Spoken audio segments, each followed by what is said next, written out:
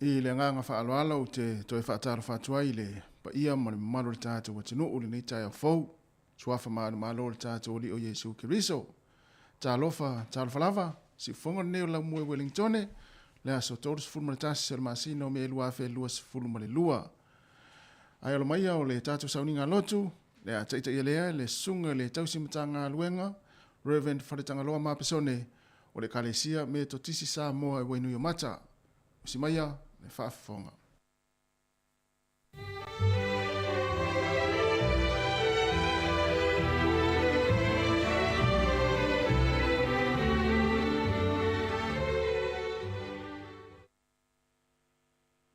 alofa lava Samoa i le nei aso. Ia ala whaimaia se o tātou mo moli le vi inga o le atua i le nei fo i tae ao.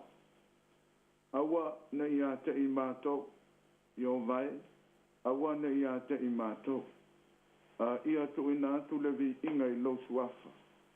Ona o lau alofa ma lau wha maoni. Tātou ta talo. Le atua e le tamā. A wina mai le anganga pa ia fe soso ani i mātou e maise o lo atu no. Ai se i o mātou vi ia lo mamalu ma lo sili sili ese. Ai maise o lo alofa e le mamai. Amen. Tātou vi atu i le atua i lona vi inga e se furu le pese. Se furu le pese. Ia ole a tātou suina whaatasi i le neitae au. O mai a tātou ia saunia ia Iesu Mesia le whaawhetai a watu ai lava le whaamanu matau whairiri i lona mariu a tātou sauai i lona malo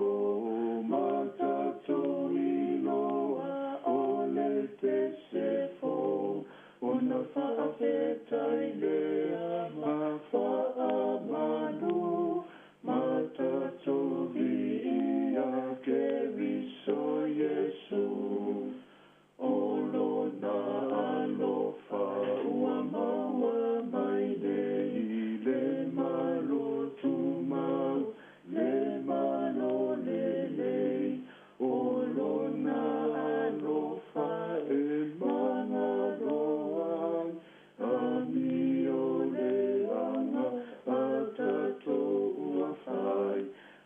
Tato sawai ilona malo matato iloa ole pesefo ona whaafetai lea ma whaamanu matato via ke riso Iesu atupu mai nei o mea tina e tausia pea e lona a e lea whaina o e ua tumau ai file mu pea e whaalavau a tato sawai i lona malo ma tato ole pesefo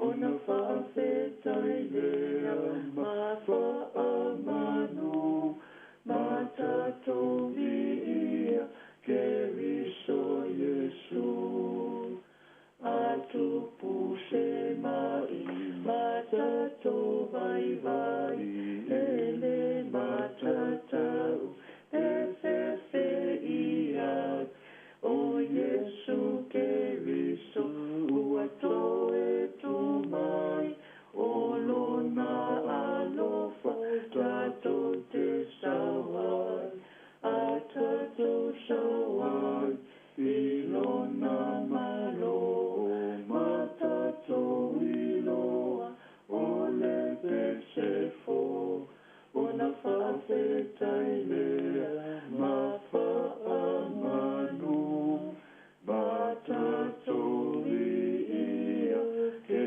riso Iesu. O le tusi whaitau o le nei aso, o le a maua mai lea le tusi o ngā luenga. Ngā luenga e lua se fulu ma le ono. Whaitau wina mai le whai upo e lua se fulu ma le wha. Se i whaangata mai le lua iwa. Ngā luenga e lua ono. Faita wina le fai opo e lua wha. Se i whaangata mai le lua iwa. Fai mai le manatu au tu o le nei aso. I atalia le vala awina. Awa ma le loto fina wale. Ia, o le asionga pa ia le atua. O a whaapea o na whaatonuina atu o ia. ua fai mai ai feso ma le leo tele. Pauloi, ua e valea. O le tele o lou sue i tusi ua ave ai oe mavale. Ua tali atu o ia. Lea li ia feso o te le valea. O te tautala atu i upo moni ma le whautauta. Awa o loo sila fia le tupu nei mea o te tautala wha maalosi atu nei i ai. Awa wa o uloa le lei ua le lilo stasi mea. O ia mea ia te ia. Awa na le whaia wha lilo lilo le nei mea. Le tupue a karipa. Ua e tari tonu ea i le au terafeta. Ua o iloa lava. Ua e tari tonu. O na whai mai lea a karipa ia pau. O se mei titi. O na e wha li wina lea. O a ue whai ma ke siana. O na whai atu leo Paulo, o te ai oi atu lava i le atua.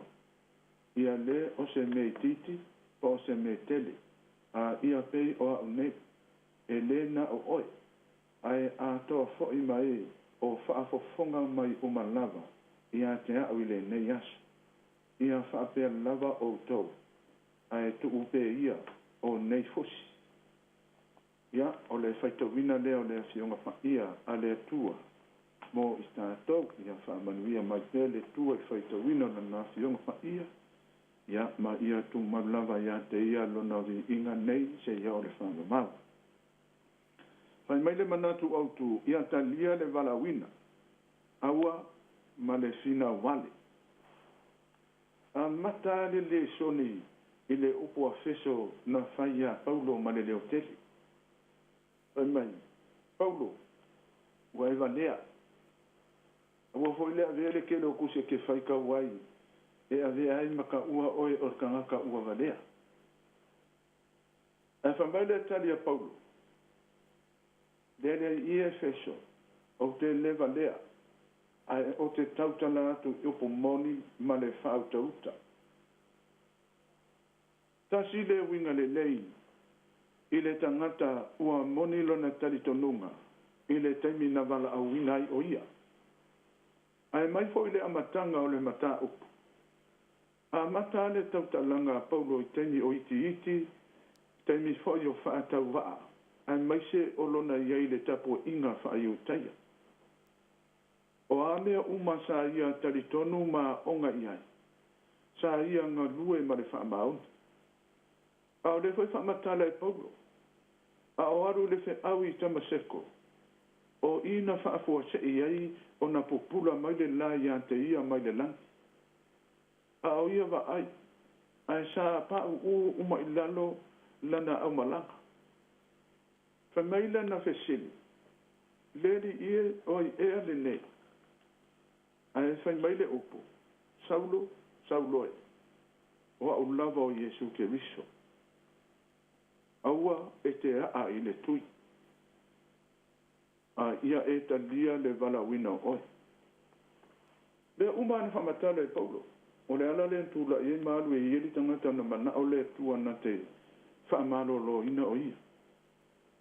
O a uma me le le e whai e le tua i a te oi.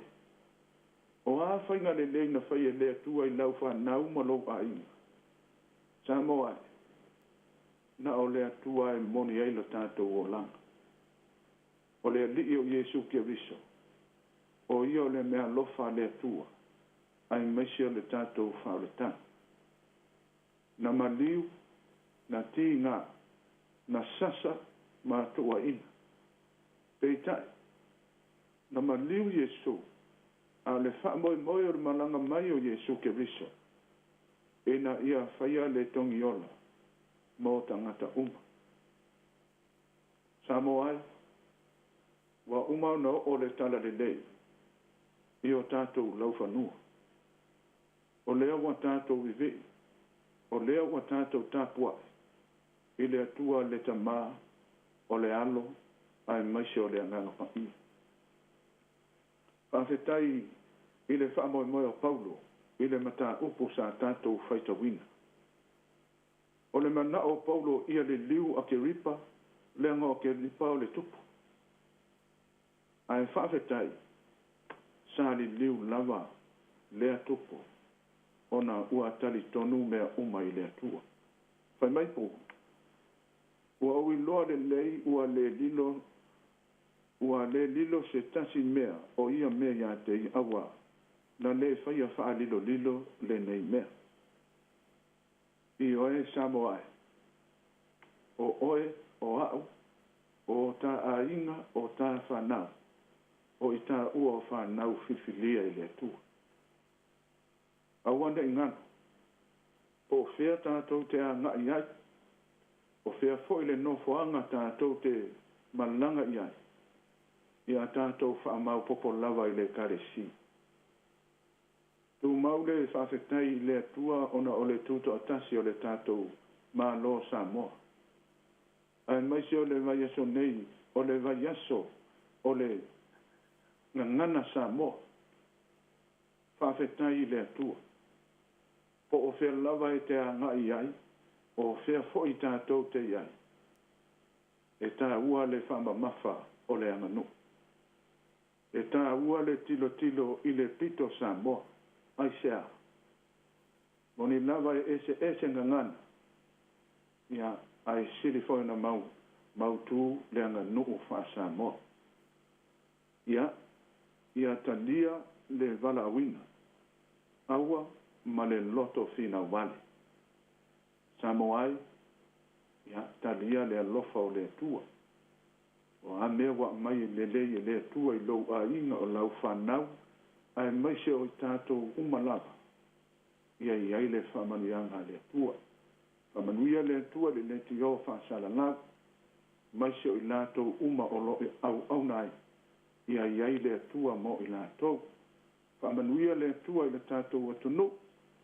Ta mā, tina mā tua, ia iai le anga le lei o le tua, te foi o loo whea ngai mā onga, ia iai le whesoso ani ma le anga le lei, i nātou uma o loo whea ngai ma ngā ruenga, ia whaatasi le atua mo i tātou Samoa, ia se i whaisa tātou tatalo, le atua pa iai, o e lava o le atua moni e tō tasi, o ale lewa mātou loto i ate oe, o atari tono fo i le tele o lo mātou atunu. Pāse tai lau alofa e le mamai. Ai maise o nai whanau ia onga o e i ngā ruenga. Ai maise fo i o to tonu e tale sia. Ia topo pea maola lau fina ngalo mo i mātou. Whama ngalo i mātou. Wa iai o mātou se maise o to i la longa. Ia whama ngalo lo mātou wola o lava i nai whanau.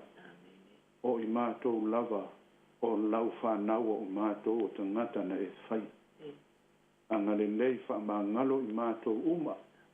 O haala wa se ma le ato atoa. Ia o e lava e tonu ai i mātou uma. Angale nei a Samoa i to tono le nei fo i pi tonu o Wellington. Ia tonu fo i se au ma ia mātou ngalu lue. O loo soi fua mea o e le atua pa ia. Tātou ma o e le nei aso. Pui maanga le lei. So se ngalu enga i le sami o le lau le ele ma le ea. Ia i ai loa lofa. Tu mau yo mātou lunga malava ma Samoa uma. Le anga le nei o e le atua le tamā. Yesu ke riso o le anga. Ai maise o loa nganga pa ia. Ia whai lea ma mana o lau fe au ma lau ngā ruenga. A o mātou iai le lalolang. Ia ona o i le atua le tamā le alo ma le nganga pa ia. Tu mau pe lea mo i mātou. Ona o lo lava suafa Yesu. Amen. Amen.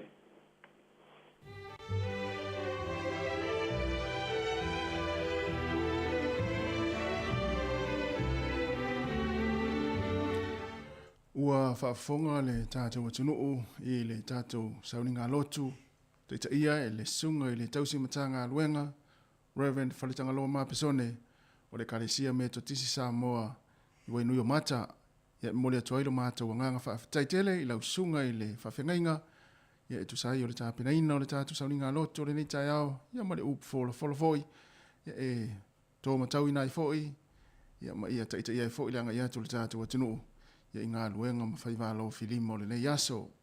Mātou whaamuni atu ia fuafuanga le awhenga iai, whaaftai tele lawa, ia ma ia mana fo ile alua le upu le nei aso, whaaftai fo i mo whaamunianga ia ili tātou watanuu, ia e maise le tātou o whai ngā luenga nei, mātou whaamuni atu nei aso i fuafuanga le awhenga iai, whaamuni atu fo i, ia ili tāpua inga, ia le kalesia, ia whaaftai atu fo ili tātou o whai pese, ia mo vi inga o le tātou sauni ngā lotu le nei tai au, whaamuni le tua, whaaftai tele lava, se fulu wala minuto te ainele tu lai fitu, o le inga o le tua, mai le kalesia me tisa moa i kaleistete, whangasoro i leo le tātou por kalame.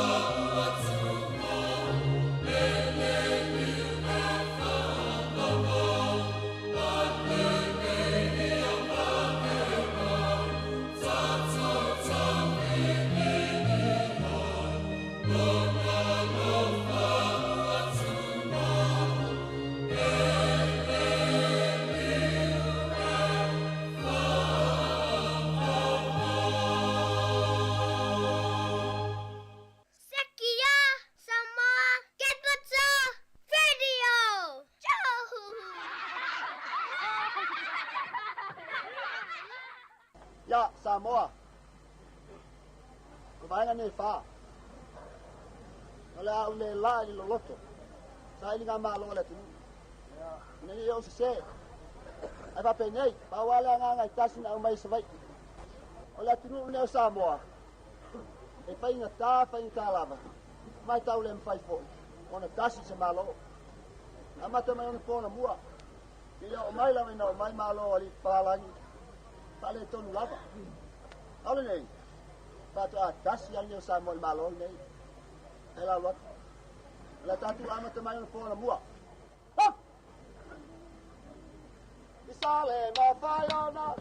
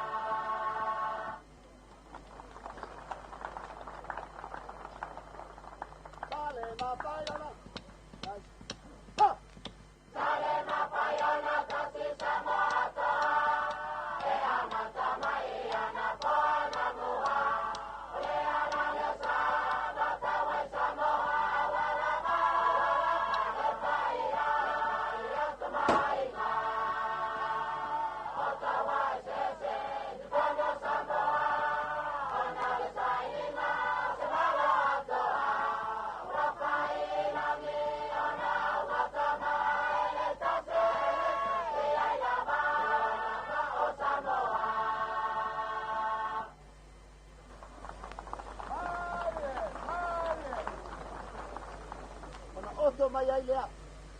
Kau le tasi valu riva. Ela watu. Hop! Tasi valu riva. Tasi. Ha! Tasi valu riva lea patele ya pia. Siama libertania patema America. Kainua lo Samoa. Sasaya America. Sisipa. O Samoa. Siama ni lea.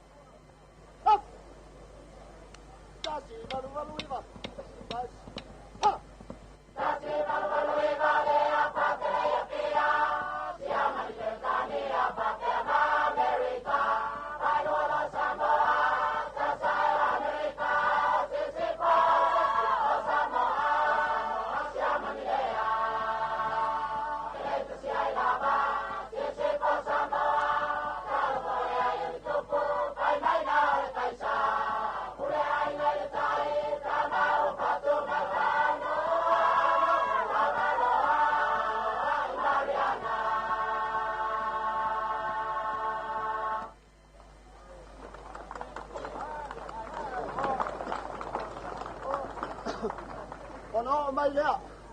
Tasi iwa tasi pā. I kia wha maungia. Painga tāla wana tasi Samoa. Ala lea. I malu wai vai. Off! Tasi iwa tasi pā. Tasi. Ha! Tasi iwa tasi pā. Tanu mai la New Zealand. Siama ni otura I Samoa. Opule New Zealand.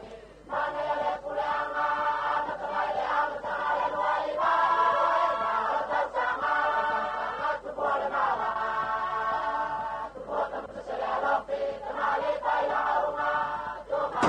Thank you.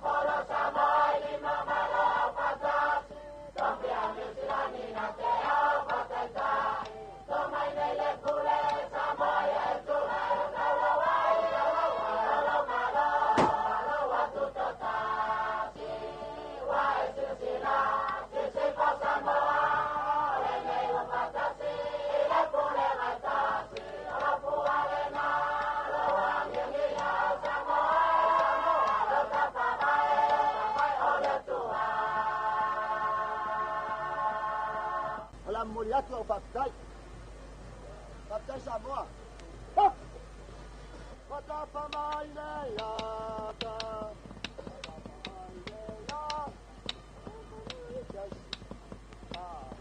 Watapa mai nei ata.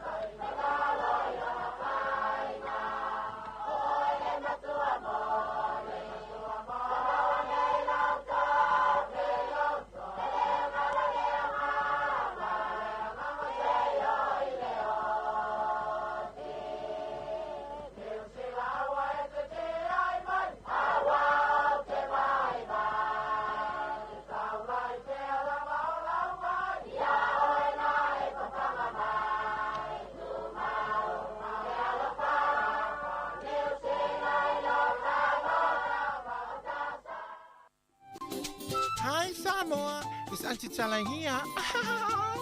Instead of Fifi Falun, ile atau le tayao. Laugh of the morning. Amat sa may apple feet to the babayao. Sufong alo mo. Atau le tayao.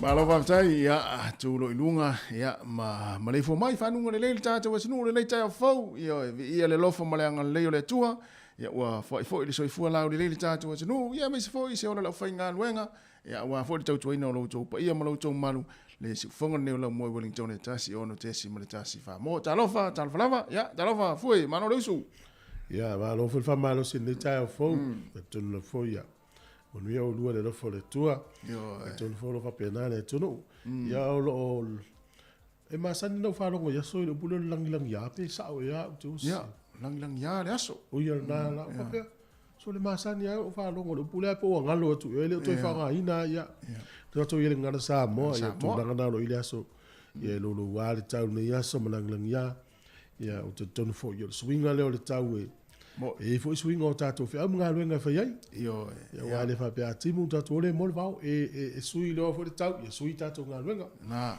Ya fa malo fo ne ya so le tunu ya lu tato tau no mal fa ngol masin. Yo, sa o le ia fa pe ia tu langa na se tato Samoa ma ne ya tunu.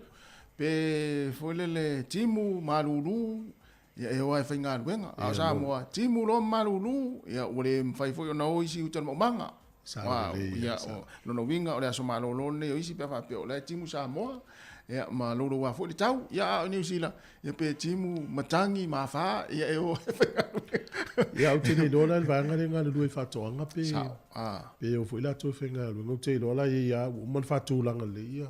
Tō nginga mala e tau lei ia mo ne yaso ia ai o tūlanga na vai o tātou tunu ia si fonga na mole wa mtaria lan tau tua yo e sa o e sa muli nei o nei masina wa ia a tono ye ni vaenga sa e fia nei masina e fo ni vaenga sa e fa no ai ia fa pesa fa no i nisi vaenga ia ele o ngar so fonga ia fa tea le la tātou fa filo ia tu la so mo tai hao moni yo ia ai man tu tanga tal nei yaso ia pe fa pesa isi me le sa e fa ia lisi o so tangata ia ai fa talo fa tātou tunu ma lo le so fo manuia na la mai ala fa mai fo fa nu ma tango fie ile lo fa malanga le o le tua ia vi ia le tua ai o fa talo fa ile suai o fa nga luenga pa ia le tua i so se fa ta fa taulanga po fa ila ngol tala le ia fa pe fo ia le pa ia mo malu o le tātou atinu tu asina sina ma tu tausi nei ma tu o fa fonga mai tonu ainga mo tanga sengase ma to tanga ma tu ia fa tal fa tu le nei tai au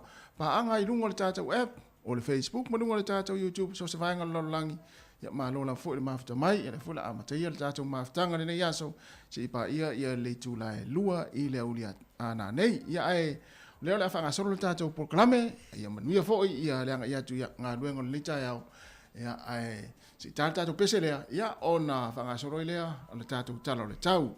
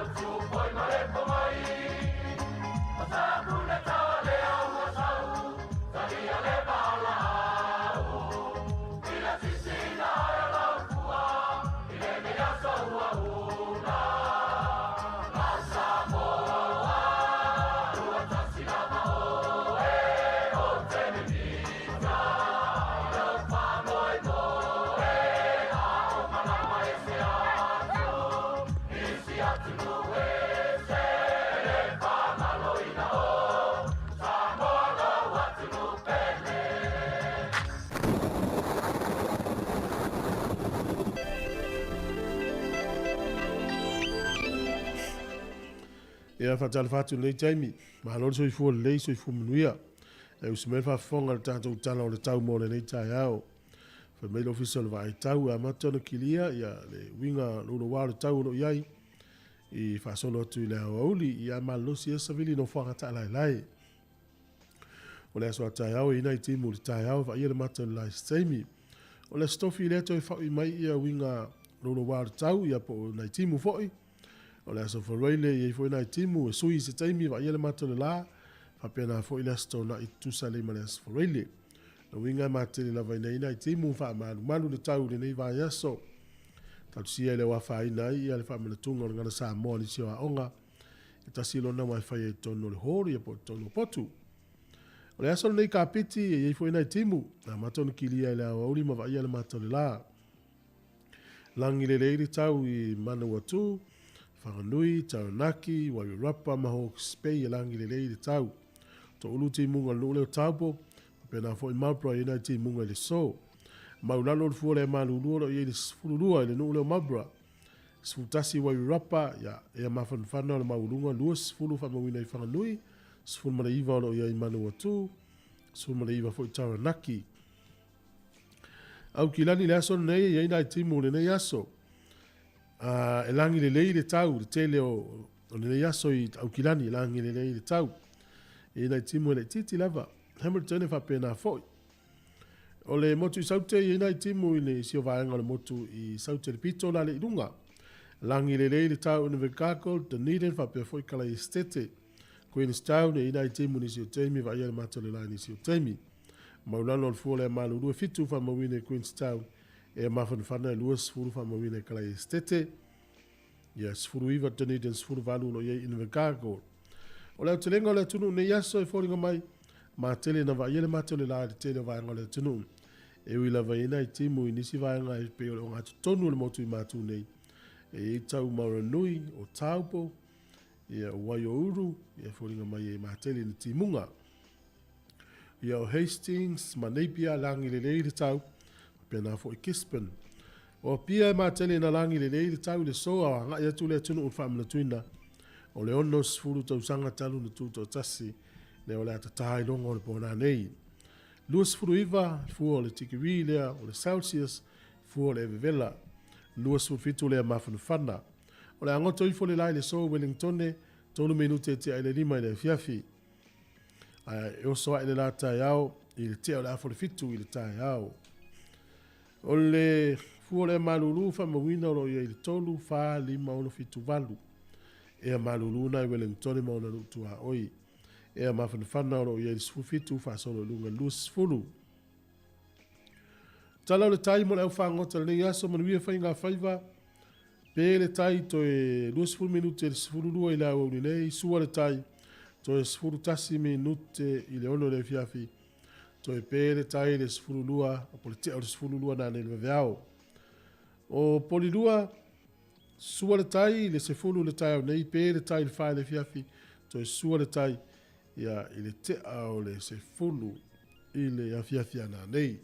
Tala leo le tau, ma le tala o le tai, ia ai mo la to uma, la fua la to tupe, tasi tala New Zealand, mo la tupe Samoa, tala onos fuma le whasene i le so, tala on whasene, tupe fiti, tala tolu fuma le ono sene, tala tolu ono sene, tasi tala New Zealand, maua lau tupe Australia e valuiva sene tupe Amerika e ono sfurfa sene le so.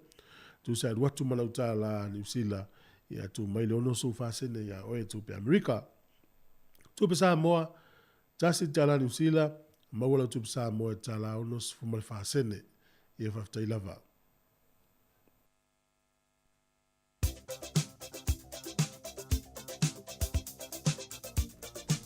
O whamanianga o aso i fua maas whanau, le aso tōlis furu maritasi nei o le masino me, mo tō aso i fua, ia whamani atu le tātou poklame, ia mo aso i fua maas whanau, whamanatu tupele tātou imeli, aso whanau at samoacapitalradio.co.nz. Whamania le tua, ai o le tusi whaitau o le nei aso, mo mai le tusi lua koronito lana tā upo e wha, whai upo e se fulu ma le ono. O le mea lea mātou te le whaavai vai ai. Awa e ui lava ina tauau ina umalo mātou tangata I whafo. Ua whafawina le I te tonu I le aso ma le aso.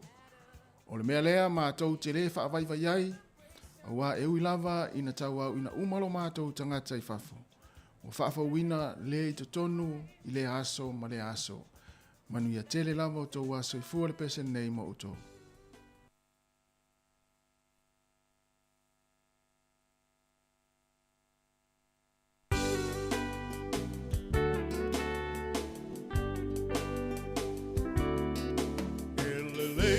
So ma wana whaia le atua Ai se ai o le nei aso malona taua Wa ato ai se isi tau sanga wha au popo e lo so I fua Ona le lofa o le atua Malana pule wha a so I fua O ai ele tangata wa ia manatu mai ai Le tele o nei tau sanga wa ia foa I mai Fohi le atua le vi inga le wha manu ma le wha whetai Aua ua ono mea matatau ai Ia manu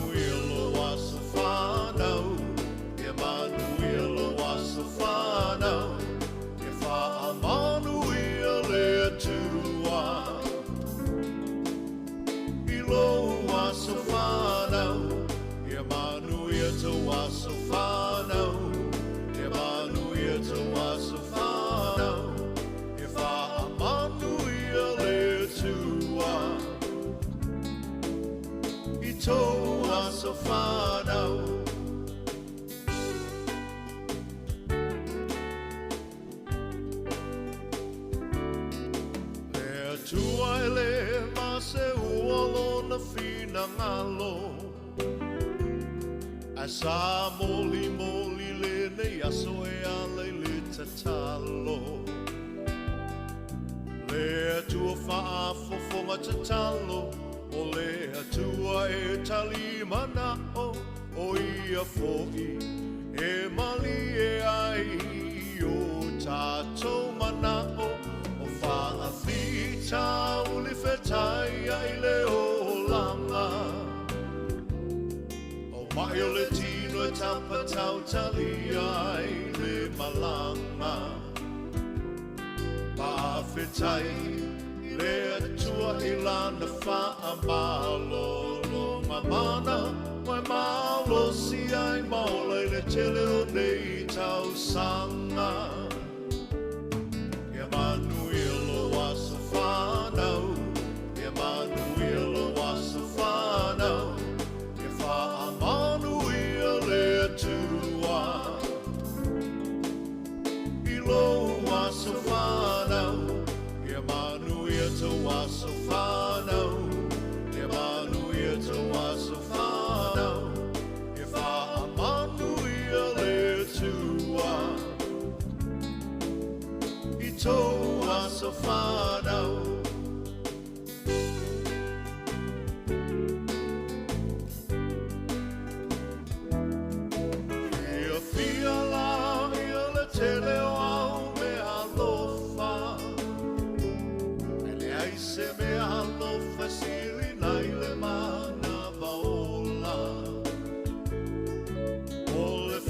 Malo le atua, o le tia e le maseua, awa e wha I fo I le moto, ai e toli fo I le matua, mai le tau pati mai o ai ngana lua.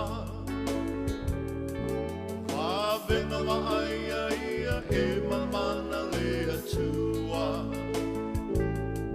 Tato tatalo ia wha o popo ina e le atua O nisi aso na se mana o ngau atua ia whai a pelo fina ngalo Ia manu ia lo aso whanau Ia manu ia lo aso whanau Ia wha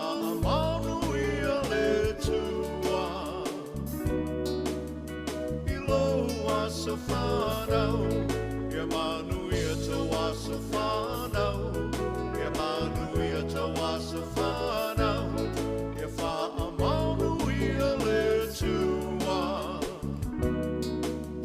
I toa se whanau.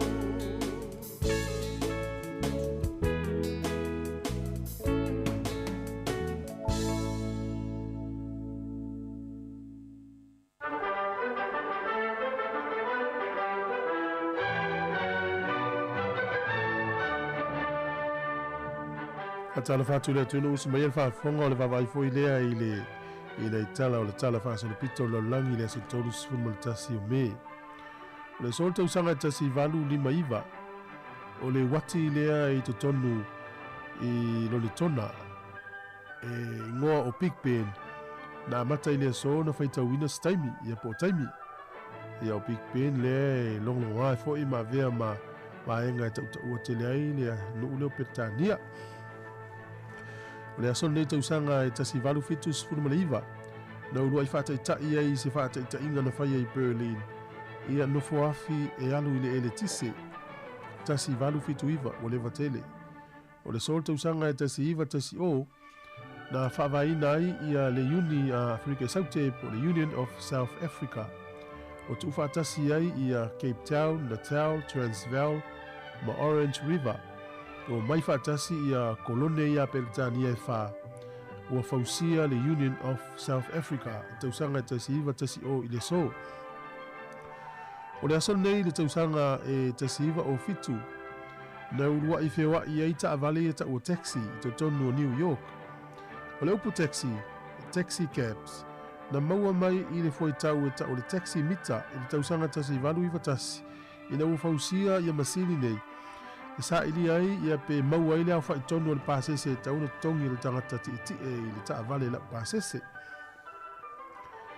O le solta usanga e tasi iwa tasi na tatala ai tonu o Belfast, Northern Ireland ia le Titanic, le vaale le Titanic. Ta usanga lo na so ai tasi iwa tasi lua ia perila na aluena na malanga le sau mai Britania Amerika na ngoto ai silia ma le lua afel pasese siria male afe li mse la ula tau na mahale li wai. O le solta usanga e tasi iwa lua sifuru male fitu na fai ai ia pena fausia I mo le taimuli muli le aso nei le fausanga le Ford Model T tu sifuru 5 miliona ma le fitu afe ma le tolu le fai o ta avale na fausia o le tua inga na whaamuta I le solta usanga e tasi iwa lua fitu. O le solta usanga e tasi iwa tolu sifuru male 5 fitu tesi ma le fitu le malosi se mafui e na whaalanga I nai le nuule o Pakistan. Fas fulu afe I la tau na afia I soifua I le so. O le solta usanga tasi iwa fas fulu ma le lua. Ia o whetau inga ma mafa ia o se vaatau ma moulu o le malo ia pani. Ia ne whetau I mo se va Australia se fulu iwa saila na afia I la tau soifua I le so. Ia au se talia I sini. O le solta usanga tasi iwa ono sifuru ma le tasi. Na avesea I Afrika I Saute le Union of South Africa. Le na whaavaina tausanga tasi iwa tasi o. Ia ua vea lo Afrika o se nuu tuto o tasi. Ia ua tau o se Republic. Sai lalo lwa inga Peritania. O le so. E whaamanatu ai e le whaalapo tonga lea le lalolangi o soifua maloloina o le World Health Organization. Ia le aso e ta o le World No Tobacco Day. Ta mata ma tausanga tasi iwa valu fitu. Ina ia silafia ia tangata le tele o wha mai. E mafua mai. Ma le tele o tangata maliliu. E mafua mai. I le ula tapa. Le fuila whata ua e soifua maloloina lalulangi. Ia ma New Zealand nei. I le vai aso a tore nei ia ta o le No Tobacco Day. O le aso tonu ale nei. E o tātou talana. Te maua whapoponga te masani whaftailava.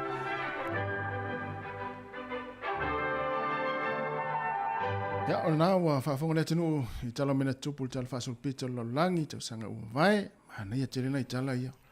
Yo, a Michelle tala le fata au mahatu ia malisi tala lea na tupu tau sanga tasi iwa o fitu.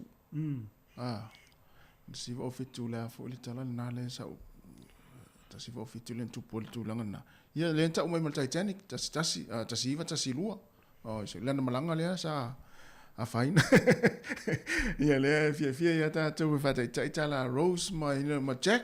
Level tala Rose ia Jack. Ya? Na vul tala Rosie che. Te lo wa se ase au. Sa. Le tu no mo tau mo pau pau. Ia, ia. Na to liunga tangata ole ata na le va ana na ngoto e fai mata e. Io, E fausia le maftanga le mo tamai ta ile na fia tangata ile ata. Matamata. Sauro mo pese le ngau se Celine Dion. ia. Ia o mo tua o vala al Tua man. pa le ni le mo le. Pa le ni le ya so. Sa ole le. Ia pe vela tu ka fatu timu nei ia tu mo Rosie mo va fia lai. Ia ma lo lava ia fia la so nei. Fata ua fo ia langi le ai te atu le tapa. Ia. Ia ma le ula i le tapa. Tu lo ula fo ia faina sfina ngalo ia o fa mana tu ai. Tu atu ina ai fai ai o ela fiti. Ia, ai ole ua sa me tatu tala mai Samoa me tala fou. Io, i le tai au. Na nei le te tai longo Samoa. Io. Ia o fa mana tu ngalo tatu ono sfuta usanga o tatu mana tu totas. Ma ia te le tau sanga wa. Sa le ia so. Tai le ilo na ngale le isi o tatu tu. Tu se sa uni lo Samoa fa mana tu lo na ono sfuta usanga. Eta milo tu vale le Signal Pacific. E lo pole fa pe atu vale le lunga fa lo fa pe tala al tangata le va ia la malanga sa ina mai le stato fa le Ai sa ole. e la ifo mai e va tu falta alo la io tanto un foi al vale la fa la onga la le fe tanto e la wi fo tu lo ilalo ya fo lo marca peta mumu sa vale tu lo le mal min stal va fa sa ina ya uno le la de si ni usila te mi ma stal Australia. Ia. pe ai e loi ni usila ma Australia el mele ne va tu ta milo mal vale la Signal Pacific Ia. a felia tu no a tama so le wai o la to vale Ia sa. sta mai tai mia ya masangi le va alu le si tu no a so la tu no tele tupe Ia mo le atu nu te le tamo ai. Na, te le tupe ma. tu so le e la tu no sai na ja mo ya pe la mele no to ni na a fe fo sa mo Ia. o Signal Pacific ya e le si la fo le fia la tu fa le manatu yo non fa ma se na va dis mato fa le no fa pe dis mato fa le tele le fa sin no ma se na me la tu fa ye sa mo ya le la al popolenga al Pacifica o sa le mu Ia. me ana le fa pe al te mine tu a popole ine i va tu stemi wa taula mai mata tu ni va tau sa ina Ia. ya matu mai le si tu fa le olo ni la to va le tau o le me la na le pole ni sila Ia, e tau fo ia, Australia. ita i ole atu nu, me se ata tau Samoa na, mata i tū, le tū langa ni, A fai se me ua leva. Tamana fa tilo me fa pia, fa se tia ia oi. Taro fa. Ya la tita to fa longo la tala mai sa mo. Ai ya tita ia to fia ni va ya so. O la ta fuina o le masina. Ya to fia fo la fa na tu tatu tu totas. Ya me se le tatu ia le va so longa sa mo. Fe pe va pia o le tau tia o me Samoa, ale fa longa le ono sfu. E pe va pia le se fa ma ia le tau tia light. Ia mo Si full fitu, ka semana ia so. Sa uli fo ila sa vali tamai. I tia fau, sa o le ia. Ia, i tai au.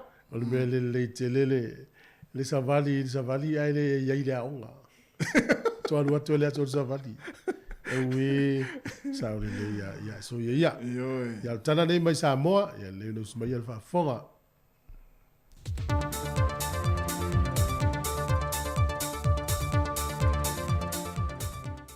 Soifo maua ma le langi mamalu tātua tunu nei fo ia so fou o tai mai e le tuolo tau soifo ma seola. Ai o se wha o poponga le nei o tale meolo tutupu le tātua tunu i Samoa. O le isi wha maumonga o le whasafulu valu i tūlala ta mai o wha maumonga o le wha mai o COVID-19 furuiva. Mai le aso tofi a ngai le aso to na i le wha i unga le vaiaso. Wa wha mawina i le wha au popo le isi tangata maliwa to tasi e le to alua se fulma le 5 saa iai mo mua. O le ua maliu o se tamae fitu se fultasi te usanga le matua le soifua e iei o na ngase tu maupe o na wha mawina ai ua mai a o na whaia o na tui pui pui e lua o le wha mai. Ai e lea wha se fulu valu i tu la e se lau se fulu iwa i la antau fau on maua le wha mai na mawhai o na oane ma wha mawina i wha maumonga le soifua malolo ina. Maua o atoa le se fulu mal tolu wafe wha se lau iwa se fulu maliwa. Tangata Samoa mai le aso se fulu mal fitu o mati na tau a vei na sia malko viti. O whanau mire se fulma le lua tausanga o antu se fulfitu tausanga le mātutua, o le wa amata whaanga solo no lātu tuilo na tolu po le posters, ai se vanga na ai le whanau la iti ma le se fulma le tasi tausanga nga i lalo, e leanga waa i le tuilo na tolu.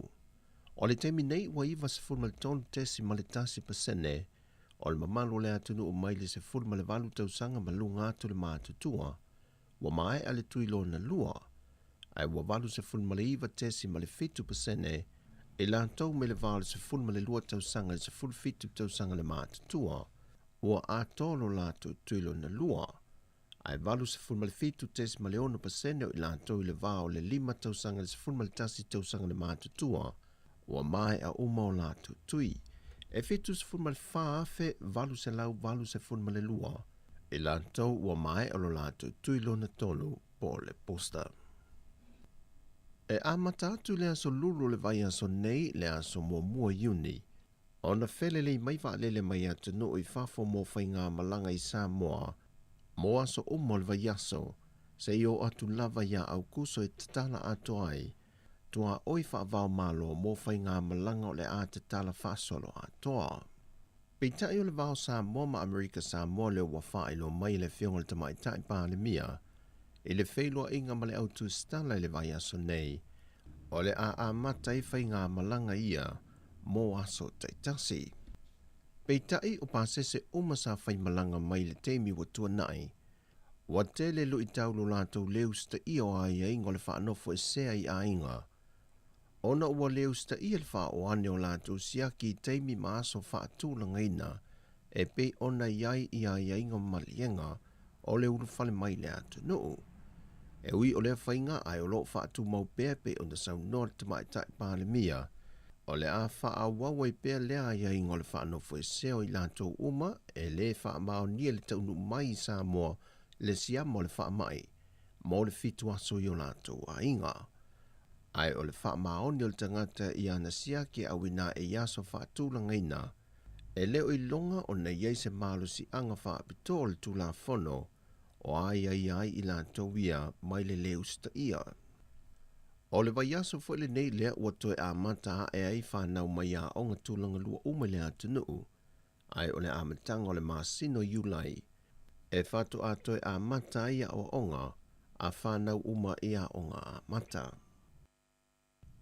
Ua se ese mai sa mō mai le la asanga lona lua e le la asanga mō le lanu sama. Mo le puipuinga mai le wha mai mo le whawa yaso. E a fuatu le vai luanga o le pō le aso lua tau se fulmantasi o me. Lua afe lua se fulma le lua. Se i o atu le vai luanga o le pō le aso lua se fulma le valua iuni. Lua afe lua se fulma le lua. E ono vai ngau toe fitu nai mo le la asanga mua o i ailu tātu atu nuu. O le tatala ina leo pisinesi ma fale o loa uma i tu la tatala masani, mo aso ta itasi o le vai aso, e au fia i male aso saa. O le a whaatanga le whewa i o tameiti i lalo i fo le 5 tausanga le mātutua, e no whanga whaitele a ia muli ta ia pui nga wha le soifua malolo ina. O le a fitu nai a ia inga mo waa whangote pipi i le wafu i mta autu. O le a mawhai o na tūlau i le ele a isi au waa o se waa whangota, a o whaatino le ngā ruenga o le lau e sei no lato uta. Ai mai se foi, le toe tā pena mo le anga i e se atu. O ia swinga, e a te tau o na whaamali e ina a ia inga uma, wha le soifua malolo ina. O le isi vaenga wa suia o le la sanga mo me i ai le antinu.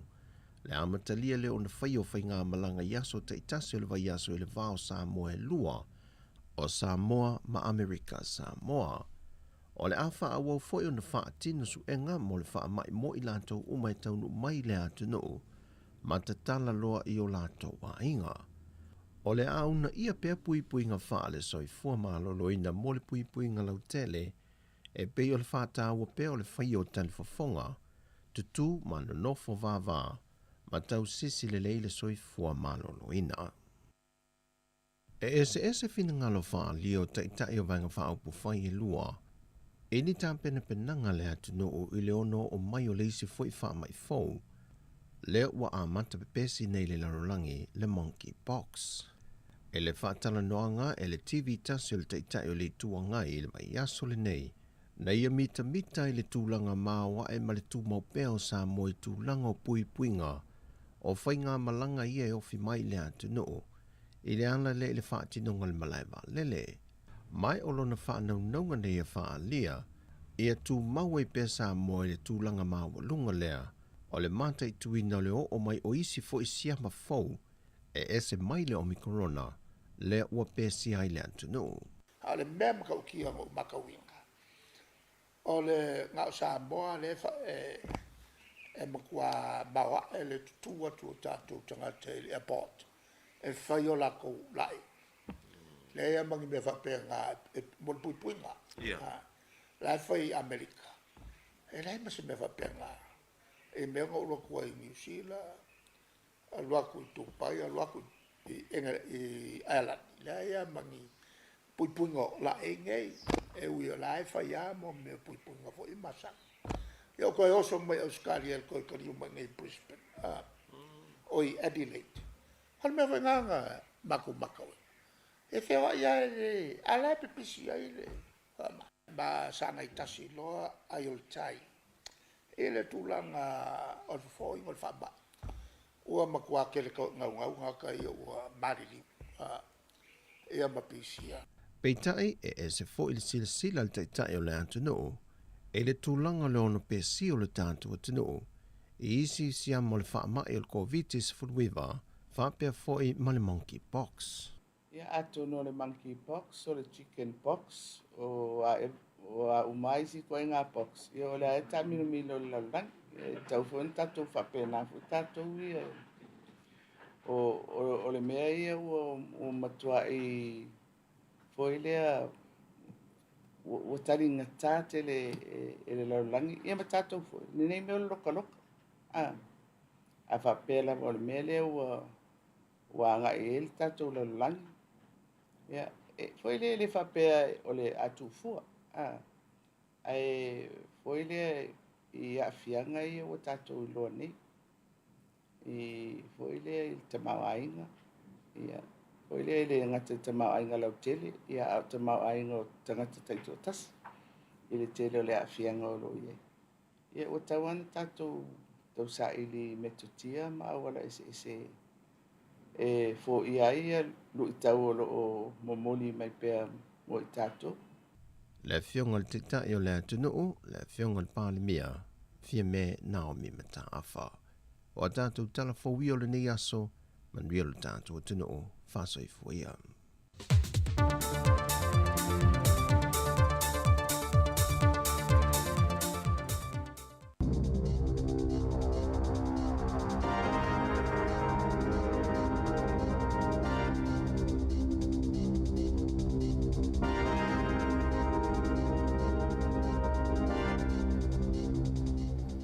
Tala flaval whapoponga mo tala fōma le si ufonga le lau moa. Mō le nei tau le aso tolu tasi o me lua whelua lua. O tula e mai le langolango mo le national i le tolu iwa pasene i se saili linga fōi whinangalo whaalio le atunu o lau tele.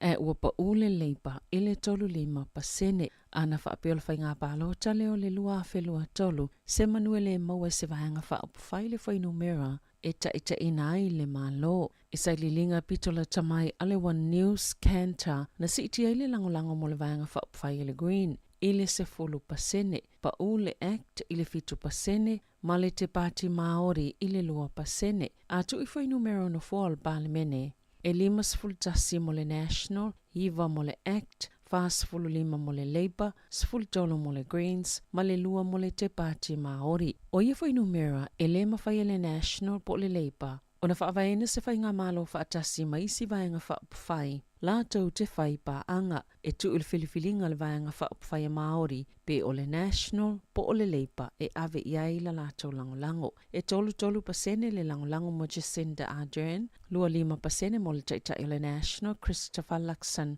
e lua isi maka na whaititi le langolango mo David Seymour, ma ua tula I mai le 3% a o Chloe Swarbrick e 2%, vava samana ia Winston Peters e tasi le pasene. O le fesili whapalota mo mole tal mai le paketi le masina nei peitai o lo o whaatasi ma le whaafitau li o le sitia o le tau o le soifuanga. O ana nafina fola si ai le minsta mom ta uptau pisinisi whaapia matangata whaatau David Clark, se talia le malo I le ungo su enga le komisi mom ta uptau pisinisi e whaatatawi au aunanga supermarketi o ta iala mala asanga ia ua whaia le malo. O le a whaafetau ia nga I whautuanga sifulu malelua, mai leo whainga sifulu malwhaia na fola si le komisi, ai le ngata ilea, e lua isi whautuanga o lo whaapopo ia la asanga. Ua whaia le malo, ua whaatuina le malo se whaala potopotonga, e mata ituina le itutau I oloa, ie whaatauina a wātu tono a inga, whaatasema se ta ia lai whaamalo siona mulimulita iai. A o tau mawhaia se fofo I le nā o le lua o whaala potopotonga te tele, ie whaangalue ina pisini se tau supermarketi le atunuu, o le a whaamalo siai fo I supermarketi, ina ia tatala atua lātou au nanga, o oloa ia whaatau ato o toa I pisini se ono mawhaia na whaia whaatau vanga, pe a whai e o atul wha ingol tau sanga I le I whaia le atu langa, o ia suinga uma, o le a mautino e tala whianga I le I tau e tutongi e tangata New Zealand, mo oloa lātou te whaatauina bea na sauno le minsta, na tā ua ia whaala patopotonga o supermarketi, wa ielo lātou tau maunga ina ia ngā lulue male malo e whaatatau I ia suinga. E ele tali tonunga o le lua vai tolo tangata New Zealand, e te tauna mau e tangata I e tali le benefiti whaapia matangata penisiona, le vai ngā tupe male malo e tolo se lau 5 la, mo le taunga talo soifuanga, e tu sai masaili linga le One News Canter Public Poll. Na whaasilsila le minsta o tupe Grant Robertson le vai ngā tupe, o se vaenga o le paketi o le tausanga nei mō tangata, e o atu I le taifitu sifulu awhita la lātou tupe maua le tausanga, e le au fiei tangata o lo o maua le whaamanianga, o tupe fsosani bili o mōliona o le tau malolu, e tu samalilua tesi ma le tasi miliona le whainga o tangata yanga vai le vai ngā tupe, e tutongi awa wa I tutono masina e tolu, ama tātu ia au kuso, pe tu sale malta ilua fitu tā la wha o popo le vai aso, mai walu se lau se 5 miliona tā la le tā wau whai. Peita ai o le tootele lava o tangata ielo lātou talitonunga, e te tauna ngā wa iai ma tangata benefiti ma penisiona, na tā uele pule sili o le Salvation Army, sa le iaiso na talitonunga, e wha e sea le malo o tangata benefiti ma penisiona, mai lea vai ngā tupe. E to lima fe valu se lau tolu sifulu ono tangata fau wha amani al COVID sifulu iwa I te tono New Zealand. Peo na wha ilua le mtanga luenga o soifo maloloina wha amaumaunga o le asonga fua. E to o wha se lau mal tolu tangata o lo tawhia I whale mai au lo o awhia le vai rusi. Mai to o lua sifulu o wha opopo ina ai, mai le whainu mera o le aso saa. E to o se fulu o lo tawhia I potu mo ngā se ngā se tinga ina. Sa wha amani a fo ia le mtanga luenga, nisi tangata I to lima na maali liu, a oa a fiele vai rusi I le tolu aso ua tuanai, e to luai au kilani, to tasi taranaki, whapea fo I Canterbury, malei tu I Sauti. Na tā ue se wha la potopotonga mō tangata malanga I whafo tā whawhao mō se teimi umi, pe whai ngā luenga foi, e to tele tangata ni usila o lo nau e fia malanga I whafo mga lulue, pe tai, ele o mawhaiona mawani o lātou a wanoe malanga I waalele, na whaamuta le malo tu unga mō tangata I whaanonofo e se ai, pe ātaunu I ni usila mai atu no I whafo, lena si itia maulunga I numero tangata, sa tau sa ilinia wanoa e malanga I whaavao malo, na tā uel whaala patupatonga, e to tele tangata, sa mana na oi tu uale atu no, ina ia ngalulu I whafo peitai, e le inia wanoa I malanga tu usa o le United States, po au se tālia, e o atul whai unga I ulai bea na sanua Vicky Kenny, lena amataina al wha potonga le International Working Holidays o le taimi lawana tatala I whio inga I whafo, na vavea I lava o na tūtumua vanua malanga I le United States. O lo sa ilia pele o leo nisi o au upenga ese yele so o tanga mga ioinga wha asolo tu la fono, lena whaapapa ini whana, mai te tono te awale, anga ini whale, ini taimele i mamau atu e peo na sauna o le komisina o leo Andrew Costa. O loo whaatuptupla ia pefe ese inga i le vao le kengia le tribesmen, ma le gila bees i au kilani, i le mawhaiona whaawawa i pea i tu aingo solto la fono, i le lo tolo toi o le ai, eno no whai tangata peo na sauna o le komisina, ma o loo whaatutu su enga leo ia kengia lua, e nisi o whana ua maua, mai lua whana e tu unga whaapito peo na sauna o le komisina, ma o se popole nga telelea ia i la tau, po ai o ia umia ina ia i tu ai ngau whana. O le pākia te tau sanga nei na whaanganga i le lua selang ma le 2 miliona tāla mo le silia ma le whātau sanga e whaatua ina i se Firearms Business Unit. I te tono le au nanga leo lātou te whaia le westala ma isi swingo le tu la whono mō whana. O una ina le minister le vai whafo saina Wang Yi le Pasifika ina ia awane i popole tele. E winga i fuafuanga alona atunu o, ina ua mai ai se whanotanga i fiti ma minister le vai whafo maisi atunu i se fulu le asoana nafi. Ele o mawhai ona iyo ina se malilianga tele i whaatawa inga ma le puipuinga, sa tali malo Wang i le whono, le sa awa iei manisi o sui o le malo saina, ma o whaanaunga o lo la tau atunu o mo le puipuinga o le Pasifika. Sa le no fonofo le le United States, Australia, New Zealand maisi atunu, na ulua ili botia le Rudas, ni au ili ilingo le malilianga, le na mafuena whaelo le tite o Micronesia, e tu saima se tusi na sao itua le lautele le vai aso talwai. Ina umamai alfontanga ile asoana nafi, le asaya i Matonga, Kiribati, Samoa, Papua New Guinea, Vanuatu, Solomona, ni we mafiti, na sao no le minister vai fafo saina, sa iyo ina e malo, ni vaenga se lima e ngā lulu e whaatasi ai, malolata watunu peitai, sa mo umiena nisi whaatala noanga, ina i whaatulanga i nisi ioenga, ini o saina. O vaenga i lima ia na malili iai, na ta ue whaapea au while toi whaalelei o le tamau ainga, o na o le whaama i o le COVID-19 fuluiva. Mani no whanga au tu fōmo ngā luenga tau whaatoanga ma whaalawlawe titele, peitai, ele o au fie le puipuinga.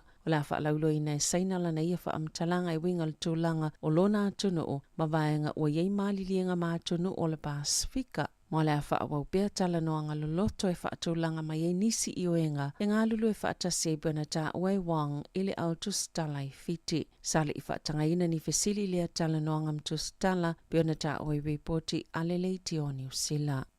I ta'alonga, o la toi whaawau le taito o fitu whaawau malo le tali malo i Hamilton el masino Januari, i le tausanga a sau a matatu le soluas fultasi, o le taamilusanga i le wao awa tamaitai, whaapea mal taamilusanga a awa lii. O le tausanga i lua fisfulvalu na sifi i Hamiltone, le vai o le taamilusanga le tali malo i New Zealand, o se fifianga tele lea mo awa New Zealand, ona o le ama whaena toi ta alo i luma o ana au tāpua, mo le asi tia i fo i Waikato, i tūlanga tau tamau ainga, ona o tangata, o le aasia si atu pe ona li potia, e tolu miliona tālani tupe fōna sa atu, i le tamau ainga Waikato i vai mo e tolu i Hamiltone, ma sa mawai fo i ngā luenga mō tangata, i tutonu o le aai.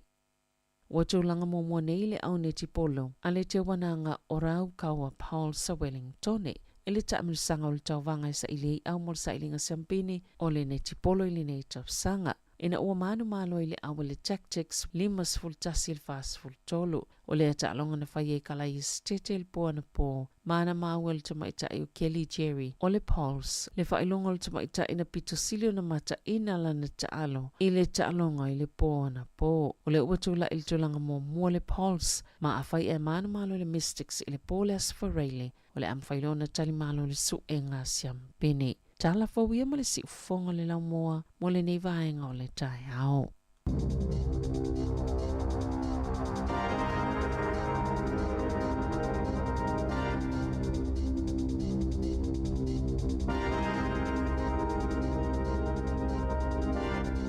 Malo vatai, ua 10 minuto te nei le valu mai atu whapong mo mua telefou ma tala mai Samoa, atu whafonga iei le whaponga lona lua tatu telefou le tulai vale tau nei, atu whamano atu, ia manatua o le vaso nero ngana Samoa, ia whapena te ta milo solo i taulang whatau, ia maana ia le whaonga tatu ngana mo neva yaso. Ia, saure le ia. Talanoa i tatu ngana Samoa. E ilisi atali ina whailona tama e tusi atuana launga. Ia. O le ngana Samoa. E whai e il tama. O le atu inga la unga te mana oi. Ia. Ai, o le tamai titile. Fia usu pe Samoa. O, mana ia. Ia whailo i e tama. O le wala whaingo fia o lau naunga. Wa i le pe Samoa na tu fia usu. Tano tusi umai lalo upu. Ia o le mela na whaingo fia ai. Ia sa taula tamana sosoani le atali e tusi wa mo ia. Ia na tusi. Ah, na tusi le tama. Na whain tama, sau. E le pese na fia usu pe Samoa. Ia. Tangona tusi umai lalo upu. Le tango le whaivo ile le pe o senga ngana le tautala. Ia na lan whaingo fia ile le atali mana tuala. A tūla ta me titile i rumba le senga na pālangi ini tia masaina Māori. A le tautala tu i upo le pese. Ia. Ia mtu au for senga la fa pio le tautala. Ai lo upo le pese le. Mana ia. O te mana tua pe no tala fo disi aso. Na ye ile tama ya wa onga sa wa loi fiti. Ia. Al Pasifika. O te ia la lai wa vai fo i kurupu fo i. Ai o te ia lo te o le o manga na fo ile le ngai tua o ngata ulo ngo fe le tunu o te sawai. Ia. Ia la o vai lo i kurupu. Au fa longo tu lesu tu. Ti tilo mo se i Tuvalu. Ia. Ti tilo mai ke mai. Sole. O pese vele. Ia. O so ele la wa o. Fia. Ah. Ata o tama lo tu se le usua fa pese me fa me. Sole. O ti tilo mai. O so ele la wa o fia. Mana tua sa o ata lo termina. Talon malo longa o loi. Felipe Kofi vole le tata no fatu. Fa fia dai lo pol pese. Fa mele tala le lilia. O ia o la to tu mo le tele o tanga tu va. Fia la to pe Samoa. Mas ela pese a lo fa, le mas ela ta po. Fia ila to. Ia o melana ia availa le matala no. Usu mo le espécie. Usu mo le espécie. O fa pessoa. Wala ta o tato pe Samoa. Ai, ole pe sa o lo tu singa o por pese. Na. Ia e fa va au ia il pese le. Sa. O mato le se ngatu pula, ai uso le se ngatu pula, uso le se ngatu pula. Ai se lo le fainga o por pese. Ia. Ia na se foi lo tato ngan. Ta si le vai ngale local tato ngan o pese. Mo. O tu spa ia. Ia sa wi pese. Ia wa tata la ie fai. Lo pe o tu le si lo su tau sanga lo mo sui foi fainga o tala fa pe. Sa ole le. E fa la tala fa ngai no pule le oti ya. E te le i fa longo le pule le oti fa nga ni la kapi man. O le taimi nei wa fa longo tanga matua mo. Wa oti al talo tanga le o. Ia. E mato i se al fa nga le oti. Alo nga usu mo le pese mai o le oti o le leo tanga na o tu fui. Na. O le oti o la tu sa wa se al fa nga le oti ma fu mo. O sui le taimi sui le nga tu pulanga sui mal fa nga nga. Le ala uta to se fa pe. A fa pe la o le fa ya ngona sa mo o tamiti ya. Ia. Ale wa tu si la tala el tato fa nga ya le au le Mar Pasifika tu lo la mare le tu. Ia. Ya tu si mai sa tala el Mar Pasifika. Vai la u pola tala. Ia. O le oti o le lenga i ruma. A va tu lo le ya o le fa ya. E te fa sa o pe te fa se ya le tu nganga. Fa se, wa se fa nga le oti. Na. O sui taimi sui le ngatu pulanga sui mal fa nga i no. Ya, pio le mela na verso ngana Samoa. A matai me fai ngofie. Yo e upu fai ngofie. Na sa ule fale o la tali o to male o. Ia we mana o mia lava ia ele se tala Samoa. Ia va pe, ia vai le pese le fa feta ile atu. Ia vai le mane o la upu la fai le o les. Na. Yo e. E wa le ngata o le pese lotu. Ia na e mo e malfa Samoa tamiti. Iyo. Na ia le pese a mata mai na va fai ngofia a mata i pese o lotu. Ia wa ile si tamiti ele e foi le tau le fa Samoa pe le no foi fa Samoa. Ia. Ai le no talo fa petania. Mo na talo fa Samoa lo fa. Iyo, na talo fa Samoa. Male foi le talo me ai. Eso se ai ngate vai po ai alta miti ele le una iti vole no sa fa ia alfa mai no malto ina. Ia. O sul pese me ai. Mali pulele Ia pe pese uma tamiti ia a alta mila mo moe ta fa lo fa melo mo foi lo tu moe. Ia Yesu pui mai ia ma toga. Ese mana yo na ina hoi vai. Ta u yo sa ma tu ngana fa wa fa na. Mo. Ia wa tu lo fa le ia o il fa sa mo. tau lau lai pele tātou ngana, i pele tau tua whanau si whonga la mua. Ia. E rei whatalia le vaso ngana Samoa. Ia waso umala vai whanga tātou ngana, tātou musika Samoa, ia o tātou tana noanga wha Samoa. Ia tau lau lai pele tātou ngana. O le whai unga nei o le masina o me, le la tātou amata ia yuni, amanatu le tātou ono supu tau sanga. Ia ma wha awa ua atili, ia le wha tau ino tātou ngana Samoa. Ia mana tua tātou manu lau tio le tau sanga, o le whaawau le whaulaunga i le waa o tau tai. Anu inga o se whaulaunga vo le o whaatasi. Toi titi ao ngā tasi ma le matua tau awhi o le whaamanatunga le onos furu tau sanga o sanga. Whaulau ma le whaatuatua. Sole. Usa lau le whaulaunga le tau te iai te mine. Le tau te lunga le whaulaunga wa. Awha tau sanga. Sa o le le. Awa le a whaatia tātou i ngalu o furi a whaama o le soifuanga nei. Sa o le le ia. Ma loa le whaulau. Ia maritua so seisi ai foi lele e a fatia lona sa i sam. E mauti noa i tangata fo lau tianga lele. Ele o le taimi le a fatia il tangata i lunga le vasa. Ele fa masino e fa pia. Oi no o pia. Felto to no fete sa wai. Mo. Le alva fa fai te lango lango. Ele to yini su sa fatia le sa o se si lunga le sam. E tu ma me vai. Ai anga le ono le su tangata so i fua ma le tangata ola pe fo taita. E te le to yano i lona lanu, o la ngana, o mea fia i le tangata, au ai anga lei, ona o le tangata fo. No inga la tatou fo launga nei tau sanga mani, tu ese tatou meo vai, meo me vape, pio mo le vai vanga va bufai, ma lava ia na mea. Tatou fo lau fa tasi mani fo lau mani fa tu, la fo le moto tau sanga nei. O le whaawau, le fo launga le va o tau tai. Ia vai le. Ona winga o lesi tangata au tua le i le manu nau tile. O tau tai. Tangata wale le tau tai al whai ngā malanga. To al tau tai, ia, to a umar whai ngā malanga. E leo, ngā las tangata mai vasa nā lulu fōlaunga. Le ai, leo, ngā oi fue na elu fōlaunga langa tēne na niva e moe ala elu va. Alfa moe fwe lau tau tai, ia mo sei alfa i va. Ia, nā, eo. Pe fwe lau ne tau sanga ia. Le ala alatu fwe ne tau sanga ia, ima nui al tātou whai va. Ia, ma tupu whai ma fu e hore ato e tia e tātou.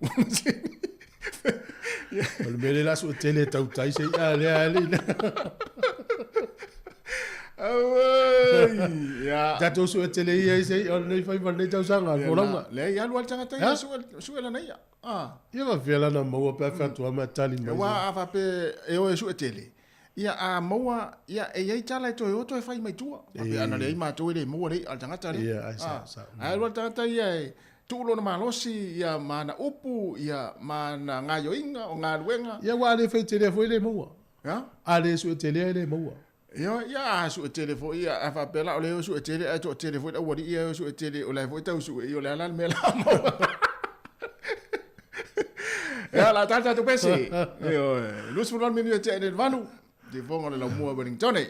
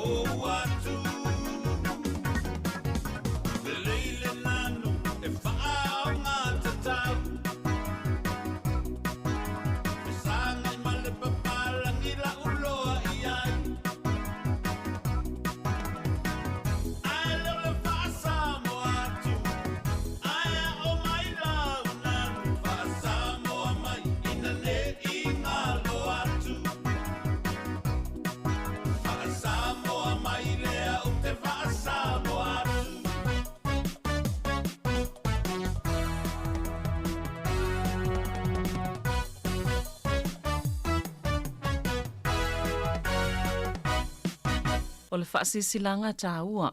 E whaamanatu atu i le mamalo le tātou au whaafonga, e iaila wa ia te tau i lalo le tulafono o le Broadcasting Act tasiiva valuiva, e whai e sau whaasea po o se whai tionga i mata upu, tau i whaasalalanga i lunga le Samoa Capital Radio. O lo o au ili lalo le upenga o sota inga le pūlenga o whaasalalanga, po le Broadcasting Standards Authority, bsa.gov.nz. A inga mo le whai o sau whaasea i se polkala me whaamanu alia i lau whaafonga anga. O lo o au fia i vaenga nei, o le ale teime mawhaiona whai se whaasea, o ai tu ainga polkala me mawhaiona o whaasea ai, o ai e whao o iai la o whaasea mō le teime mua whaftai. Malo whaftai, toi luas fulfitu minuti ana tāle o le iwa. E toi whamalo atu nei teime o le tātou tautua, tātou tunu. Malo, ia, o le tātou iai whatau ino le tātou ngā Samoa. Ma nei fo le tātou taltanoa, tātou whasoa, ni vai aso i le. I le swing o taimi, ma le swing o ngana le utatu wanga i. Ia ua mata fo talia. E talia la tanoanga lau tele. Ai le talia la ile aonga. Ia ua latu tama te timala na tusinga tala tele a po le solo ala i upu eto. Ia fa se le fa ia aonga. Pe la a le malosi ma ia aonga tu malosi ma i fa sa. Ia u fa aonga ia so uma. Ma na ia foi, tala tatou leina. Ia o nafile sa tātou whasoa i foi le au tū o le vea sona Samoa. Ia i foi se sina i sona manatu mana ia nafile i sao mal whasoa ia. Ia, sa. Vili mai le tolu valu limalu o whatasi. Ia pole o wha tolu valu limalu o whatasi. Leisi, ia o le hafo i se vaenga o lo i so sao i le ngana Samoa ia so umole o langa. Tono si o ainga, tono lau e kālesia. O a fo i ni suinga o ngana i upu le ua fau le teimi nei sa le whaonga le sfulu 2,000 tanwai. Ia. Le lau vatua le whaati te inga. O le nau Samoa le steimi o whalongolongo i le lipoti a le isi i ala leo. O whapea la tala le tangata. A e thia mana o mia se... A e thia mana o mia... A la whalongolongo i lungo le pasi o nofo whapea soli. Te le i whalongo se upu Samoa whapea le thia mana o mia. Thia mana o mia. A e thia mana o mia. Io. O le thia la lungo mana o numon mana o mia. O faula whalongo whapea. Ia. Ai foi mana ia foi wala. Ia o te le lola po le la sa whalongo la le upu e tauna sui le thia mana o mia. Kita we ave se fia tu sa o mana o mia. A e mana o mia se so so. A thia mana o mia se so so. Ia. O le si foi upu no whalongo foi u whaonga ai o le fesoa so ninga. Fesoa so ninga. E le sa tau sa mo tau se fesoa so ninga. Ia. O le fesoa so ni alo. Ai mana o mia se fesoa so. Mo. Ia le mena ia se fesoa so ninga le na ia o le upu nai le se upsa mo i no uiloi. Ai mana ia foi ia nei te ua whaongaso. Ia na avele ma pia wasa oi. Ia. Ia eva tu yo i whaia o ngale tongi e pe patamati. Ia se. A whaina leo maka tamati leo. Te le hau upu le wa ia sama sania ia so ala na whaonga. Ai ata to mana tu i o se al te mine. E le si upu le ta si tu ai. Wa mane tonga luenga. Fa mai. Wifi wa ma. Yo lo pro leifi. Alo por ngala fatu pulanga na asa ngala fatu pulang. Ole si vai ole ia stanga to matua o tau nu le fale la inga uma fa mai lo mal tamatiti. Tet. So le wo te I mate te ia lo tipinga mata vale li. Ia tu lo fa fo mai tu no pe lo pro le tipi. O hanu le sta vale lu mo le sta vale. Yes. Yo lo po tau tala so. Ia mo ngana wa so uma. Ngala tau tala. Asa lo ngala tustus. Ia fa se lo ra fa ya ngala le toge pe patamit. Na le mo mai mara. Ia, lo tatu wala. Ma le tatu fa so. Yo, no, ne ya sa na ya. Alo fa tai. Ya, talo fa tatu wala au, ma lo so fo mo malangi ma. Ia, so fo mo ngai. Po mo sa se lo ni ka ya fo le lo fo le li. Oi, se fo mo ni ala ta wana. Alo, di fua. Alo le, ala fo mai ni ka ya o. Ta ngon le. Ya, o le te Wellington le po le te ukilani. Ya, o le wa ingai Wellington. Oi, ya, malo malang munua malo fo lau. Alo la wa di le. Ka kon ni ka ya fo. Ya. O va tu le auto e tau le auto tau tai le auto o le tau sa. Le saua ngā rau sunga e mongi le si kua e o la ua uwa ai mana uwha rongonongo i le ila ku e pe e au fia o mai a ka ku Ami ele o fa no longa na fika e au ia ore mo aku sa ngoa Ole kele o mga ko ngai lo mako ngai ko inga sa vai ko ainga. Mai. Fa kusa lava e ngai ko inga ngai lo mako ore ba o ko ore ainga. Ore lo ko fale de va mako mfanga o kau kai. O ka maore ainga a longa au va. Ia o kinga mare fanga. E mongi ma fa maong ia pe fe ore Kakum kau pusa karango fo iri por kau sanga eren ke ngi irenga karango ai me fo de lo sa iringa malo o kaku kanga pinga makamai ngale ngai mai or kaku kungu fa soro mai se yo o me ngi vai kau kaku nga kuplang le la vai fa soro sa iringa malo sa mo kongo akelo Ya wa le winga na lo kala fa wa le fo longa le la kuri makai per ka ko nganga marka ko fa samo awangi mai awangi fa wa pe vai akule nga kupulanga vai akule nga kupulanga le la vai so per fa wa ngor ka ko nganga samo ko ngo kiusilangi fa peles ko inga ngafi ale leide fa Samoa ro fanga fa no fire no mana malama ile ngu fa Samoa wa ole o ke kausa ko au yo ye ka miki wo va ai ma ku wa le lo se fa Samoa ma ku au ma o Samoa o ka mar Samoa ki ngar Samoa o faile ye ora ukala I o sio keide le vainga o faile ora ukala vai fa ngo ke de lo loko wa singa ngui o luer fanga ai makavia kaunga ye se avango foi dire ke ro karngo fa Samoa ye ya le la wa lu folong le fa wa lu folong ya le fa wa per ka ko Kako savaringa awangi mo siar kako wangu marka ko nganga Samoa ia so pe ma awangi ya fakir kako follow ngala manga ya mga ko ngisi foi isi uso ngano ngakam fai sa kaka mai foi de relacion pa ia leli ya mongi ma o ke au ye longa mga or kako follow ngi kako ke follow we e kulo se upua e kaukala isi la ia ele mafai sila nga malanga nga o ia malonga malo si malanga e au ngoa mare malanga whakasi ma Yesu Keriso pe o ia o kaukai o kaukai mangko foi whainga malanga Yesu mong so ore malanga whakia fola nga lai ko wha Yesu ka murirwa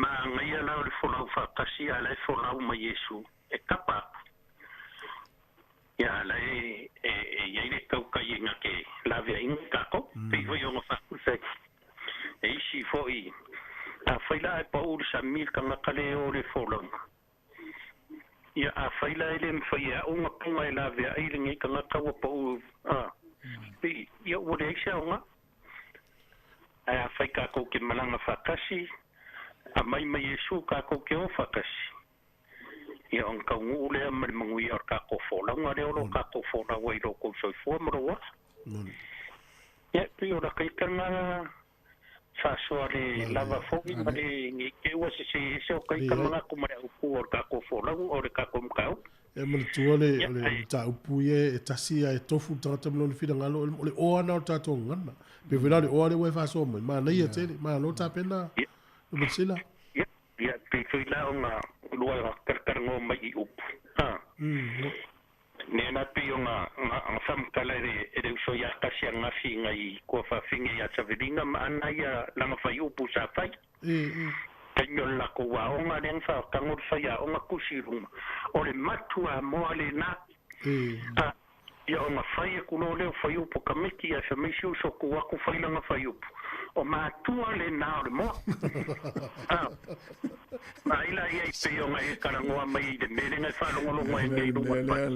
Ia se o le whaleonga o le a e sia mana o mia se fisoasoan. Usa lau whalau kele voi le kangatanga e whai ar whasirilanga. Whapengala whainga o whai upo si o ka uso ngā whai lako wasenga ri ngaka e au rumor whai aonga. Ua ngofom whai mai o mātua le nao le moa.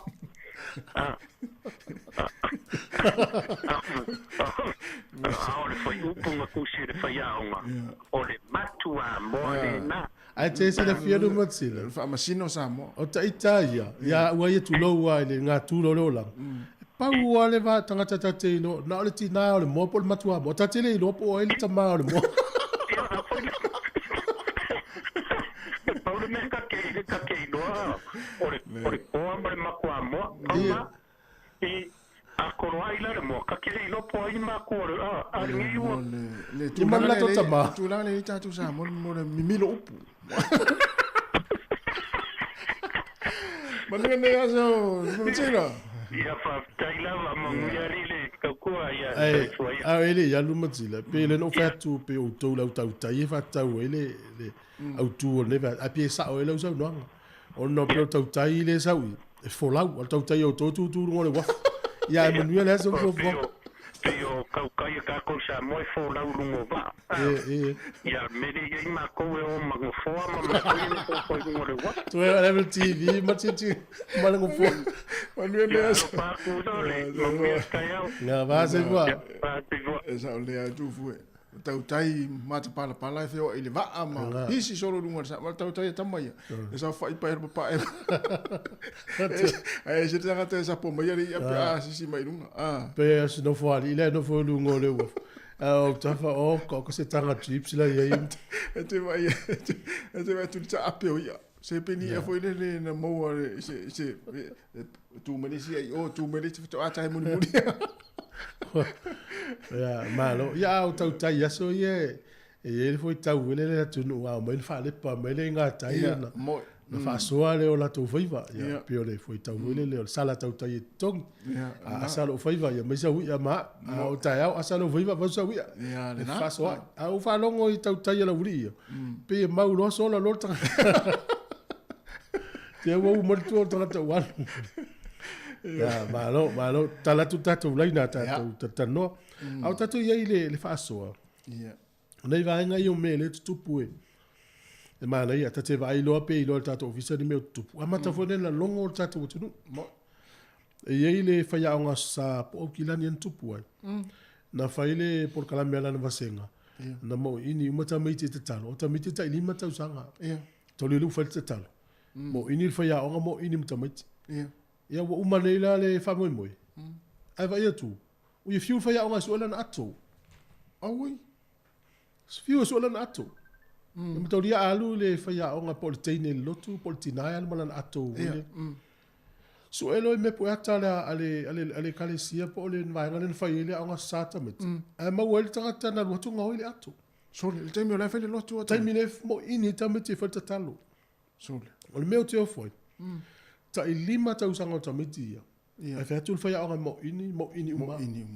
E fua ia so ta I lima tau sanga. E mo ini whaia anga lewa pe nei tano matatau. O leisi mea tupu mai Australia. Laua mau Australia le isi ali I o lana miwa leo le halu I whaipoiponga. Ai e le walau dia.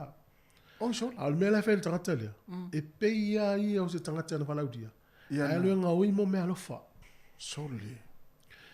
O le mela na mauai. Ia mataulio ia ona vesi fai poiponga. Ia la ye le ava, ye fianga me ia na le fia. Ai la le ula le ye fai poiponga. Ona na mele mata, yo le mata ile pusali tonu kahatsi o famonianga fai poiponga. Sole. Fias furu afetu pena ngau tangata ile ile. E wa te lana o fai poiponga temine e tu e selting pusale o tangata tu ye la tu ka ma me alof. Ole mele so soni ful tatu tunu. E ta tau ana I se va ia le leile. Ia me fa pea. Me fa pea. A ia mi a tu lo le ngana upute ufanga. A ia sa o fa ma oni tangata le. Ia E sao. Nena te vai ia wa le sao fo. Na i te ua whaapea o lau awe tangata sai tonu i ale awe tangata. A wa whaapea la lima sifuru kato o whamanuianga le i ia ta i se lau tupe, dua se lau tupe tono o kate tasi. Vela te leo ni tu. A le loa la pusa lea. Pe ngā oia e sen kate se lua pe tonu. Ia le se te toi su e whaapea. Na maua lau ka. Pe fia la ni tangata ule ilo loa ia whamanuianga whaipoiponga ma le aswhanau. Ma le tupe le i tu tonu. Yo vinga tau ana tau fili le ia tangata o lau mata whai oi lea. Pio nei mea i le tupu e longa tu ila tunu. Mo le anga i luma. Te whaipoiponga le whai ngoneva yaso po se aswhanau.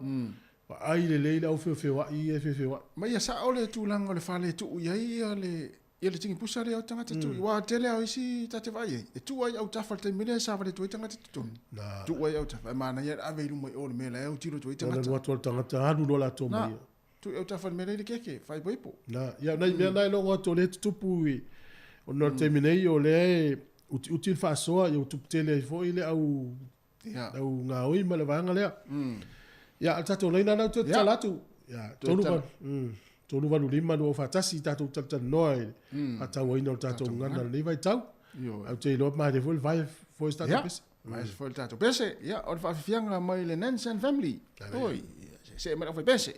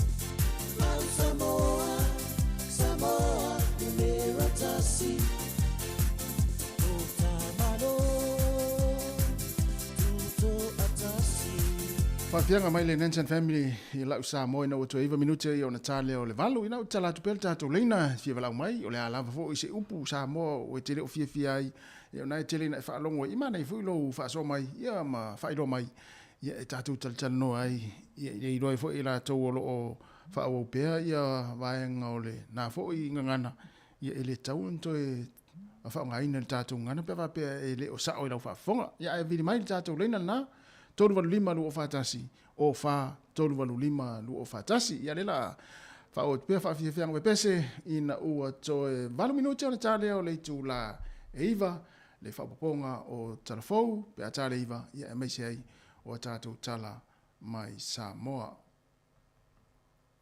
Le sunga ia alo ese bue fua, ia ma le pese whatunga wha Samoa, ia e te sa mai ai nei Jamie, ia, ma ta pena le iputia si toi ina ma siro matua, ma vai pe ini la fuala au mani la poi miro nei aso.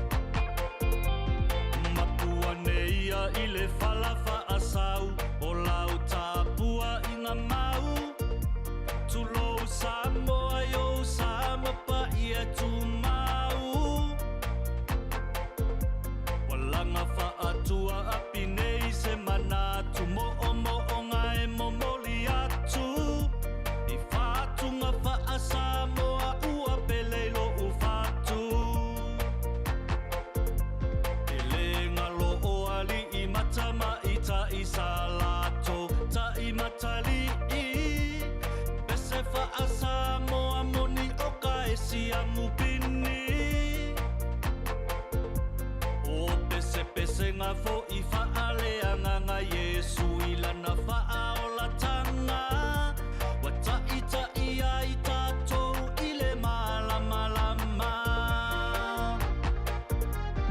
ua taulota ai malo le tau mawhai whai pea whai ia mawhai Samoa tapua i mai lata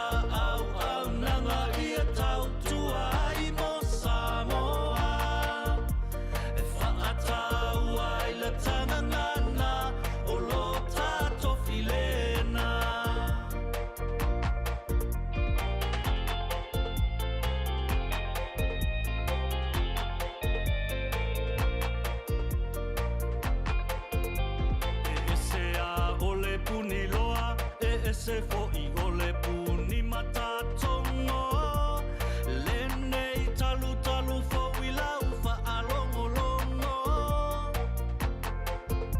o musika fa alai o mata ai tawalunga ai isina ata masa afi afinga ia mautu o mafutanga e momoli ai fo inia o tofu mafaalumanga ya lava tau so ai tatou I le folaunga o vi inga fo I o lau whanua o lo tatou faasino manga Samoa oe o le penina o le nei vasa ua tau lota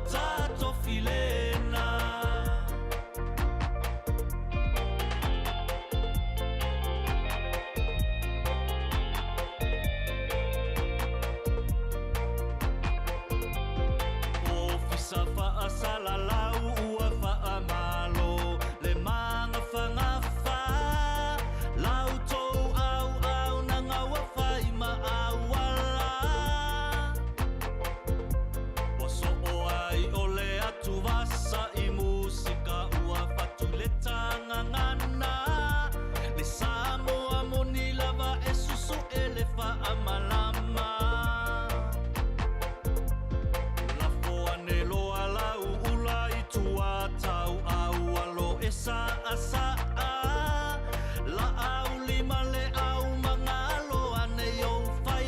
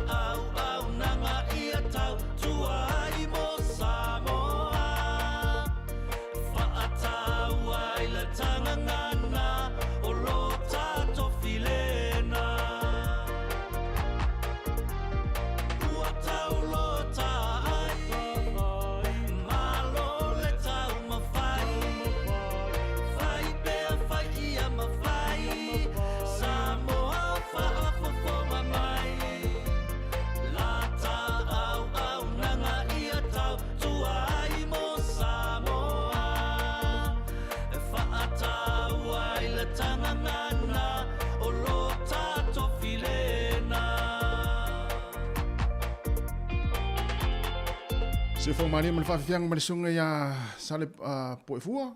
Ai oi. Fa tunga fa Samoa. Io tau le foi mal ne foi vai asol ta tunga na Samoa. Alo. Ta wo foi fa tunga fa Samoa. Ta o tele foi o le sao nei matua ile. Io e. Fa ngai nei fa na pe pese o le tunu o le Nga ngana. Ia. Ne wa pe o la tau e fa sa o ia ta unga ta me te le upu. Mo. O upu ia. Tu si lo ilalo. Me se pese tua ia ta tu tunu leu tos. Ia. Ia pe o nei matua ma. Awa inga na so sani fa na. Ul ma na ia. Mo. Faftai tu lava o ngā sono mai pēa lea tunu o e wha maula tu au fuai. E wia o lea so whareile len whai tatu wha mai mo. Ia le hui na pisi e tu nere tai au ni sia na. So mai e tu sia la tu fuai faftai tele lea ngā lei. Ia maa lola fo ile. Au fuai i tom fingers tatu li tio. Ai o lo tu vea tu liu tari iwa. Ia o te loa tu e whai tatu tala tatu ngana ma tatu por kalame le atalu tai au. Ia pia ma tatu tala mai sa mom telefonu ni tai au faftai.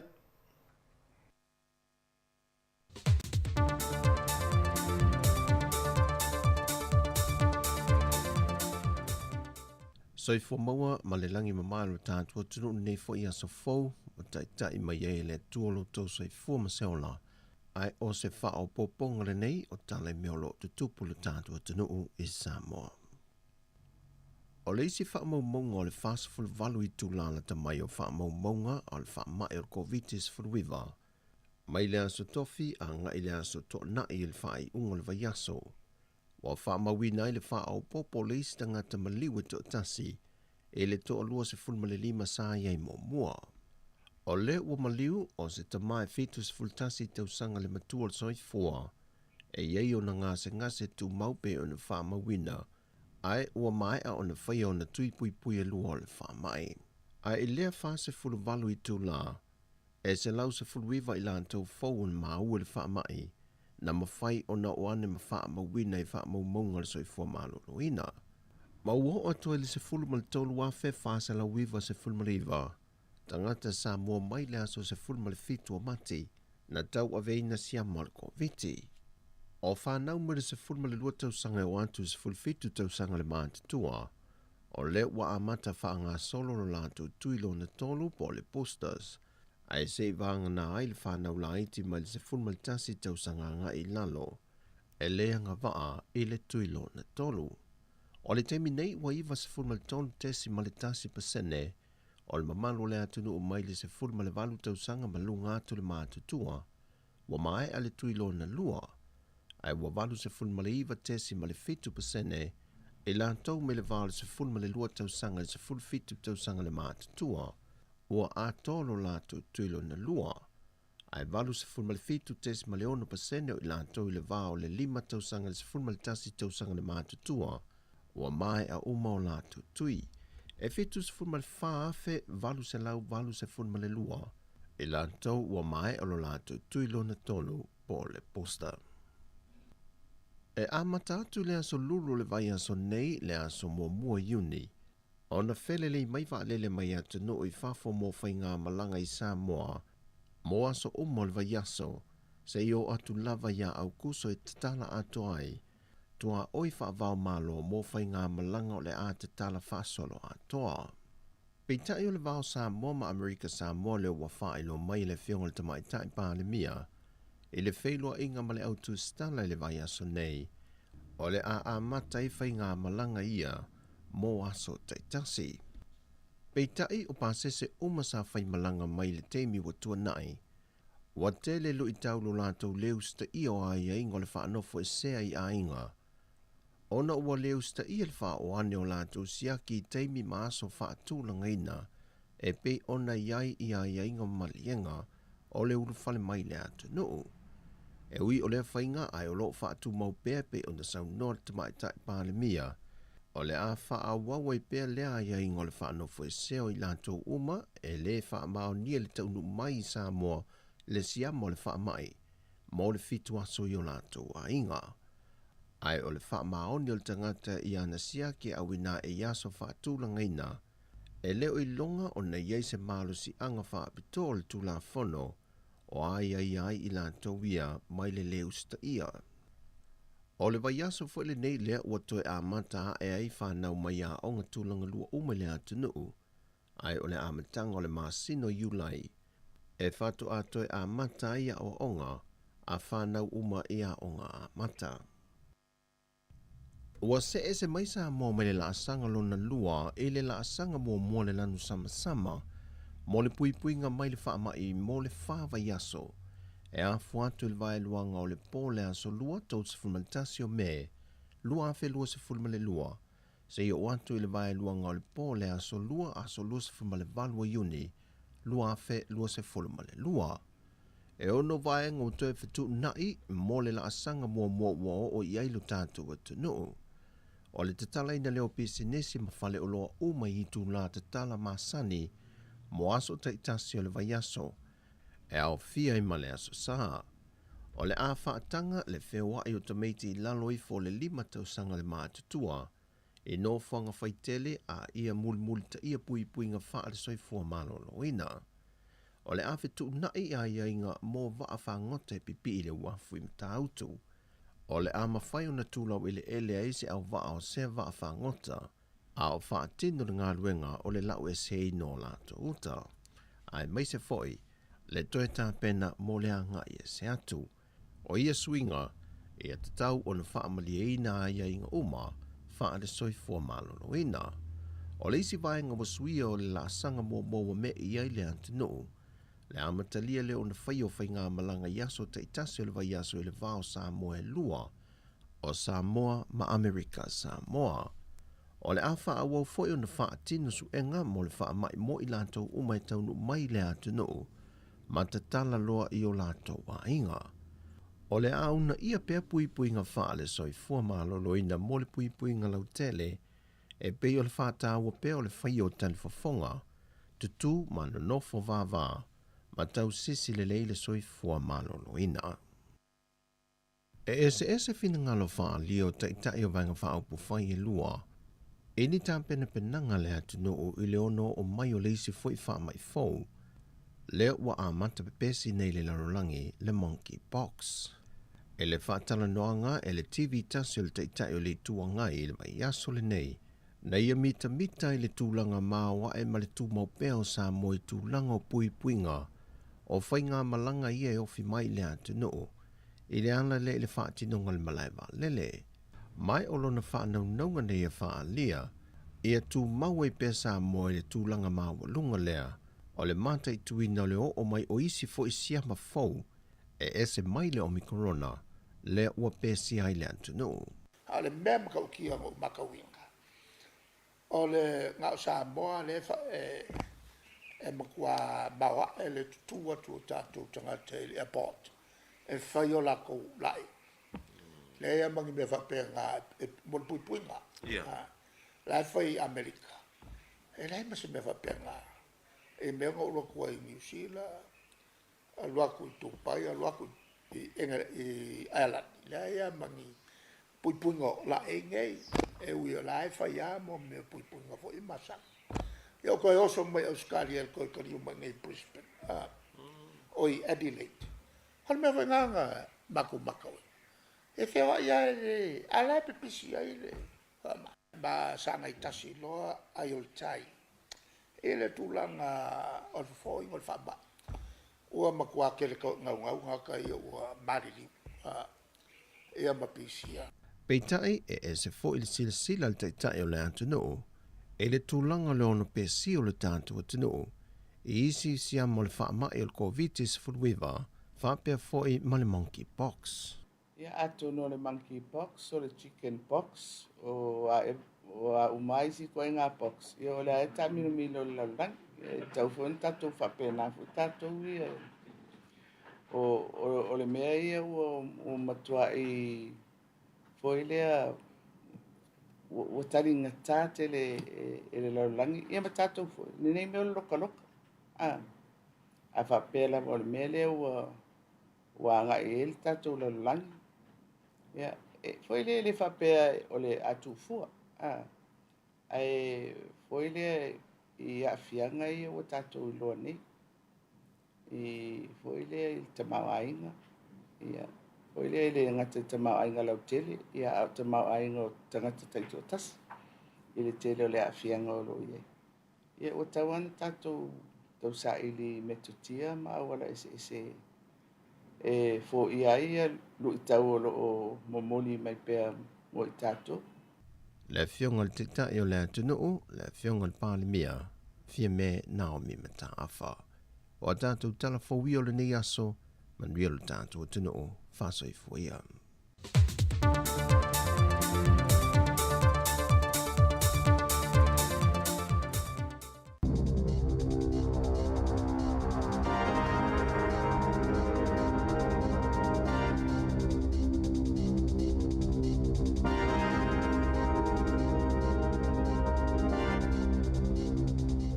Toi whaatalo whaatol whaapoponga o talafo ma le si ufonga le lau mo le nei vaenga o le tae hao. O toi whaamauni a fo i le isi sui o le au malanga le tamaita i bale mia i le COVID-19 i le United States a olumana i aia na whonotanga i le whale pae o le tae hao na leilana whaamauni i le suenga i le whaamai. E le o yeini a unga masafa i suenga e whaonga i nai rats peita i le o a afia ai o lo o whaanono fo i se le taiminei. Wali putia fo i whaapea na afia le waalele le whaava atawa ni usila i ni whaafi tauli le sa avele au malanga i Washington DC. Na ta awai reporter le staff o le amalanga adrene le whainga malanga masani San Francisco a ole i toi whaa wau mai ai ni usila i se whainga malanga ua mai o na fuafuaina o ana nafi le na whaamauni e le polisili ma o le whailautus fo i ala matanga luenga o le vai fafo ma whaatawa inga Chris Seed. Whape ma le whailautus ia adrene Andrew Campbell i le COVID-19 mo muatu le na afie le kovana o California Kevin Newsom i le COVID na ua mai a se whanutanga ma Jacinda Ardern i le aso to nai. O le aso lulu le whaile inga Ardern ma President Joe Biden. Masali putie whapeo a inga le whale paepa i le COVID le mafua anga na whaatua iei whilo inga whasanga i albali mia masui o le whale paepae. E whaita wawhela o whainga o whale e susu malenga le ngā, sale i whaia i aini siaki. Ona o whaanga solonga o le whainga o reporti, sale ma whaiona whaamau sali, pe whaamau ne le pui inga o whaamatalanga patino, le popole i tangata nono whamau totongi, i le ono whaia i e tangata e ana whale, nisi whai unga ia i lātou. Na mawai whaamau le Healthy Homes Initiative, le to samale luas fululi mawhi o whale no whamau totongi, e matua le lava i totono se pili o tai i vatau sanga. Ma o ainga fo i e maasani o na awe o lātou tangata i fōmai, o na o haafianga mai le whaale e tono o whale o loo mau totongi ai. E na o le whātasi whale mai lea o whainga, na soesoeina le Tenancy Services e to saima ripoti, po le tesi ma le tasi ono pasene, ma o le mafo anga whaingo fia lava lea, o le fefefe o tangata no nofo mau totongi, i e ana whale, ina ne i awia ma mafo anga e whaasangasanga atua i lātou e ana whale, ma whaia nisi whai unga ia i lātou. O tula e maile lango mo le National i le tolu iwa pasene i se saili linga fōi whinangalo whaalio le atunu o lautele.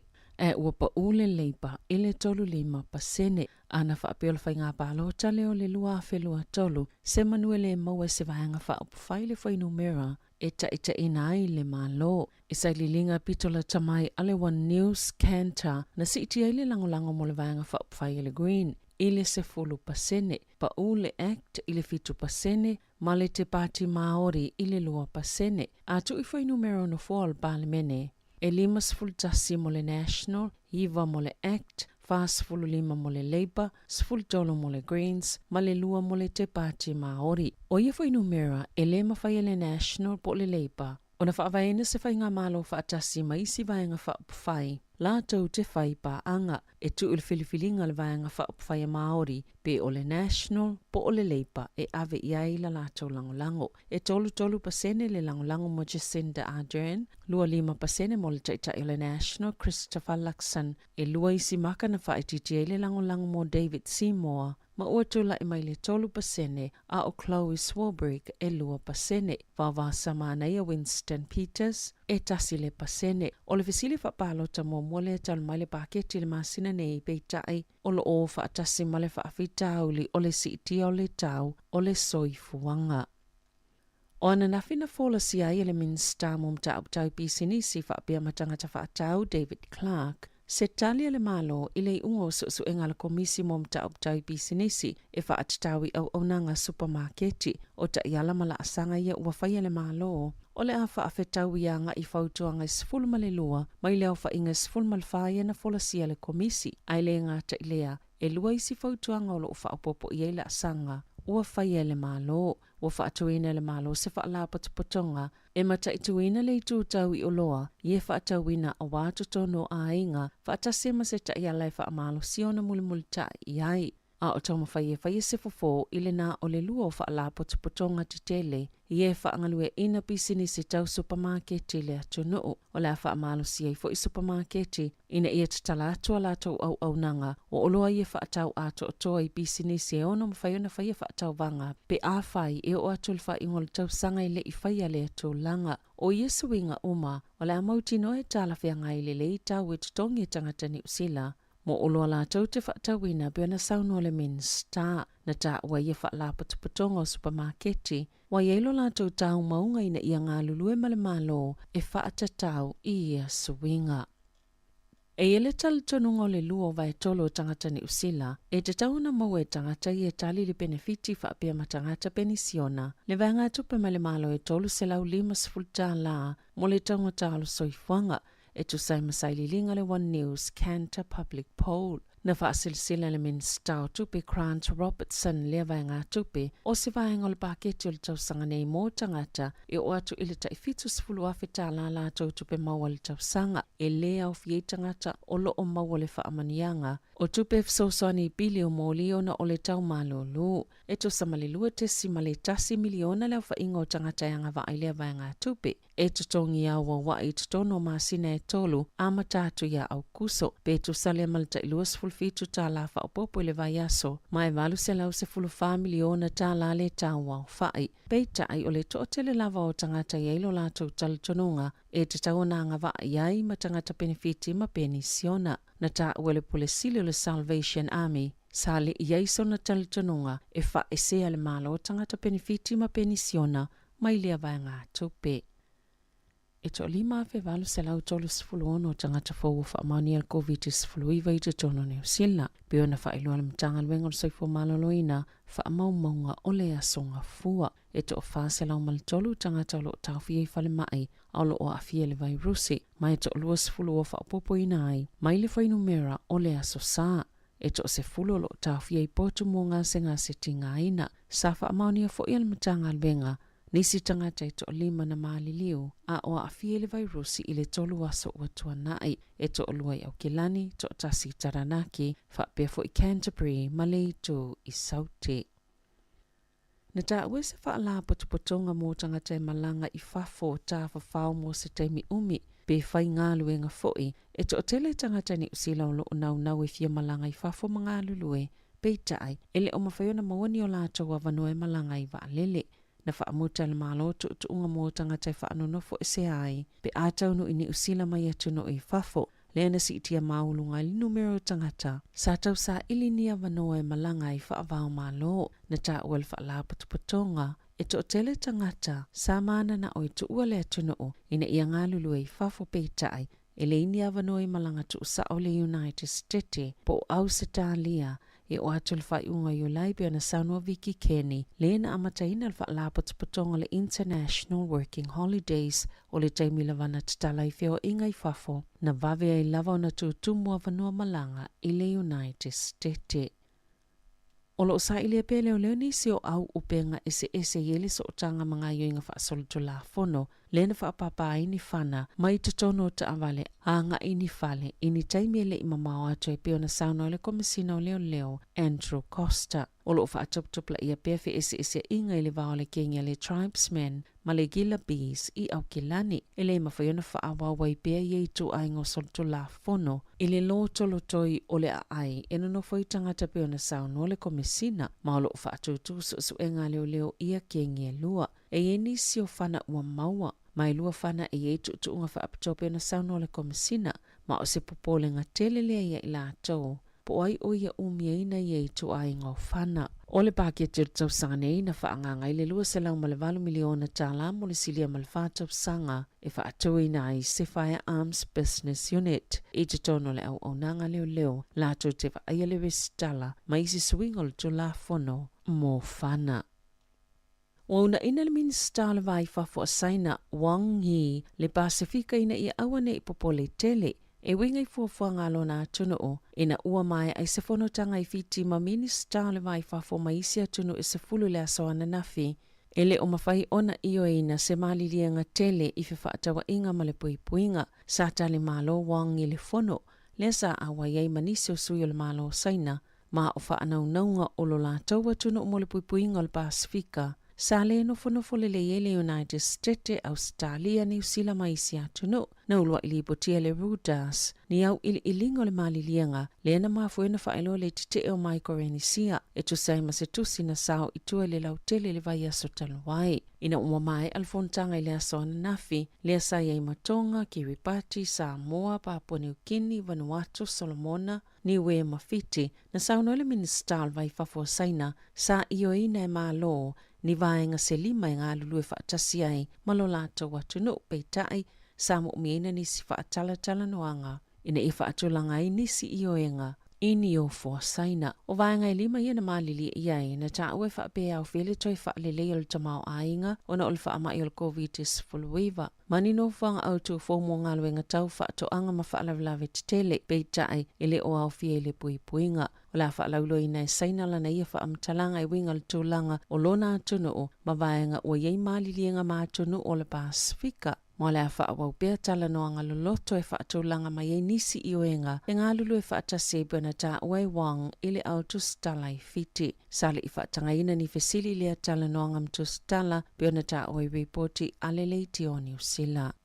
I ta'alonga, o la toi whaawau le taito fitu whaawau malo le tali malo i Hamilton el masino Januari i le tausanga a sau a matatu le soluas fultasi o le taamilusanga i le wao awa tamaitai whaapema le taamilusanga a awalii. O le tausanga i lua fisfulvalu na sifi i Hamiltone le vai o le taamilusanga le tali malo i New Zealand o se fifianga tele lea mo awa New Zealand ona o le ama whaena toi ta alo i luma o ana au tāpua mo le asi tia i fo i waikato i tūlanga tau tamau ainga ona o tangata o le aasia si atu pe ona li potia e tolu miliona tālani tupe fōna sa atu i le tamau ainga waikato i vai moe tolu i Hamiltone ma sa mawai fo i ngā luenga mō tangata i tutonu o le aai. Watulanga mo nei le au neti polo, ale te wananga o rau kaua Paul sa Wellingtone, ele taamilusanga o le tauvanga sa ilei au mo le sa ilinga sampini o le neti polo ili nei tausanga. Ina ua manu malo ile awa le tactics limas fultasi il fast fultolo. O le ata alonga na whaie kala i stete il poa na po. Mana maua le tamaita i o Kelly Jerry. O le Pauls. Le whailonga le tamaita ina pito silio na mata ina lana ta alo. Ile ta alonga ile poa na po. O le uatula il tulanga mo mua le Pauls. Ma a whai e mana malo le Mystics ile po le asfarele. O le am whailona tali malo le su e ngā siampini. Tala fawia ma le si ufonga le lau moa, mo le nei vaenga o le tai ao.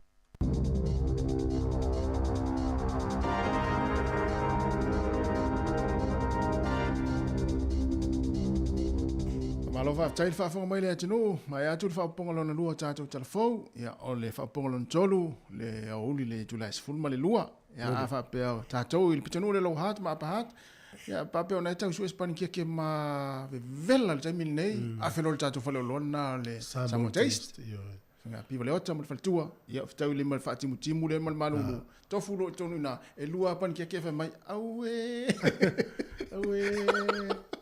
te via watua ia po la lofo ile tau tua tino ia le sunga fa yoso ma le tatu Claistete ia a fa ona fati mutimu na se ia fa ia ina pataro foi le sunga le pule ia ma mantua o le tala fuasi o tu fe na me le tala la la foi pisinisi ia o mafuta tatu mafuta fu ia le tatu tu nei na moni e ni se o le tunu me na tue o le na mai la to se le ni la wina tu le sforili ia fatu ina o mai ne o na tina to ke lau tina ya telesia se nitu ya sona po seni tu ya sona.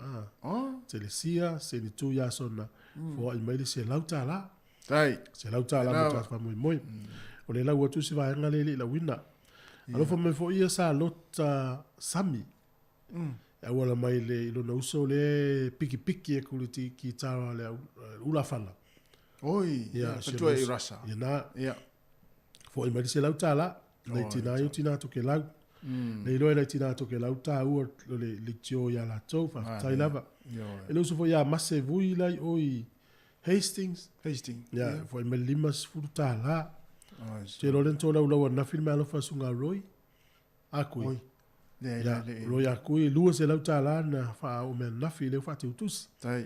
E fa tai lava. E le tau tua le tatou fa lo le sa mo le aute. Le aute. E isi taimi ona whae loa, tu leo na tau tua I lunga o penga o fsota inga. Ia a e sua tu leo loa wale o to ieli whalo loa. Ia la sui li whainga leo longo me pūlenga. O le ale to ieiso na whale o loa. A la whao ngā whatau inga I lunga, whatau inga I lunga o penga o fsota inga. E whatau ia la to olo e maua I ula whala. No inga la tu umata I lunga o penga tawailangi ale company po le whalo loa. La lua te minei. Mana ia. E whananga le maltatu whalo loa na whase lau tāla. A mautulo, ia na longo tu leo lea tunu. Le mana ia tatu e lango nei tatu whalo loa Samoa nei. Ia, e hanu sa oal tupe Samoa. No watu ila loa I le whalo loa le au te I le vasonte nei isu e maini vaenga mo mil tatu ngadwe. Ia. Ala tu la wale ai. Ia. O sau no le whalo loa le si intia le. A isu e maia upe fiel tau le ula whala. Mui. Ia. Ai o mawa ufau whalo loa le lau te maini ula whala. Ia. Ia, no whaile lapta inga. Ia. Whatu. A ea maini ula whala whatau I. Awane e tu ua ilunga le tau. Ia. Tam whai anu le tau le whaongai whalo Samoa. Lima suta la, ma leono suta la. E te anu lo ilunga. Le fifia lo tanga Samoa ia. Mai o ia mo leila. Atu au a te anu ilunga. Anu a io. Ai lai o loa we le fausia ala tau ale. A whamena tala le ntia lea. Wa so o mai atu tangata su ele ula whala. Ula whala. Io. La la uma fau ia la misa na oka. Ia la na ufai. Au wa te tu ua lunga tau ai whano no ai tangata. Ai te ino lawe.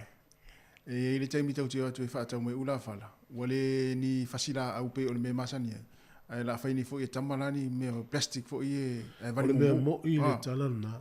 E la unga whala ngā lulue ia tangata anu ui o saina mai ni tia ngā osi se fōringa peia se ula whala na su I lole. In whaatau mai fo I le atatu. Sa olele. Ka toatu ele peia se ula whala. Ai le ai lo se me mo. O vel malai le no fai le talonga I kutuken hemi London.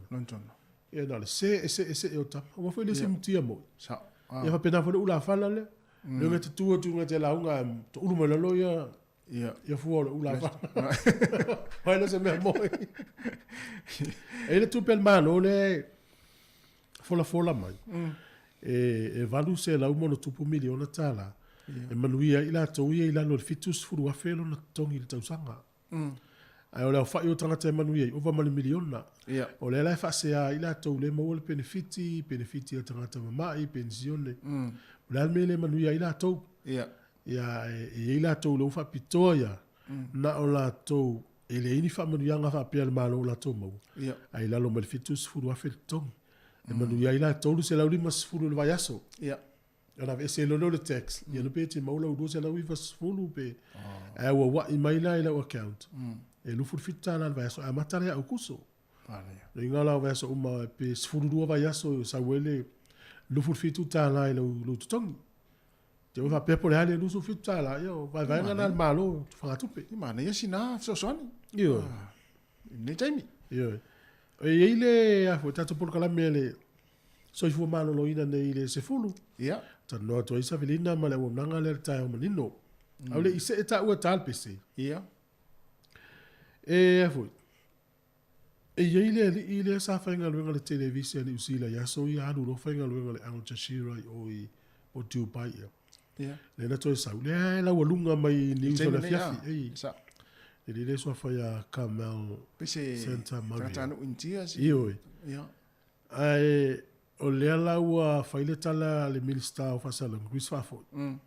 E fisilingia le por komiti Fafo le TVNC.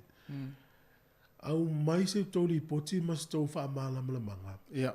Pe sa ui ia le ile au mai ngol tangata le fa fa TV ni usila pe sa ui le au wala sa o sa fa solo nga no process o lo mafuanga e saule ile fenga no TV and said ola ye fa se ai o le au te shira ya na mi o le tau pule na fai teni o fenga no o mana tua voi tutulva a el ese ata ese manga no ngale ya o mostanga no ngai isi me eva ai ta fa mo monga pe sale le ta mi o i e ta pa e fenga no fo ta pa pe o ta o transfa maoni ma o le mela to fo pe na le pe va fiana sa o mo tanga tele to no TV ya pe sa sitting here no winga sa fa o TV sa fenga no mo yo po la sa fa ta ua le komit fa fo el TV en set le ta le ni el tanga tele mo no ta ua ai le tu a inga tanga tama na mi o ta pule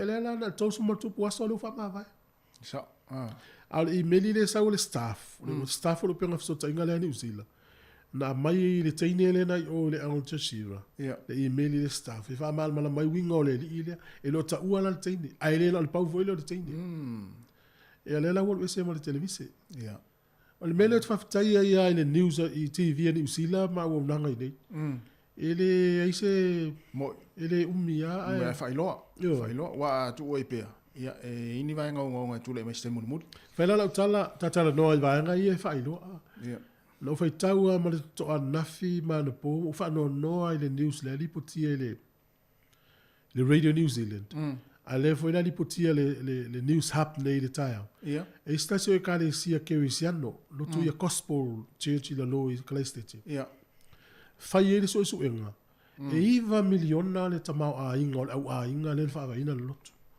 le umi o le tala o fai tau mo fa no ia fa pia ele o maua la ila ua fa msidonga o tata kerisiano te lotu foi lotu ia gospel sa o lele ni o sa valau o ia valau tão fai mai yes fa malu lua te o mita tala ya esta te valau le no tata o leina lo po fi fa so mal tata fa so ya malo se fu talo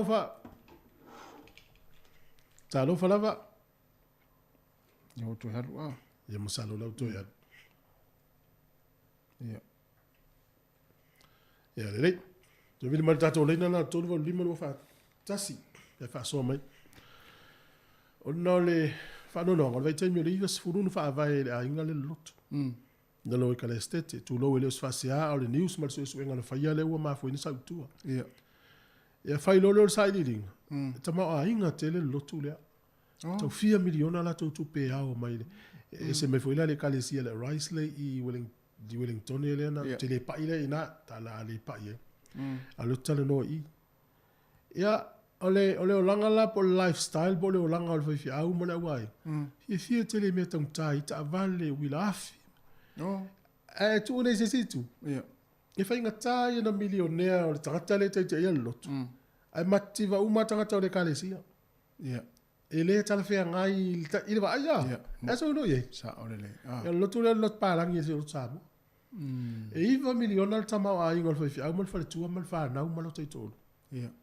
ai matoria of silila of femel la tama ai e mai tu pel lotu se mai tu pel lotu pe ole wingala na ole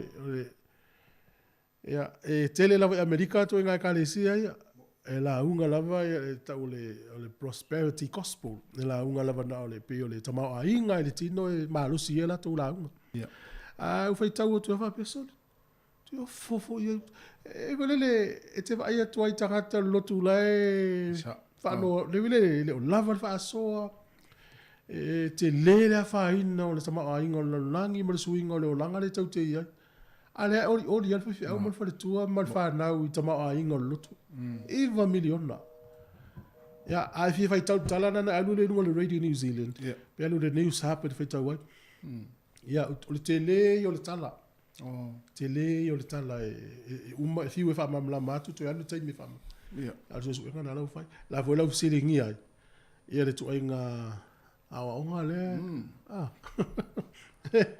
e la se senga vele le va pe o le tu lo ala fa fa tsinga o le matai le tato ai ya lo sunga le te malusi e fa ngo sa ngo me fa lai ala tu le inga verso umma o la ai mel fa inga Ia.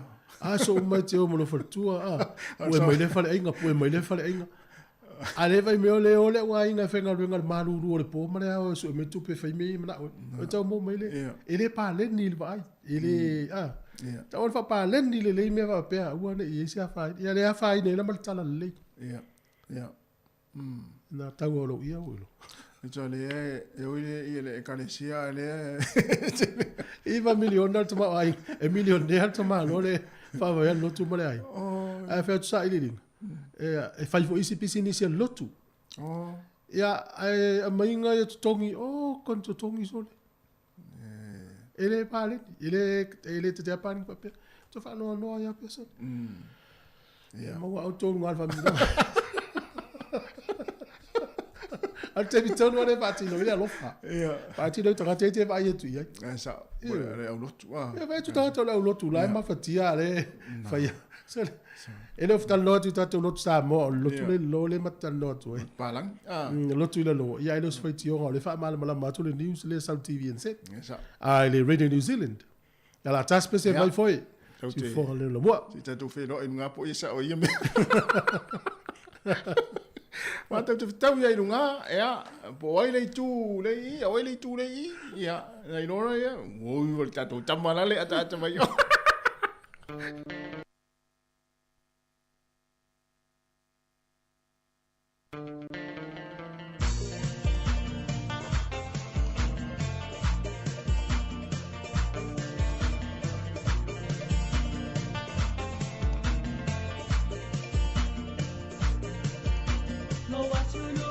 Samoa, wala wilo ile basta noa.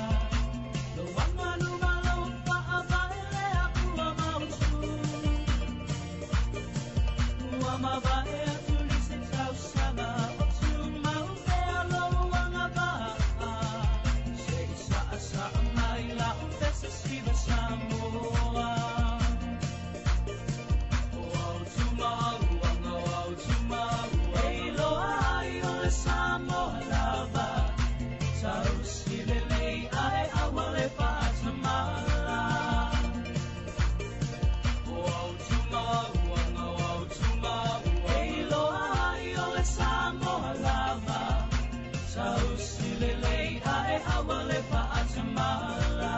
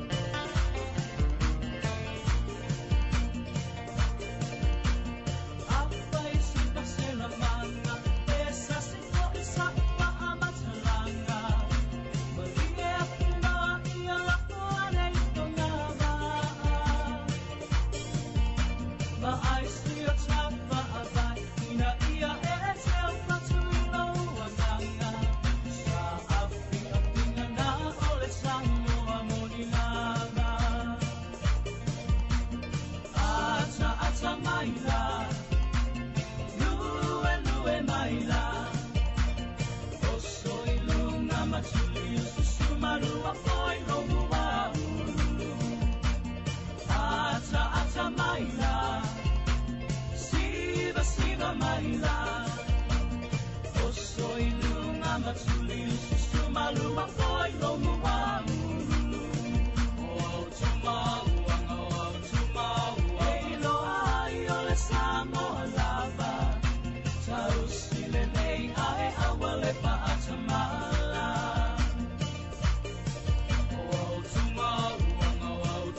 whawhianga mai le aura sei, na wato e luas fulu lua minuto na tā leo le tūlai se fulu, ma na ia le wawa ia tu fo i wha imule vai aso i Samoa.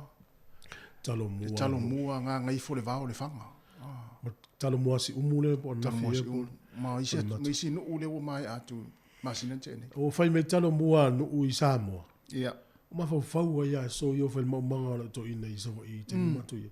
Ia. Atu ia talo vo i le masa ne le tunu talo whatutu. Ia. Ale alu la to ina maumanga. E alva meile ia mātou matuna. Ia. Vai talo whatutu nei ai masingo meile tu ia se i mai. Le talo whatutu. Talo na e le mana o to ina whawhai, a whapero to anga le whawhai. Ia, ia. E se talo maua e ala naula. A melo to ina. Whasau talo le, talo whatutu. Sole, se ola le teimi se i pe amatola mo usola i tiu i mauma. To tolu mātou e tau peo per talo le masangi lunga. Mai lo lo su o por kolo pa e li.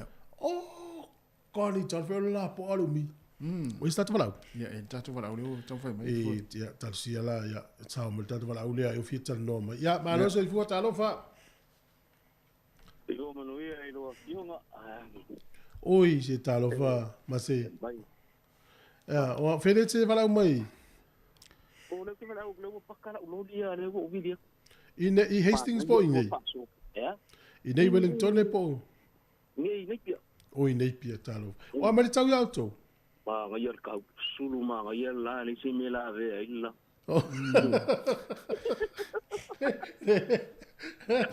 Nei se ave fa la ve la se o.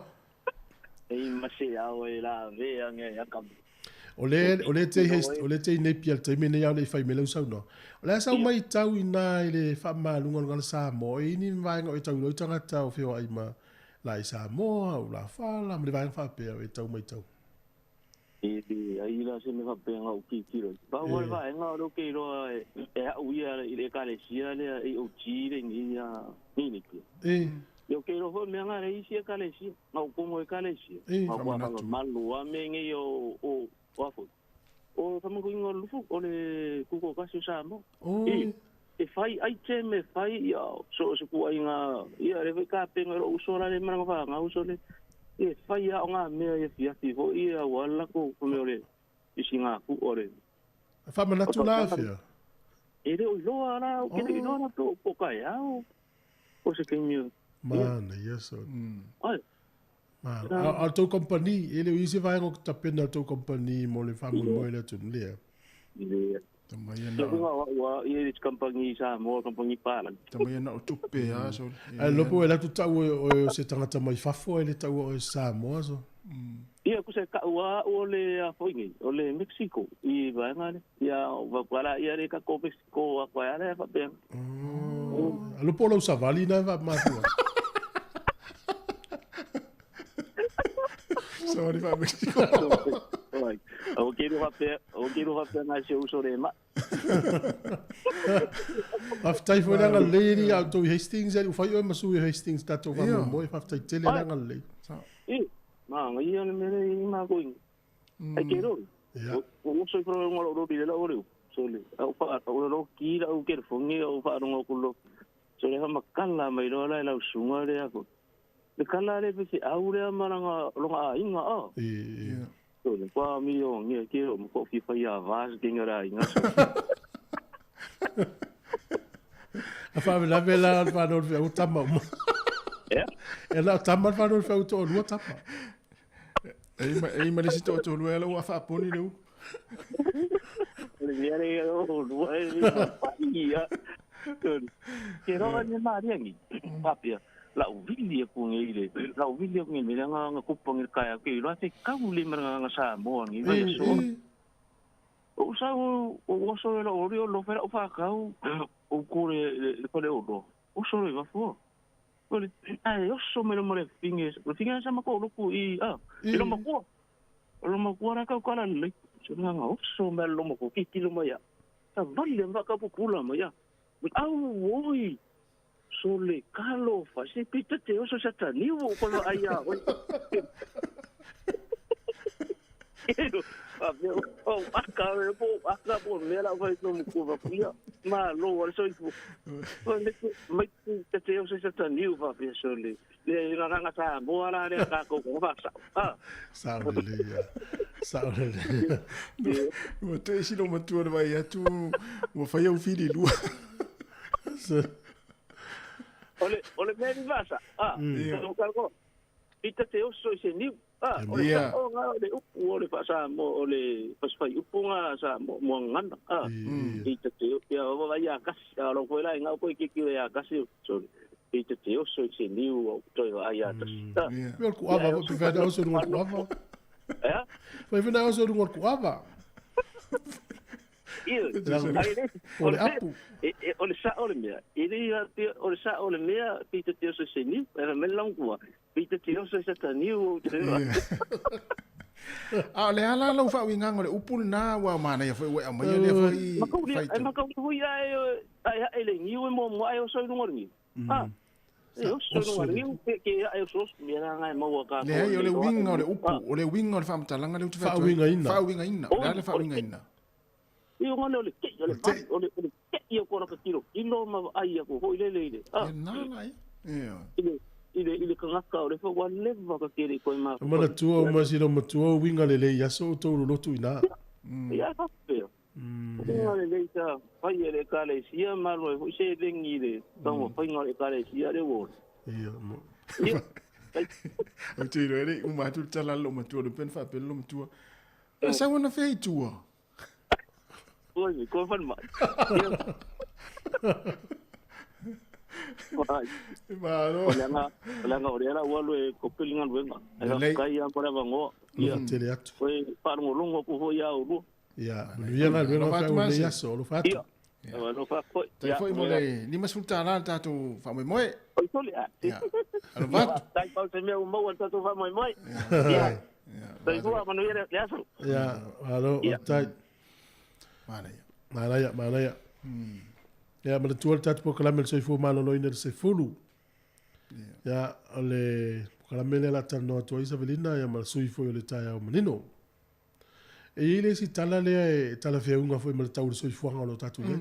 Lo i pela no tatu le na pa fi fa so le ngal Samoa. Pe yo le so ngale mo nei. Tango tau so fu nga mal pensini mal olanga. Wa tele itanga tau wa vai e se isi vai nga sa ma sani o le olanga. Ole fale kofe. Ole fale ainga. Ole pampens papu. Fale tafao.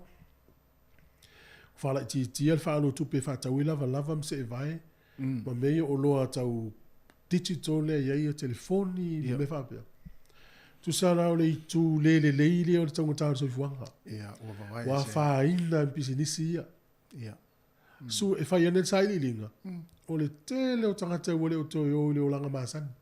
Fata inga fa pe o e masani na luo o fare kofi tai fa tonu le vaias. Wa toi fa tasi le vaias na luo. A fa pe la le luo fare kofi masani ya le fa alu le luo pe tol sutala nei, tol sutala le solulu, tol sutala le e iva sutala lo tu pe fa alu fare kofi le. Wa ese la le ono sfu, e tol sfu. Le la ule ma tu pe fa le ono. O mena le tu pu tangata ni sila so ngalo sa. E ile tu le lei. Ai foi le tu foi le fa le mo nai pisinisi ai o le tu le mo tangata la utele foi le wo se fe me le tupe ma le o le version tu ma na ia tiru me le vai ngai tu foi le foi na fai tatu fa so o ka le pisio tatu na tai minna le swinga o le tai minna ai inga la to fa so ma fa tau ma ya sa o le e wa le tau foi na le o covid pe na pespecia to foi tele o fa so ngol tu o sui ele fai ngō whara via Samoa. Ia, le lau tau ngatāle soi fuanga. Ia, le si foi nā me va ai, le si fai ngō me o whara via. Pe le o se taimi sila ila tō lo i le pule. Sui ele fai ngā, o lau tau ngatāle soi fuanga. Whai lau tala, o le si o ainga. E ono se lau, le fitu se lau tāla, lai to tongi le whale le rent, ai. I le vai aso. Ai fuala le ainga le afa pe, afe lua se lau lato tupe maua le vai aso. Ia. Alo se le fitu se lau le fale le rentai. To toi lo le na lima se lau na le tongia ile. Ia. Ta. Tongia ile afo. Le ta vale la e fio iai. A lua ta vale. A tau me ai vai so uma e. Pe toi lua se lau lima fulu le mele toi le vai so le fa so. Vili mai no sa mo le fa la. Ya wa vai la tau fa so no. Ya la ma fu ina ile o motiva ina tamaiti tonu ni usila. Tele tamaiti o la onga le ni se vai. Ya. Ele o te mi o le tau marulu. Ya ele ini of ma fan fana. Ana ya. Pe o le swinga na mai tau atu su enga lu mai nei. Wa tele tangata ni usila o le o ile o langa masan. Ya. Wa sui le fainga o na tau o langa. Ma fu mo le tau so fu. Mana ya, famana tu fo ina yo tatu wainga. Wa fo ni taimi ole. Uti fa soa mo pese fa ma. Ya wa fa pe o le tali ia o tama to sanga uma wa ma sani lo. Fa ta wino ni o se vai fo mo ni o la fo. Ya. Yo to sanga la ni fa tu san. Ya vai la lo to se mele ina le ya o se vai. Ale fa ta wala to sanga ni na me fo na ma na ya na. Mana ya. Ya na le tele o te e se ro poto se fa ta tu tupe. Yo, ia no vai tu le fai ma emo ese tai limas. Ila ukar ia ele se me ai. Yo. Me to fai. Ole wa, tu es futas minuto tarde fulu. Ja. Ole wa ya tu le fai lo mai au ole le state of origin vai so fo. Ole tu langa maliena le o me tawina tu tu ba. Mo tu so waso ia tam sanga le fa fonga me to tele le tu no ma sanni tam sanga le state of origin. Ja. Tu sai a ta uno le state of origin e pena o tama Australia. O le taimila nei, wale ma fai Australia ma tangata ia le ana ona toe natia le leio ta alo te Pasifika. A wa ta uno le state of origin. E pe le ta longa pe to sili le na mawalunga le liki le lang. Ja. Ta ilo for the World Cup. Sa. O le ala me ta una fai state ye do. O le mai tama pe to sili na le leita alu ta al. Al mela le watu. Wale ma fai la tonto ta vita me samo. Mo. E lima ta me samo ye le au Queensland. Ai ono ta me samo ye au New South Wales. Se fulu tasi ta me samo ye ta alo le state of origin. Ja. Wa va ila ye le to tele. Le leia wa o le leia ta alo to mitsamo ia le manuia foi na no ila to wai nga wa tele to miti ne la fa ta fale no ila to matu ia pe afu le olanga nga lu so ia e uma o le fa yo wa le nga ta nga ile nga fatia ta us fale si ai ngolo to ta fa ia pio na family nga ye tino tu fa me fa na no ila to matu mana ia le verso fo pe ale ngo le solulu fo solulu va sole talong mo ia state of origin alo fa ilo mala o fiti mo state of origin fa ilo le Pasifika le polo lang talong le liki ale fa ilo mala o tonga ile talong le Pasifika le fa il masino yuni le fa ilo mala o Samoa to fi va ia tatu au po ai ni si tatu sia ile fa tamala fo ile fa ya on le piki no tatu au yo temi nei sa le ia tona piki tamati la e fi ta alo mo Samoa piki fu tamati la le ta alo ya tu me vole le wala piki o na tau te ia pe tau te kala pu fo sa pe o mela sa mo ya sola na e lo atu fa ya onga ai ma to fa le lisipo o ta piki 55 ya ton talonga le stona pe tala le sto ina na piki la wala ton olo na tali ila ile ia ile talonga si vo ye fa no vea le fa ta ya ai ta po malaila le fetalo li o mai fale la lo nu so le a bata talonga si o la upe ata ina mo ainga usala le a va wa talonga si ala mata me tanga tonu le tono ta ina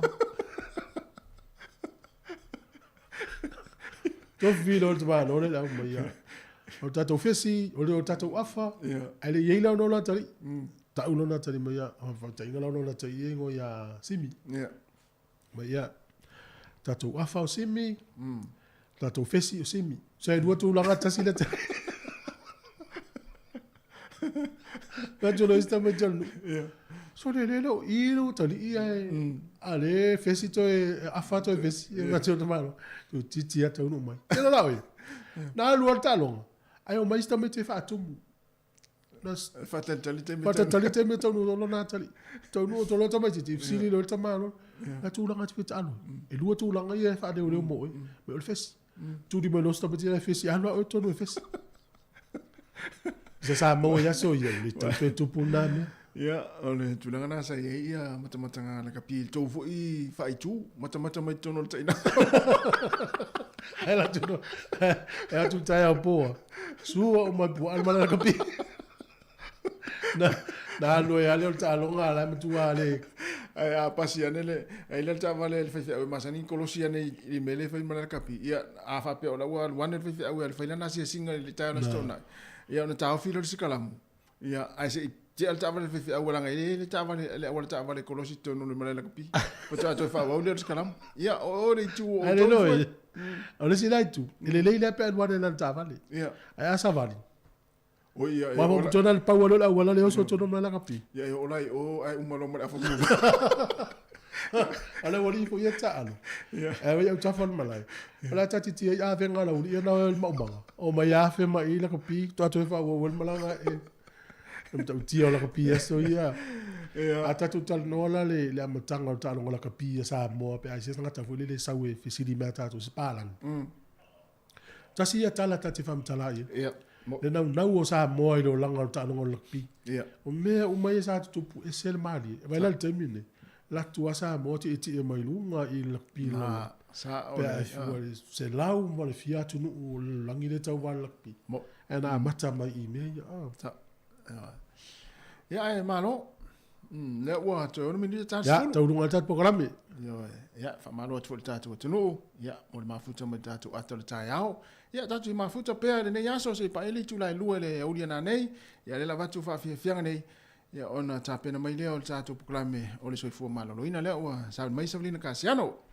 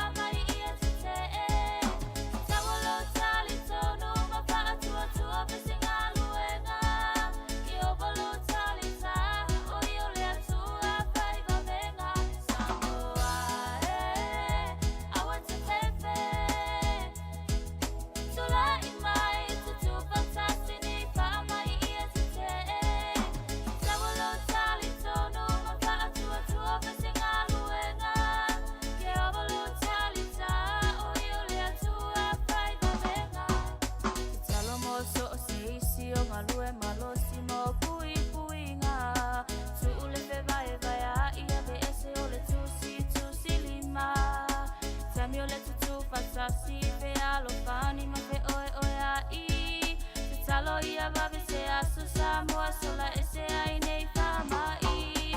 I opa wha mole mole se I e pui pui mai a Samoa. Le ai sulu wha inga lo mana wha aula o le ato atoa. Mana tua I po Samoa I o a au wha aula mai. Atoa ma le lalu langi I nei wha ama I la vea I mai. Samoa awa te whewhe.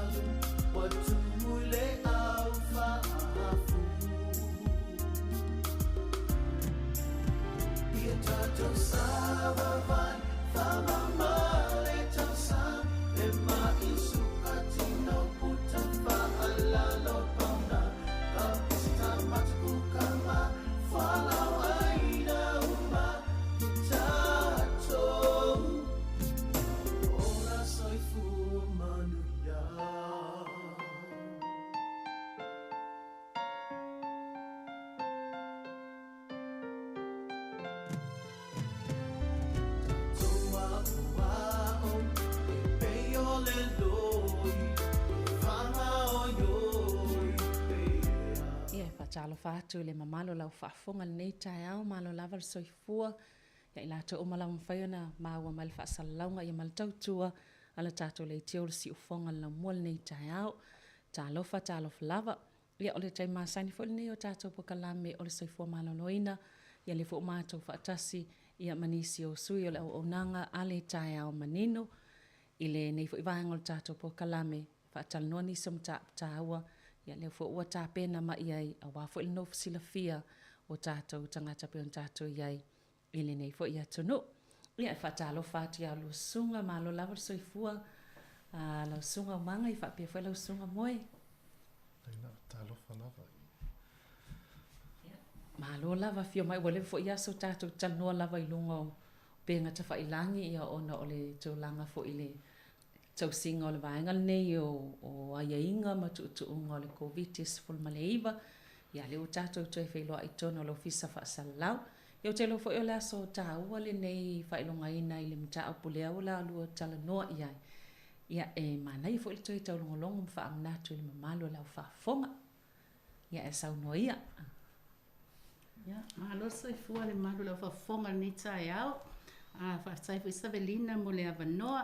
Ia, manuia tele le vai aso ngana Samoa whamana tuina e tatou uma Samoa i Aotearoa nei. Ai, lea, o le vai aso le nei ma le aso le nei o loo whailonga ina i le lalolangi.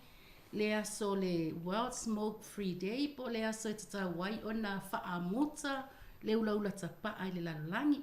Ia le lala atau whaafonga mai se isau no atu sunga umanga ia o na tamu whaifoila ia lef so ni atu inistu langa whaafitai. Tai lava, ia. Ia, atul nei ia wanoe, mo le atul whaftai mo nei ia teimi, mwhaiona mato whaasoa nisi a wala mwhaina, so sani mo tangata e whaamuta la tō ula ula.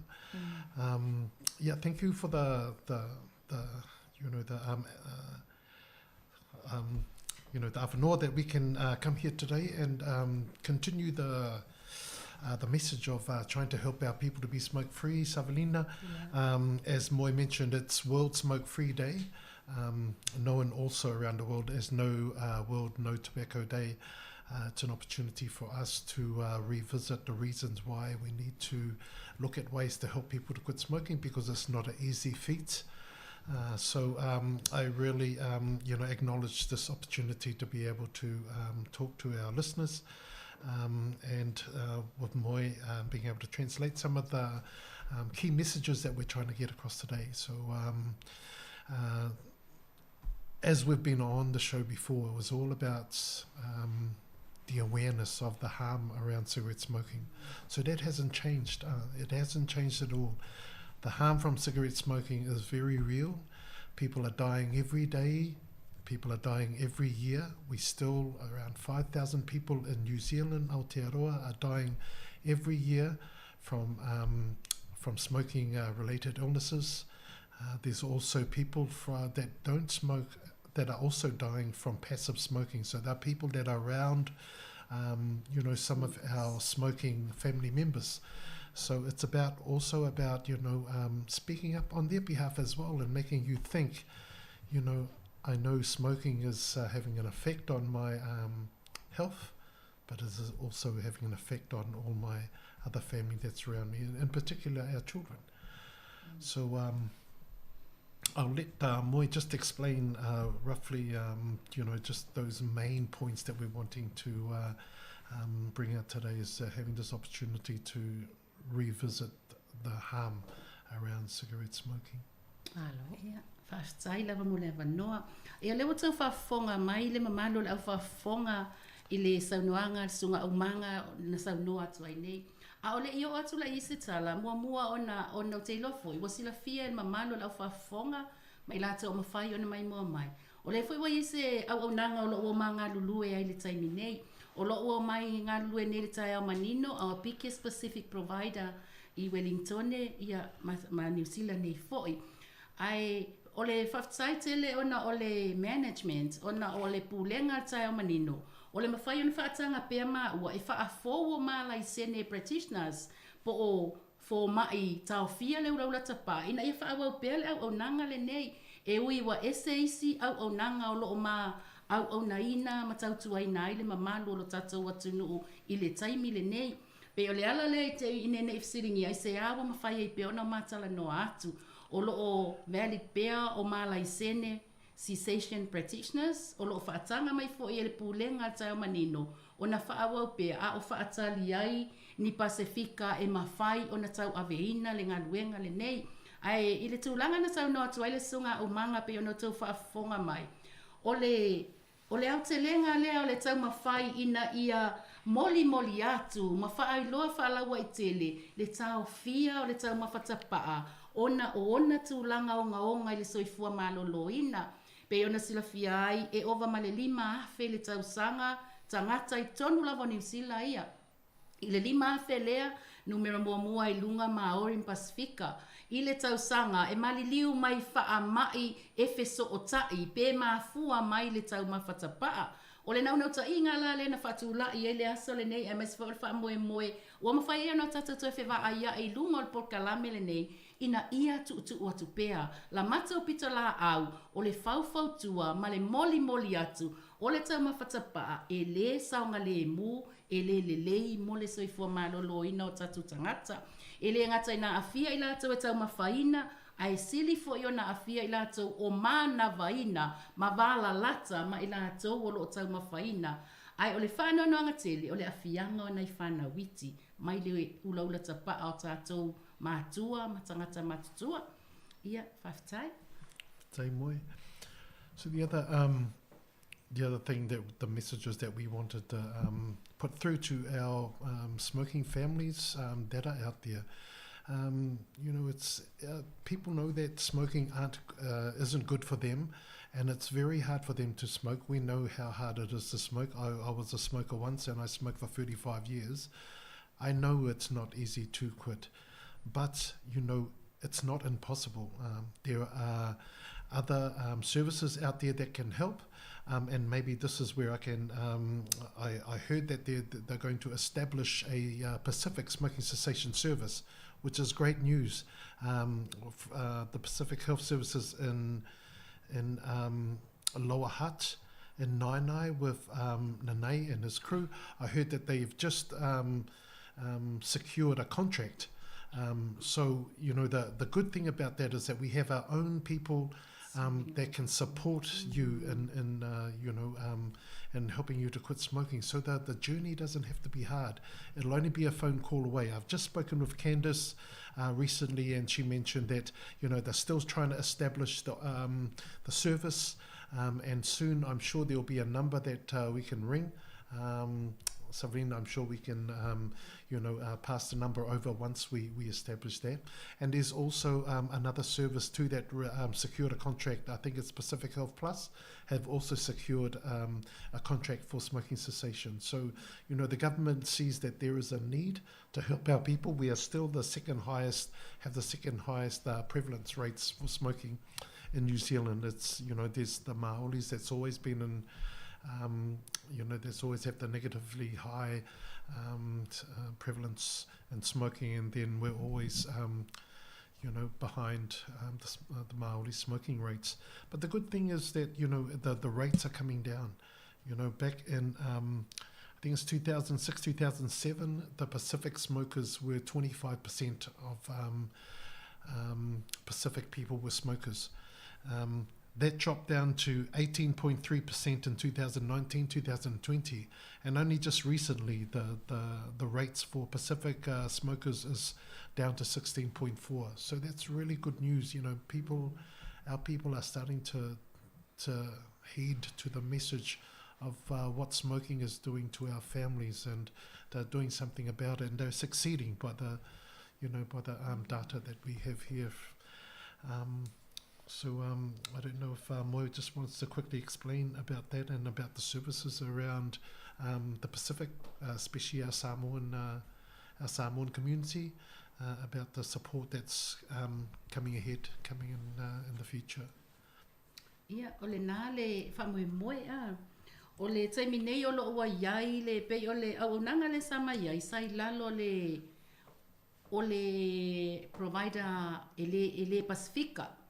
Ai, i le taimi nei, o lo watu ina sao mai ele maa lo le au nanga e wha atino ina e nisi o au nanga Pasifika. O lo o iei le Pasifika Health i nai. O le awa iei le lata o lo o wha maututu langa wha ai o le wha mautu ina o le konkarate lea. O lo o iei fo inei po rua nisi o au nanga Pasifika. So o le la ua matanga o fie tu langa le imwhai ngō fie. O le ale ngata sa mo mal Pasifika o le au na ina o e o lava tangata malango ina lau sa valinga se ia fata atia esel tau mafta pa mai lo soifua. O le vava ai au te lenga iai o lo o iai le swinga o le faftai tele ona ua lango sia fo i le mamalo le atu nuu se fautuanga ai me se foi wana ana i tātou tangata i lo lātou soifua malolo ina te iloi le ia se le o tanga i ane le swinga tele o le o langa wa iai ua mana o mia le vava ai tutoa i le soifua malolo ina o maua le taimi o maua le taimi e tangtanga i le iai i tau sanga ina wa amata mai i le tūwhatasinga o whaitau au whai o Pasifika i New Zealand e na o le 25% sa mawhai o na mei ai o i sa 25% o le selau pasene leo le whaitau au wha Pasifika 25% sa ula ia o na pau mai le ilalo i le lua o tasiono i le 10% lea lawa sau i lalo i le taimi le nei lea wa 10 tesi ma le 5% lea au whainga o lo tatou whaitau au whai tutono New Zealand o lo o ula pea o se tūlanga matango fie lea ona o lo o atangia i le vaai ale malo i le vaai ale matanga luenga o soifua malo ina ia masamatau fo i nau watu o lo o alu i lalo le numera o lo o yese nau ta inga i taha ofi le soifua le lei i le nei taimi a o maua le vanoa whaftai. I think the other message that we wanted to get across to our listeners out there who are smokers, definitely it's I don't know if I've let the cat out of the bag, but you know this is wonderful news that we are going to have a smoking cessation service within within our services that are already out there that's serving the communities now. So I'm sure with Nanai that with the good quality service that they provide out there, that you could look forward to the same with the smoking cessation services. One of the other topics that we wanted to talk about, Sabrina, today was the vaping, which I'm sure a lot of our family is hearing it on the news. You know,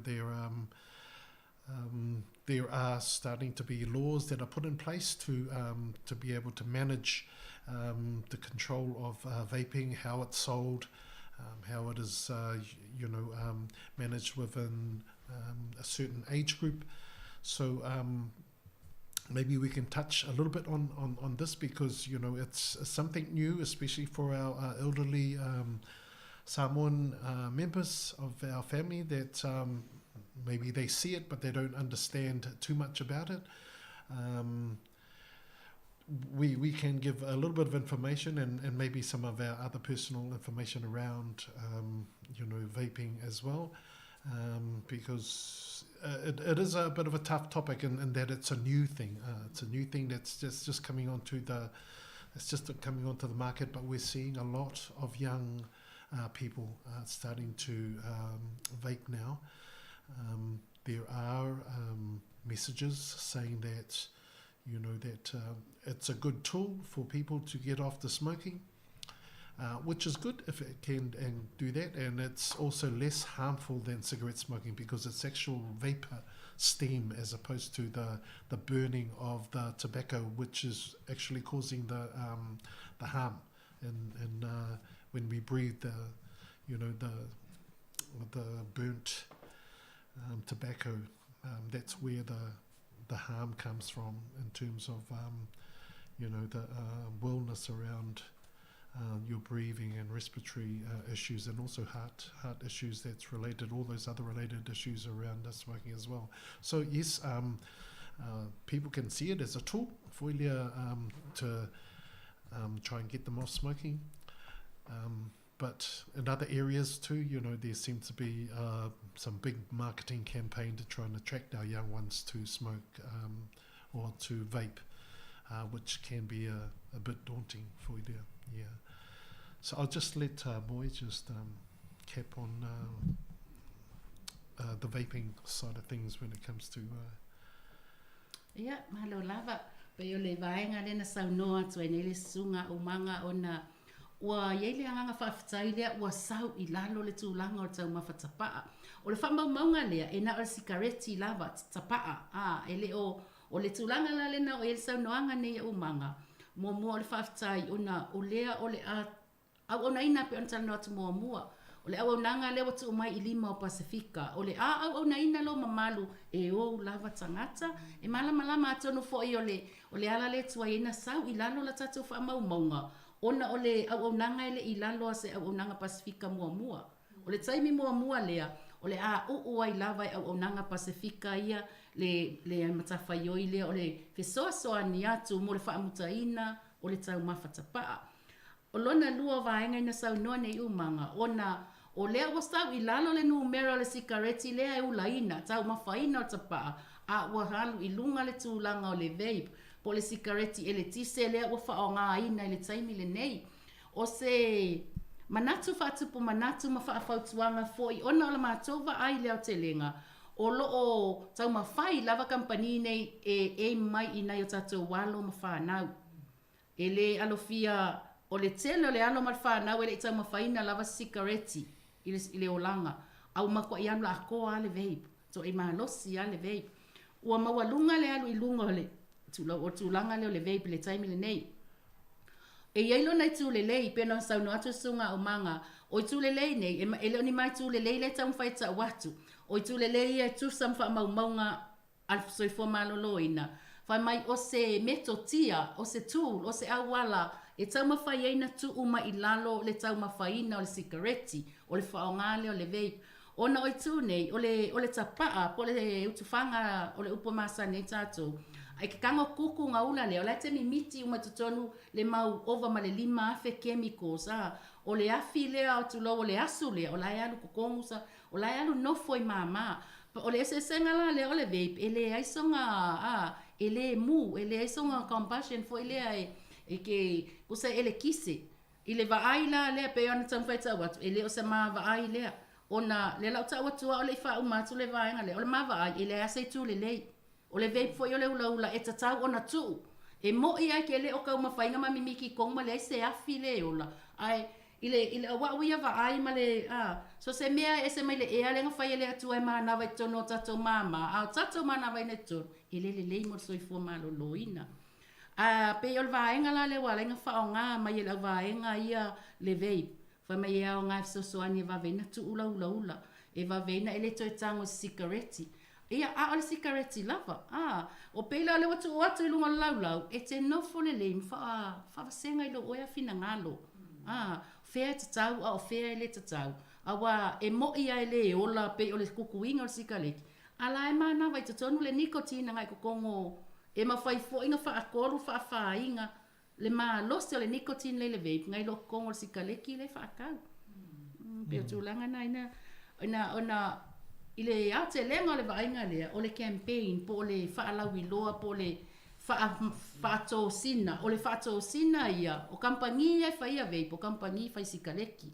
O la lata fa to singa e o tato ilo o ma e va ve alanka lo ma fa le la le sikaleki le au mai le simese ke o misi kupe la vaenga ia a o soifua ai le ti e lunga o lo soifua ma lo tato wola ia no si vaenga le vai pe fon tato tala no tau tele io mai ama tapo kalame tele e sa o tava ai in tangata matua tato Pasifika o whaongale vape e pe o whanau tupulanga ia tato Pasifika o tele ia te eo tava ia tua o vape ia a tonu la pe o se whamauninga nao o lua repoti ma lua saunanga ia wa whaalauloa nei fo I tae ai o nene I tu atu le fesilia o lele I ato le se I toi whamai ai o le tūlanga fo ile ona o le wha pe o le tausanga lua fe lua lima le sa a tu iai le fo ia o tu iai po le to yese tapa a fo ile a ia po la se lo fina ngalo pe au sia pe a fo tula o le o te mau le o lua fe lua ia ai longa a au sia pe a fo tula ngal te le o ngalo ngana e to tam fai au mai lalo le fai numero tanga tau laula yeah ma Elfsili Savelina, it's the goal still stands at 2025 that they want to be smoke free. I think what sort of divided the tobacco control space is that they class vaping as non-smoking. So, you know, of course they are going to support, you know, more people going to vaping. And, you know, like we said, if it's going to help a person get off that has been smoking for a while, that's good. But we only want to use that short term, you know. The other thing that I was wanting to say about some of the people are hiding behind the fact that there's no long-term evidence because it's only just new around the harm of vaping. But what Moy mentioned before, the fact is that everyone knows that, you know, the only thing that's supposed to be going in your lungs is what God provided is, you know, for your lungs is just air in order for us to have a better health. So if you're going to be putting anything, you know, foreign into your lungs, there will always be a reaction to that. So, you know, I don't like the way that they say that, you know, there's not enough evidence, because the evidence will come out in the wash, so to speak, that whatever you put in your lungs that's foreign, that is not air, is going to have a consequence to your health in the future. So I don't know why some, you know, the clinical and, you know, the research area around tobacco is hiding behind this, saying that, you know, it hasn't been long enough. You know, we don't have to wait long enough to find out that it's going to be damaging. We should already know that whatever we put in, whatever foreign thing we put into our lungs, is going to have an effect. But yes, I think with Moy and I, we do have our concerns around a tobacco company that's researching vaping. You know, they say that they want to have a smoke-free a world. That's fine, but you know, they are a shareholder company, so they're looking for the best return on their investment, and their investment, you know, it's clear as daylight, is going to be our generation, our young kids. It's already showing now that in schools, you know, the principals and the teachers are showing concerns about the amount of vaping that's going on there. They talk about how many vaping devices that they confiscate every week. So that is a concern, you know. So the best way about it is, you know, through our families to be able to talk together and putting together a health package that, you know, that connects the whole family, and the kids can also be part of that as well, because they are learning about some of the harms around, you know, things that you put into your body, and you know, it's really good to have the conversation with them around us as well. Yeah, malo lava, yeah. But so far from my so if a popot for so no anga sunga o manga ile tulanga lea. Pe ona ile fisilia le sunga ya Savelina. Ile va ai ile fa mamonga. Ole ta tolu tau sanga masaule le fa mamonga lea. Ole o ono sa 5% ole fa tau fa i Pacifica na ula. Ole o iva wa se fulu valu pasene. Lo na winga walu ilalo e iva ia numera na walu ese o le lua lea o se fulu 1% ona va aile iai na le lua numera le walu ese a fuala ile lua 5 le ato e tolu tau sanga o iai ia o se failo ma facilitele lava a o ila e pe ona sau no aile sunga o manga o le matanga o fiele a te lo o le tele fo yo isi pe fo nei o nanga nga lua taimine o le tele a facilitali ma ia o le lava ele se singa i longa me ia o mai a le la pe o ngani po kalame ne ya Savelina wa ye nei tu langa i faina so tong ya tu nei motunga a fa ia male nau ta inga e a nga ina ia mawhai la ona whaatau no pe ona sau noa o manga. O le au mai o nai a inga, a whai wai le polepolenga le mātua, wa o mai li poti e whai aonga wai sa o le whamatalanga le o lo o ye fwe mako whamaumaunga ia. I se tūlanga le pe o whapole ina, pule a onga tūlanga wai leu laulo ka mai Pasifika Vape, i le taimi le nei. Ai a whaapea le mawhaina maua le awanoa o tātou mātua ma whanau e no nofo i lalo. Mawhaina i tala noanga, tala noa le le i ai whaamala malama, e le au ngā, e le mo lo soifua malolo ina, ata lii, e le ia o e whaatu mo lo mawhau la kele le awangoa New Zealand, whaau ngā umangi ia wangoa ia mauangi o whailonga se kele au e talavou, ai taatia ese le vaenga i whaalavelave ina lo o langa tupu ai. A whapema whaina whaitu langa ia. Ona ele o se vavai atu e o atu le lua o lua lima o tatau ona adwese. Ai a whapea le mei a kailua ia pasenge mei ese a ia ele ai ma se ele whama in reality ele mwhainga o lua lima wa uma. Ai pe on sa no ai umanga, it's not impossible. It's challenging but not impossible. E lu ita wina ita to ai le whapea ele mawhaina whai. E mawhaina whai. O lo tatou lo le leia, ai le loto ele a wala fai ai. Ele ka u ama ia foi fa mau nga palalangi ia ma vaenga ia o me foi nge fa mau ngolai mo wai kupe a vaenga ia fai ia. Ai la tatou loto. A me sa tatou matu ai a puti fa nau. O nga ole vape, o kampangingi pe le target mai ai fa nga langa ele masangi ka kanka makua. Ai entanga tamatu ai vape palalangi. Au ka Pasifika ele kai inga vai Pasifika ka ilo eu que le ia I lunga le tūlanga le a fitus furu vals furu onos furu fitus o ke vai e vei pa o le ala ia le fai mo fie e mafai ei ona fai pe a tutu fa atasi manga lulu e fa atasi e fai ia se I tuatua sina pesele vai el tato pokalame ian tato fu mai lo le ato fa wow ma lo la vai ato lua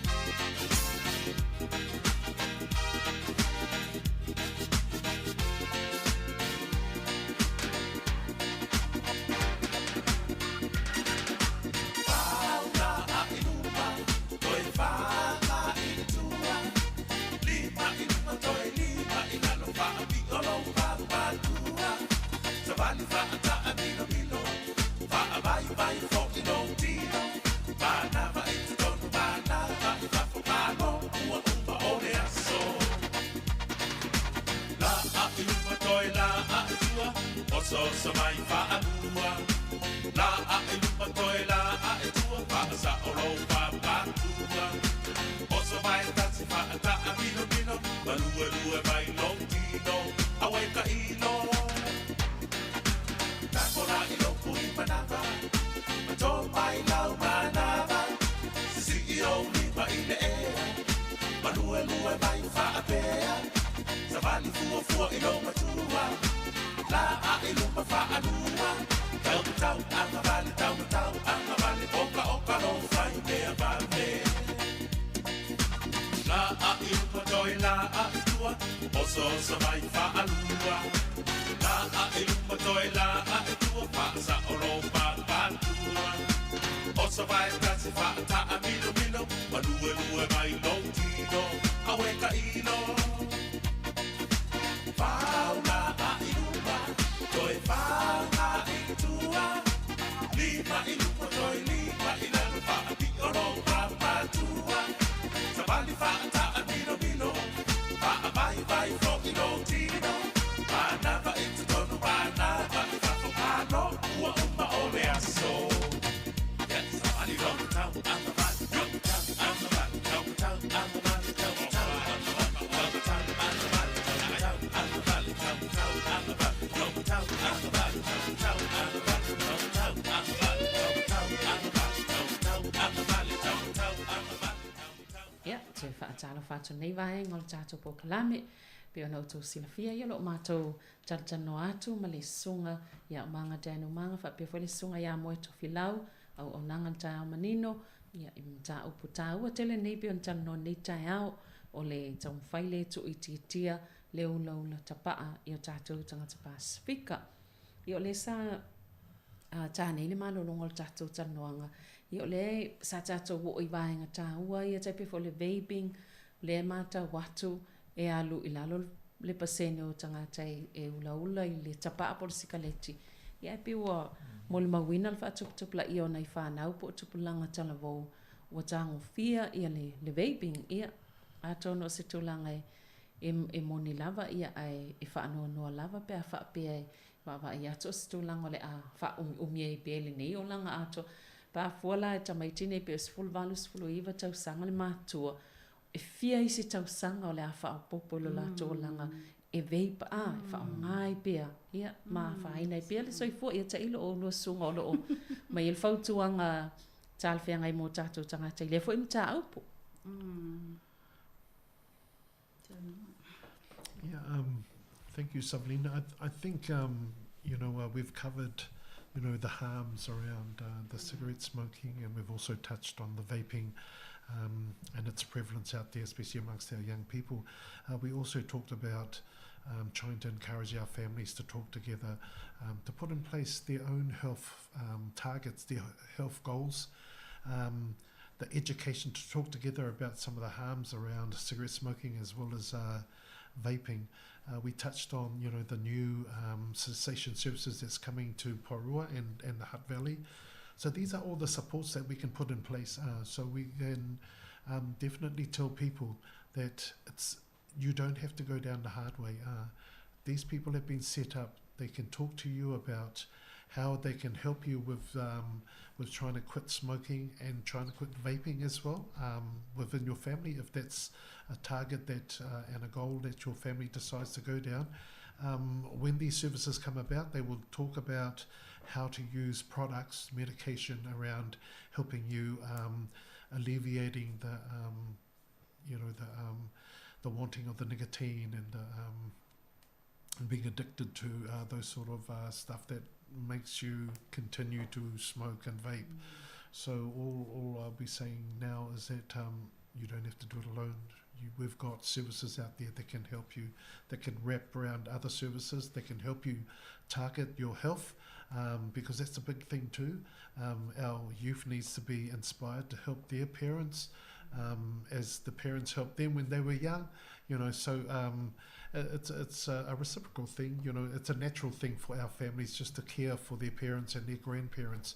So that's what I would encourage around smoking and vaping, that families get together and they talk about the wellness, a wellness plan. So, moving into the future, it could be something that could incorporate not only smoking, but all the other things as well. There's other issues that are around. There's alcohol and there's other drugs.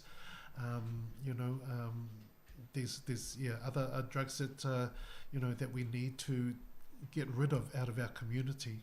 And one of the powerfulest way we can do that is within our own little family nucleus. Just start talking about it and going from there, but also realizing that there are, also organizations that are out there that can help. Malo whaftai besa velina mo whafsili. Ia leo tau whafonga mai wa sau not for the sunga o manga Iyo, e sa ole le ia. E o fo ia ma ua, e ia fo ia ma whanau. E ia fo ile polenga lea. Ile tūlanga lea. Ai, o le tele le pole, ia e leise mea mwhainga whai e fua. Ai a mata no tatou ngā lulue nei e ma whai ana whai. E ma whai ana whai.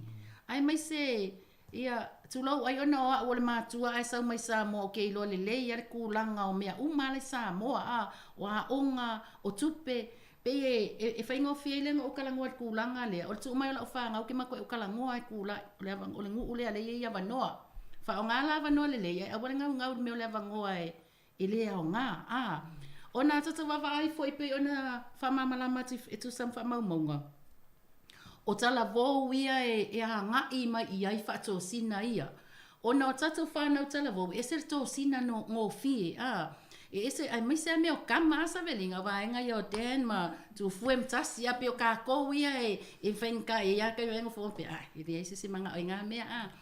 Ai, ile o te lenga ia, e ser tō sina ngō fie o tupulanga. Ale leila no tatu aputi puti whanau tupulanga ne ia tatu mawhtanga i a inga. Muli a ele wa eni mafutanga ile lotu e mawhai o na whaamalosi au a tiliina. E tala noa ina tili e tūlanga ia pe o youth groups e kalesia. Ai mata tua ele whale pe o le whaavae lea. Pe o na sau noa den. Whata atia mo fufuanga fo i o le ola le lei. Mo le well-being plan. No fo le lei e alta mama tinama i vai o se ukama. E lima e kausanga o e vape o le fōlinga le o mama wa iai. Ai ua makua a fia malo mawhauwhau. O oi o le atali i poto. O oi o le whaamanu ianga ia i maa ua. So i ngā tala noa ia wa tatau o na o ia i tala noa na i o tatou a inga. I tala noa ai mātua i whanau. O no te ilo fo ko ke le a tulo. Ele i maungia wangoa sa whai whapea mākuam. Alo tatau o mai la tunone e matua mana o mia lava. E matua mana o mia lava. Po le a le fia ula le fia veipi fea o lo walo. Nga o ngā milikingo am ka mai ki a o ngā vaia kunga. E leisanga uo e maua ingo sia o ngā le vape. E i ua ngā vape. Ai ama losi la le tule inga le fale. Tu ui ai lona tamali i anga e lo ai lona tangata. E fiu uo i e ku leima milikingo. E le malu e lue. E ma fai ana fai. O te matua i o e atu maa mene e ma fai na fai. E ma fai ana fai. O le tūlanga foi la le vavai ai. A whapea foi, e anga foi la nei ava noa. A whapea foi e iaia, o lo o iaia o nanga taia manino e o ia onga. Mo whau tuanga ia. O le makuako ke lan ka mai ki kulanga uma ia o whala o whasa ina, o le vape, o le sikaleki. Ia maisi a tūlanga onga. Le ngā lulua iei au nanga taia manino e o ia onga.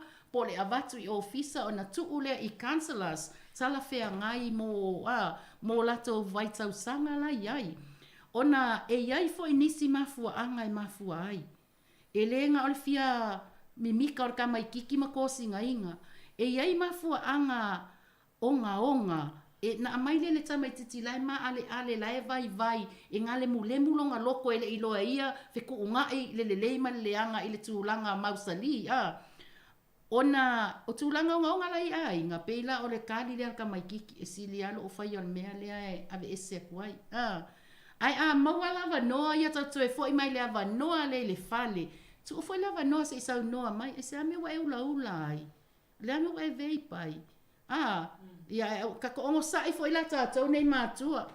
Wangang kalangoa mai ala ke ika o te se avai kua ko e lunga kumalo wale no pole ale winga na la inga fai le tala no alea ai mau wale loto ono sai matsa le fale e ma fai na fai matua o te tala no to o fo matua o makua foi la fanga o kama o le fai ka le me si o pepe foi fang susu male o mar kai mire lo mo kupe o lo le fai ngata Ai, e mawhai na whai. E mawhai na whai. Whaftai sa velina. Ia, tono e isi vaenga malo sa o le mane ia le whaupunga le e mawhai na whai. Pe ai ei lava le loto ma le ngangol ngā lue whaatasi.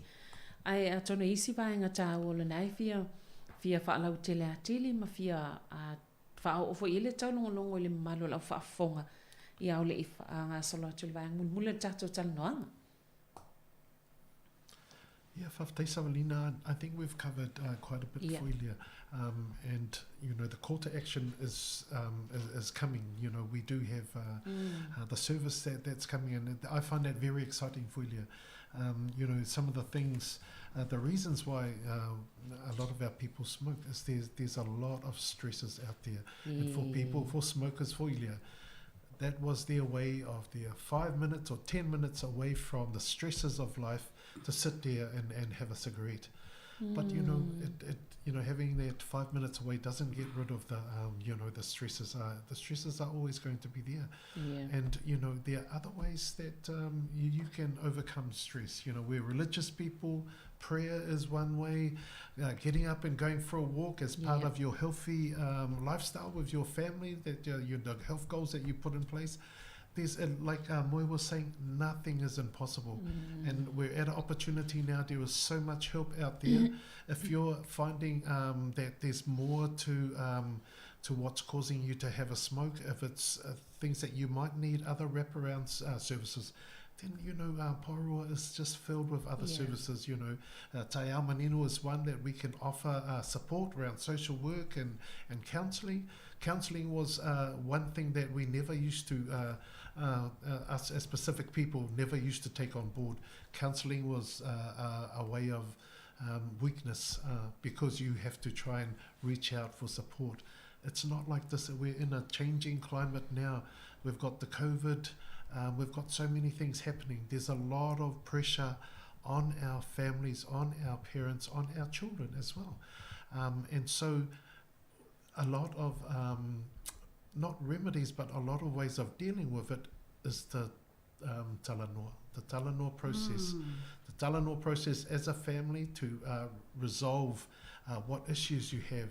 Well, we have to go back to our values, our basics. And like I said, you know, I'll be, as soon as I find out what these phone numbers are, and a lot of people already know that of some of our support systems within Porua, then I know that you can rest assured that help is there.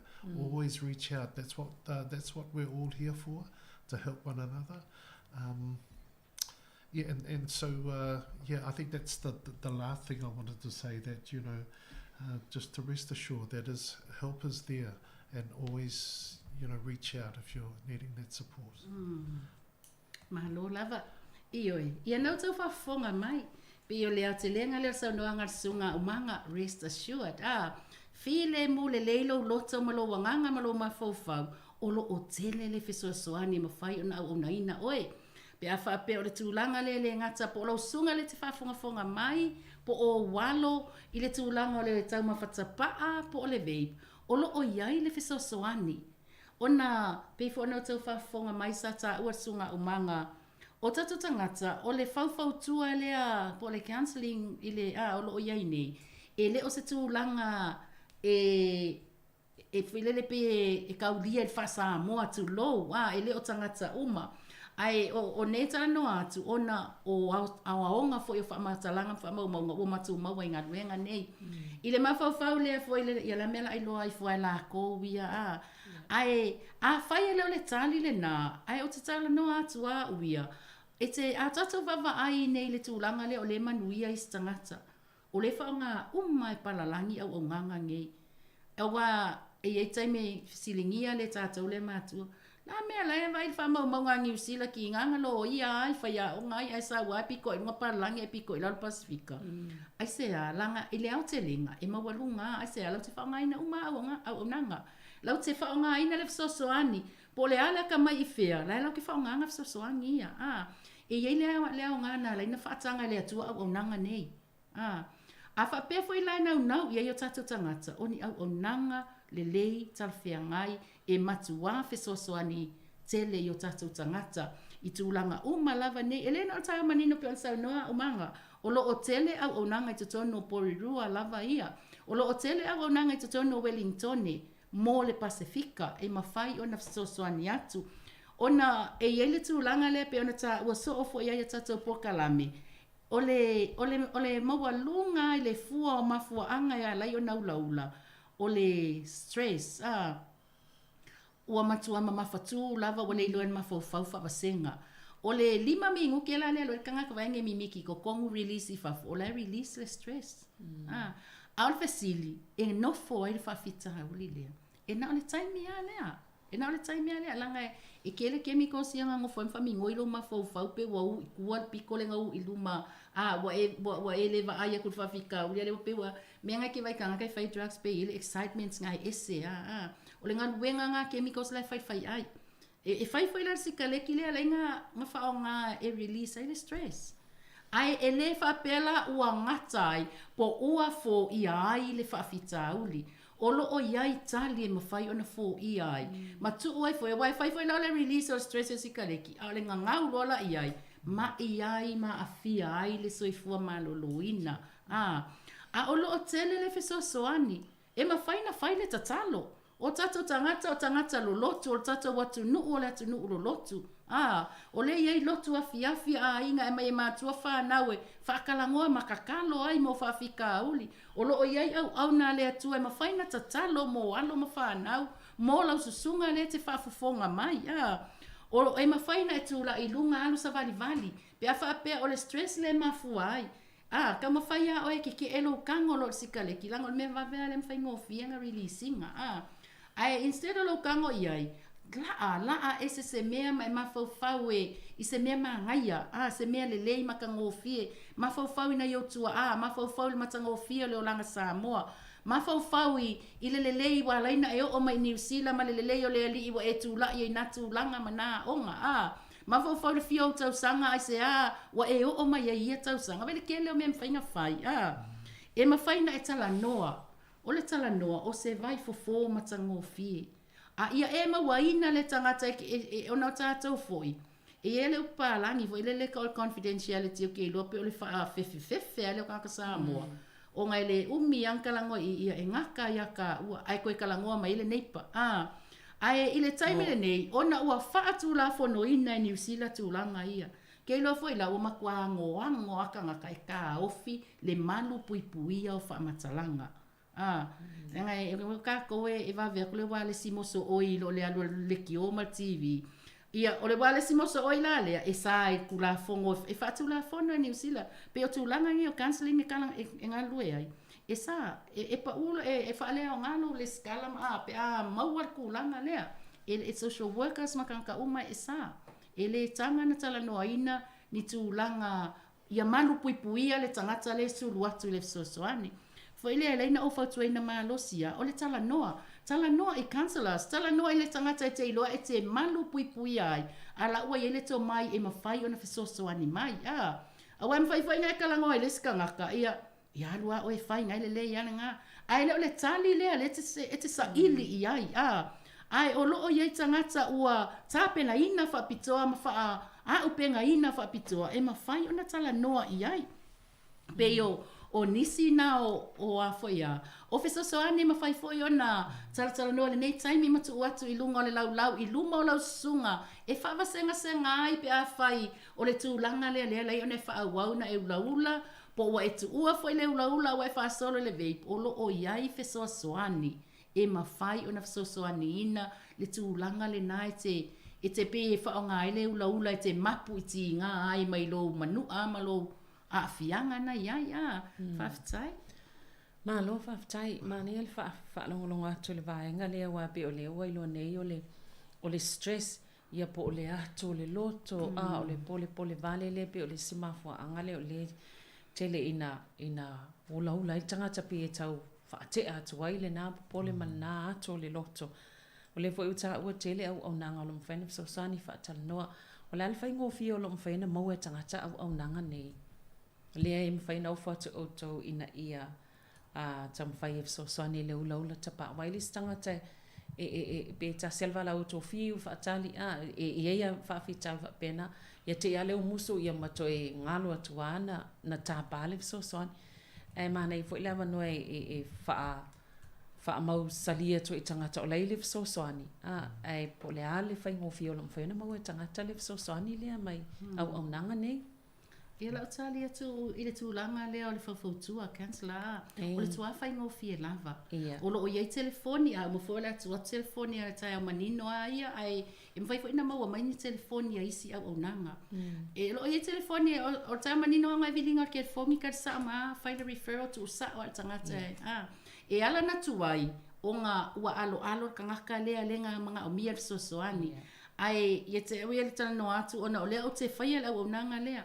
Ole vave ia ele ese kai mi fa kali po le ale me nga pe fa ya o kanilisi ai o nga yai fo ia inga le ma ale pu lenga nga luenga e sia ki uma po wa e attempt po wa e le ka ka nga ila loi fo le fa valu tu la e te le itali tangata lea ele mine le tauna o vatu e vave ana ele ese ai ingi me fa ia ona o le tangata pe wa ko e fa rufsasi long ma fau ia ai fa pe foi kasi wa fa tsa inga fa pe o Samoa ai le manga i ke o Samoa ola ia ka nga le Samoa e ma to te fisilingi e fortu langa lea e ke okay ke a o pe ke manga o se ka nga le e le mafaina so nga kau ai kuami me ai le tsala e siaki o ma le pa le ni ma le tsala fe ngai i le e mana o mia ina le au nanga malo fa tai ia moni lava to langa le musu foi le tala no tu ia fa pe o lau te o tala no mai o lo wai lo o mal fa fi tau ia ai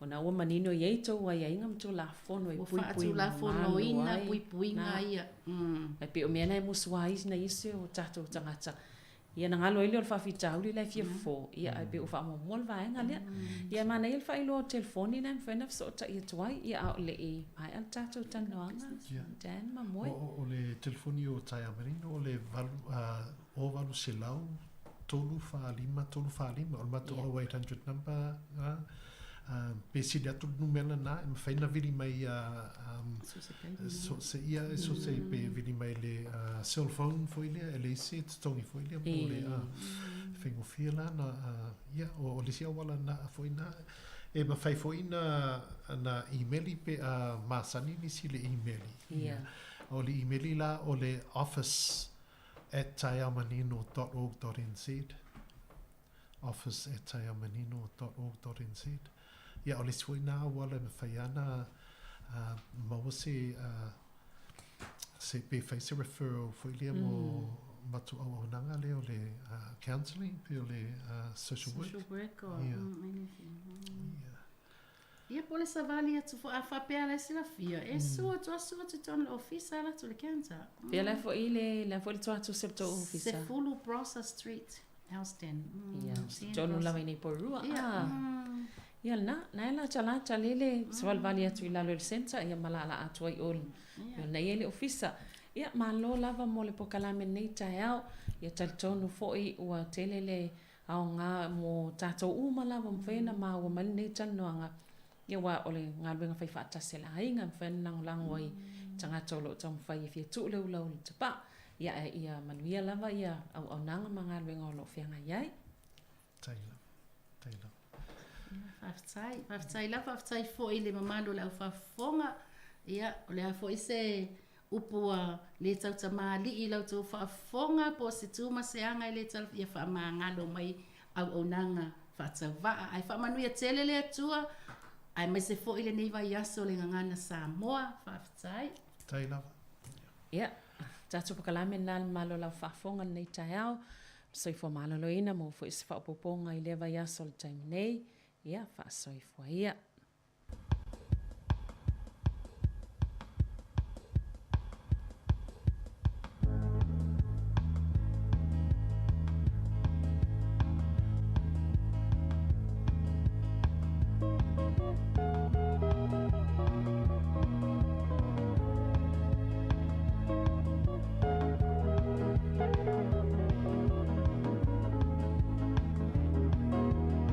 Sila pa pa pangamay, ay ay ay, tangian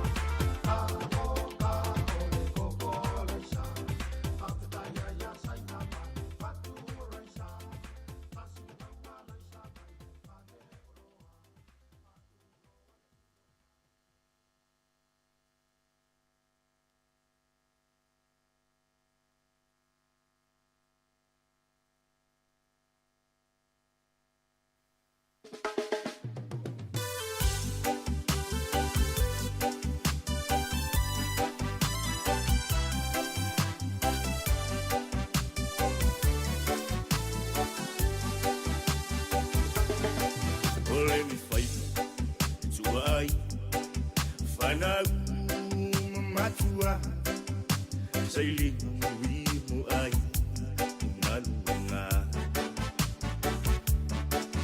tapui le mulila se yuk jan le tua jatu teloa italusan yasuma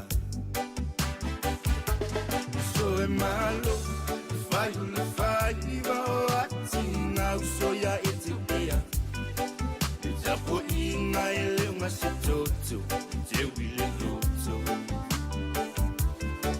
ole fisi wesa ole mele ole ai tua fa jofa wo ma ai tolu tsa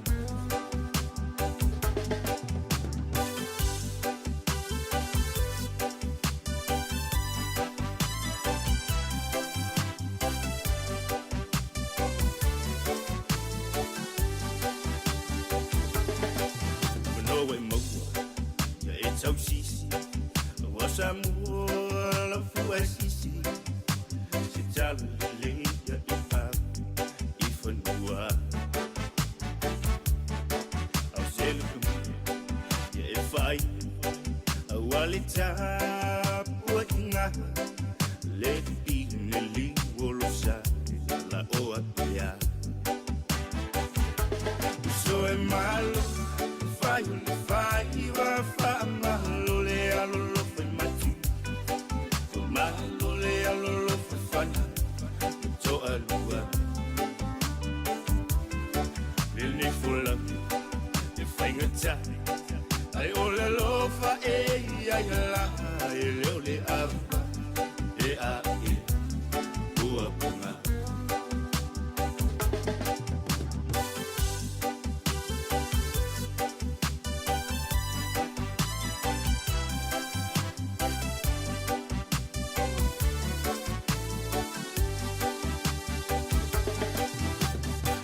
e fa malo le ngalu e fesili le so o le lu fa le lu fa be ko malo i ngau fa ka wa ngau i la malo si puno wa i au le fa ki au va ese fu markas ese uma tio anga wa fir fi ya kas nga ku ele sa wa o nga e do o nga fa i mo le fu mo samo nga lu nga selo ila u ai hama u masang ya gi me le wifi au wa ka ni ai fa ya mo fa Wole fia uso imakanga kolo loko e ke faya ube fa le ole so e malol e fai va atina uso ya etipia japo ina ele uma sitoto je wile loto ole fisi wesa ole mele ole a tua fa jofa wo ma ai tolu tsa so e malo fai va fa malo le alolo fa mati fa malo le alolo fa fana to alua Lili fula e fingata ai ole lo fa e ai la e le ole ava e a e tua punga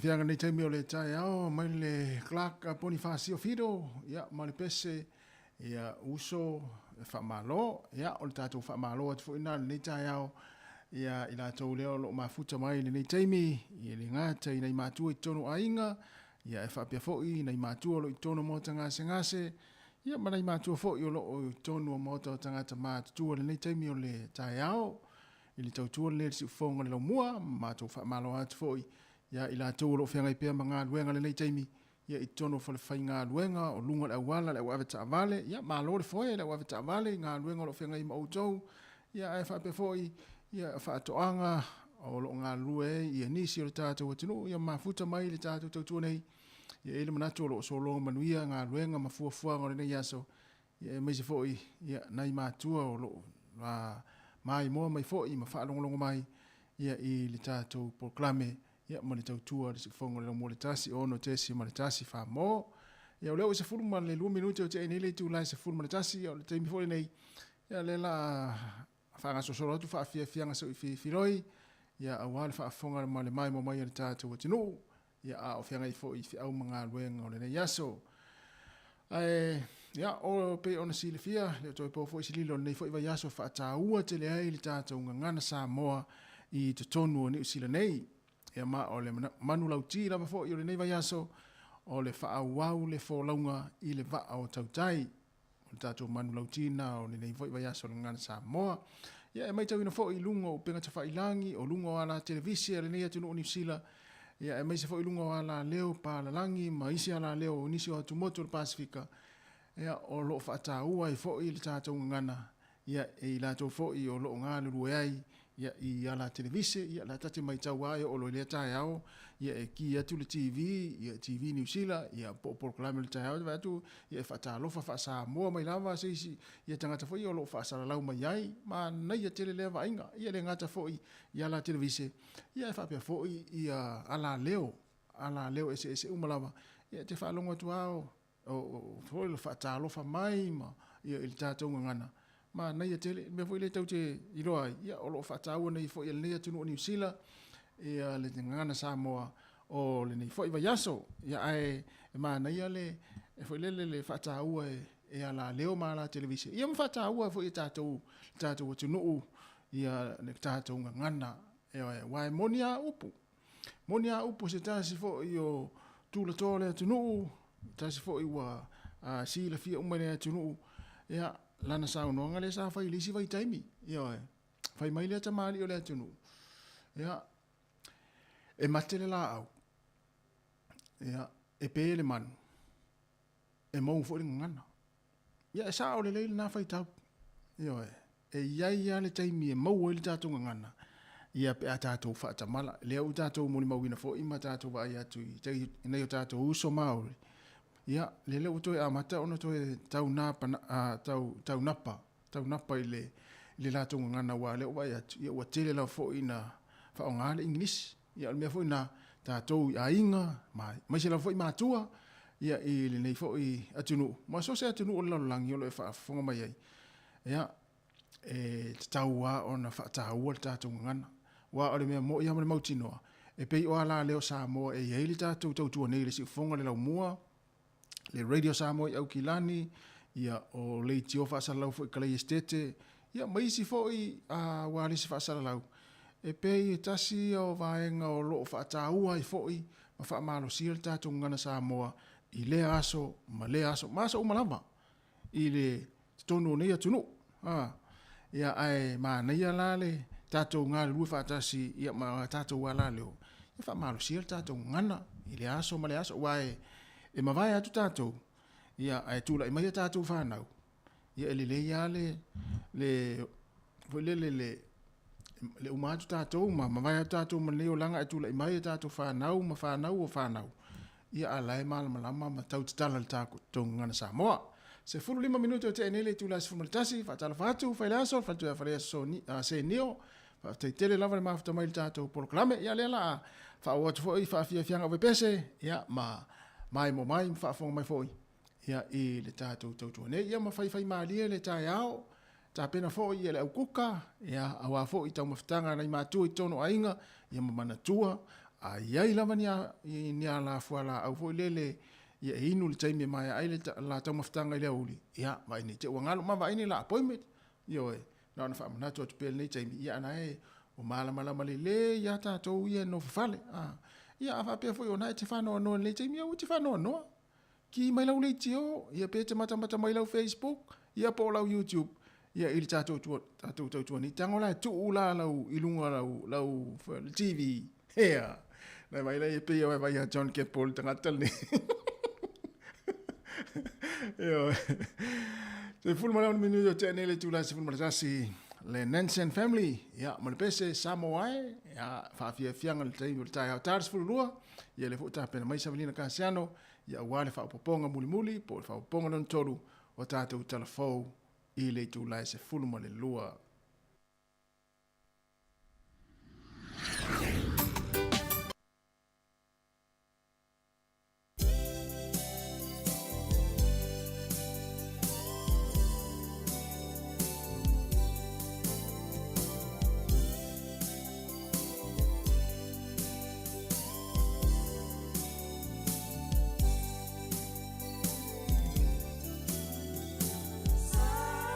Samoa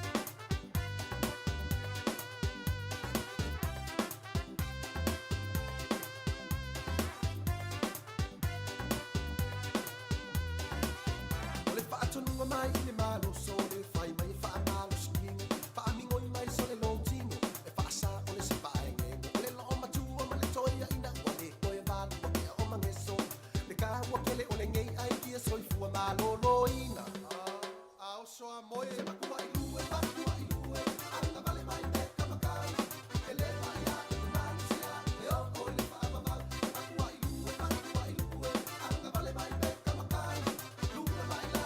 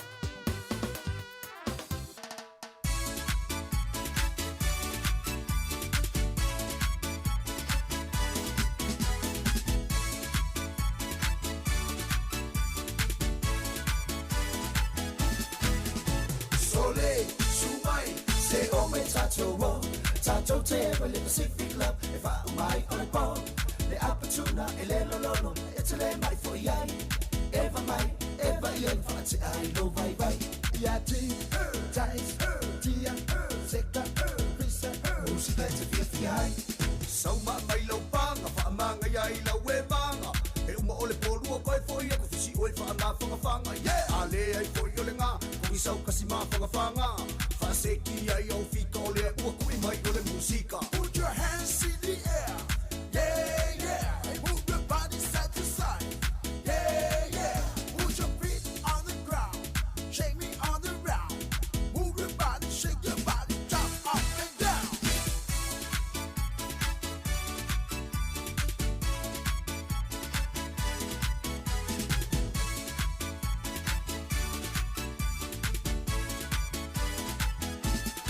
Say Maya, sing the fun. Say Pamalo, still away. Make it gassy, make it was so let's say 544.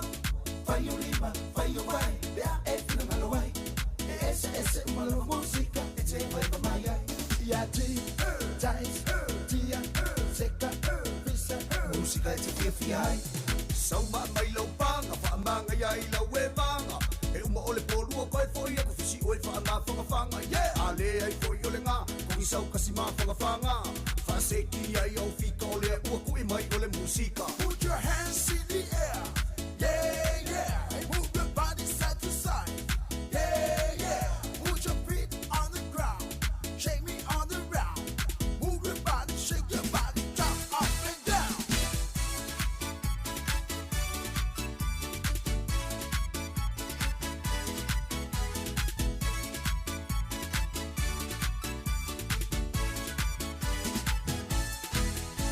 sau ma mai lo panga fa manga ia I la we manga e uma ole polua koe foi e ko fisi oi fa na fanga fanga yeah ale ai foi ole nga ko I sau kasi ma fanga fanga fa se ki ai o fika ole ua ku I mai ole musika put your hands in the air yeah yeah and move your body side to side yeah yeah put your feet on the ground shake me on the ground move your body shake your body jump up and down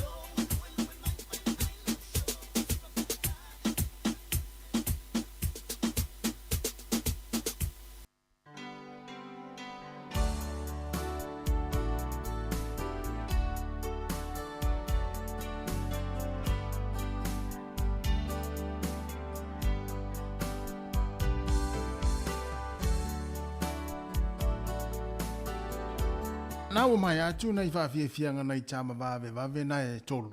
Tolu are na so atu. Ia, leo tātou se e mai tama, fo le te nofo I lalo e tolu se la. Ia, ma whaasolo iu ma whauwhaunga. Ia, ma whaatalitali te me puna ile ulo na e whailau kuka wa fo I tama whtanga to ina malo matua wa le wate ala for sutas.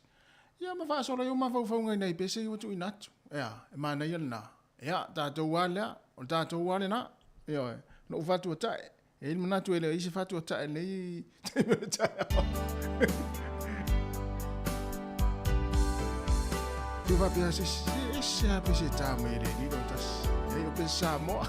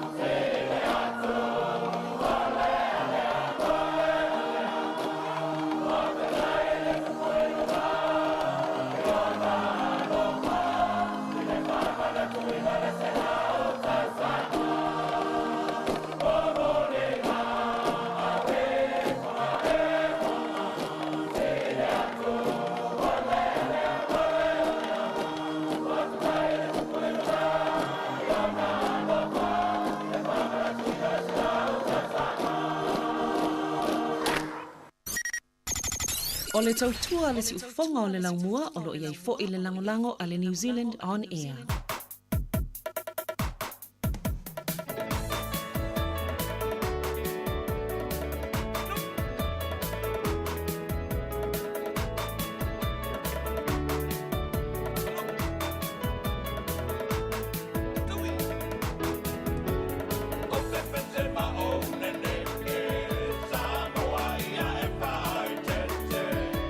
Samoa le ngolo no ina wa malulu le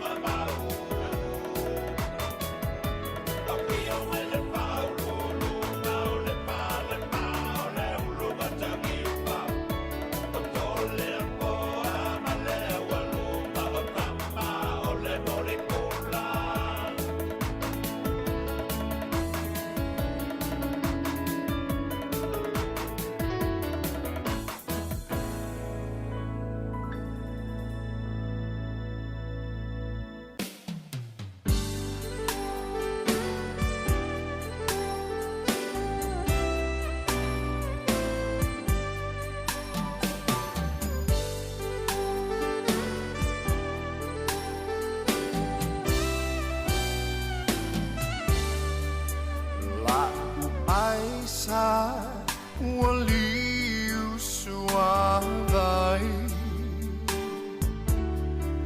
ola rosa wale fumai ai ua uimoto eseisi ola rosa o te surichiai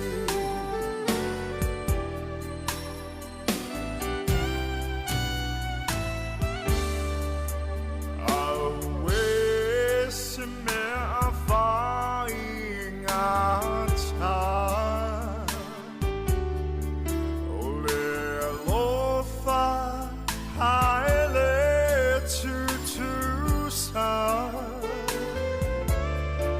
na ole moe hai mapui chinga Talila vale nei olonga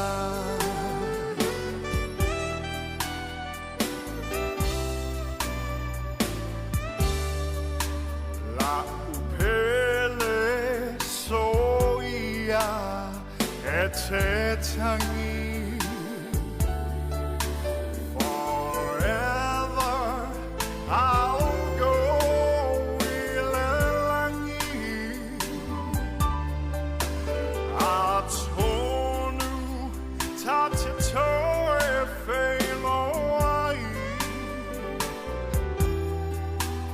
ise aso oilu manai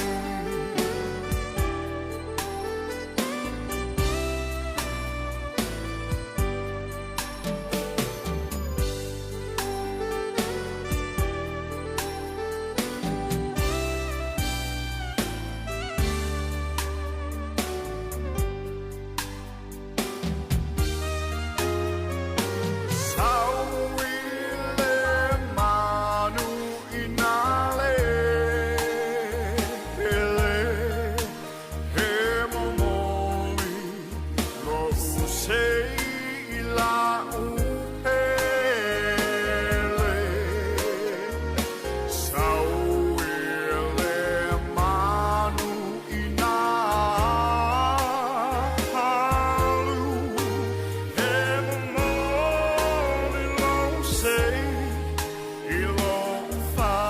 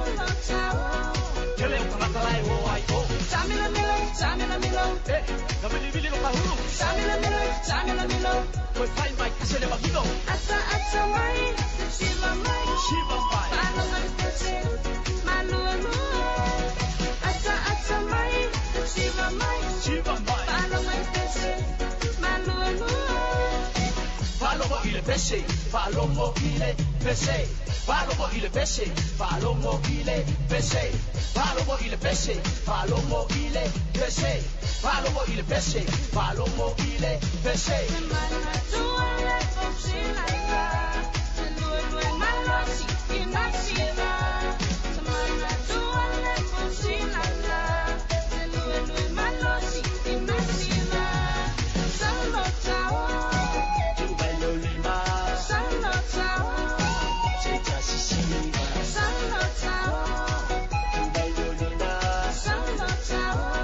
Tell him come out, oh, I go.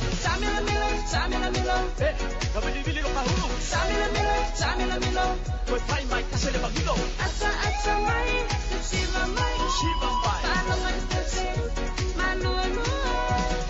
Ata mai, shiva mai, palonga i pese, malua lua. Palomo i le pese, palomo i le pese, palomo i le pese, palomo i le pese, palomo i le pese, palomo i le pese, palomo i le pese, palomo i le pese. Ata mai, shiva mai, palonga i pese, malua lua. Ata mai, shiva mai, palonga i pese, malua lua. Salo tawa.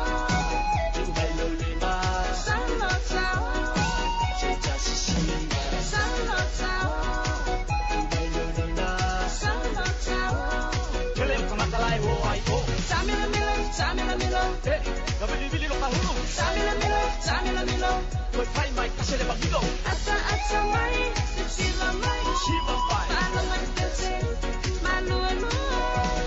Ata mai, shiva mai, palonga i pese, malua lua.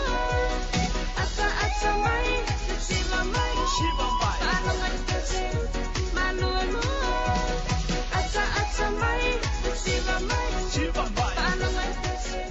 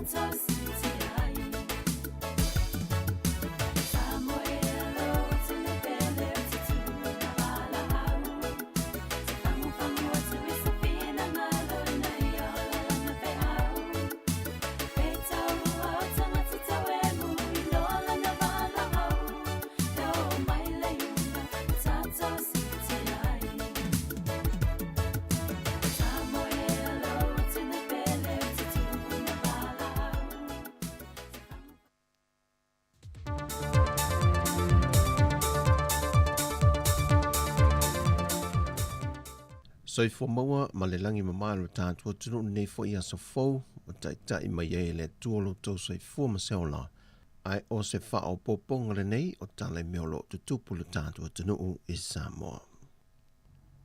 O le isi wha maumonga o le whasafulu valu i tūlala ta mai o wha maumonga o le wha mai o COVID-19 furuiva Mai le aso tofi a nga i le aso to na i le whai unga le vaiaso. Wa wha mawina i le wha au popo le isi tangata maliwe to tasi e le to alua se fulmale 5 saa iai mo mua. O le ua maliu o se tamae fitu se fultasi tau sanga le matua le soifua e iei o na ngase tu maupe o na wha mawina ai ua mai a o na whaia o na tui pui pui e lua o le wha mai. Ai lea wha se fulu valu i tu la e se lau se fuluiva i la tau fau on maua le wha mai na mawhai o na oane ma wha mawina i wha maumonga le soifua maloloina. Maua o atoe le se fulu mal tolu wafe wha se lau wiva se fulu maliva. Tangata Samoa mai le aso se fulu mal fitu o mati na tau aveina siama le koviti. O whanau mire se fulu mal lua tau sanga o antu se fulu fitu tau sanga le mātatua. O le wa amata wha ngā solo no lātu tuilo na tolu po le posters. Ai se vanga na ai le whanau la iti mai le se fulu mal tasi tau sanga ngā i lalo. E lea ngā waa i le tuilo na tolu. O le temi nei wa iwa se fulu mal tolu tesi ma le tasi pasene. O le mamalo le atunu o mai le se fulu ma le valu tau sanga ma lunga atu le mātutua. Wa mai ale tuilo na lua. Ai wa valu se fulu ma le iwa tesi ma le fitu pasene. E la tau me le valu se fulu ma le lua tau sanga le se fulu fitu tau sanga le mātutua. Ua atolo la tuilo na lua. Ai valu se fulu ma le fitu tesi ma le ono pasene o la tau le vao le 5 tau sanga le se fulu ma le tasi tau sanga le mātutua. Ua mai a uma o la tui. E fitu se fulu ma le whaafe valu se lau valu se fulu ma le lua. E la tau ua mai alo la tuilo na tolu po le posta. E amata atu le aso lulu le vai aso nei le aso mua iuni. O na fele le mai va lele mai atu no i fafo mo fai ngā malanga i Samoa. Mo aso umo le vai aso. Se io atu lava ia au kuso i tatala atu ai. Tua oi wha vau malo mo fai ngā malanga o le a tatala fasolo atoa.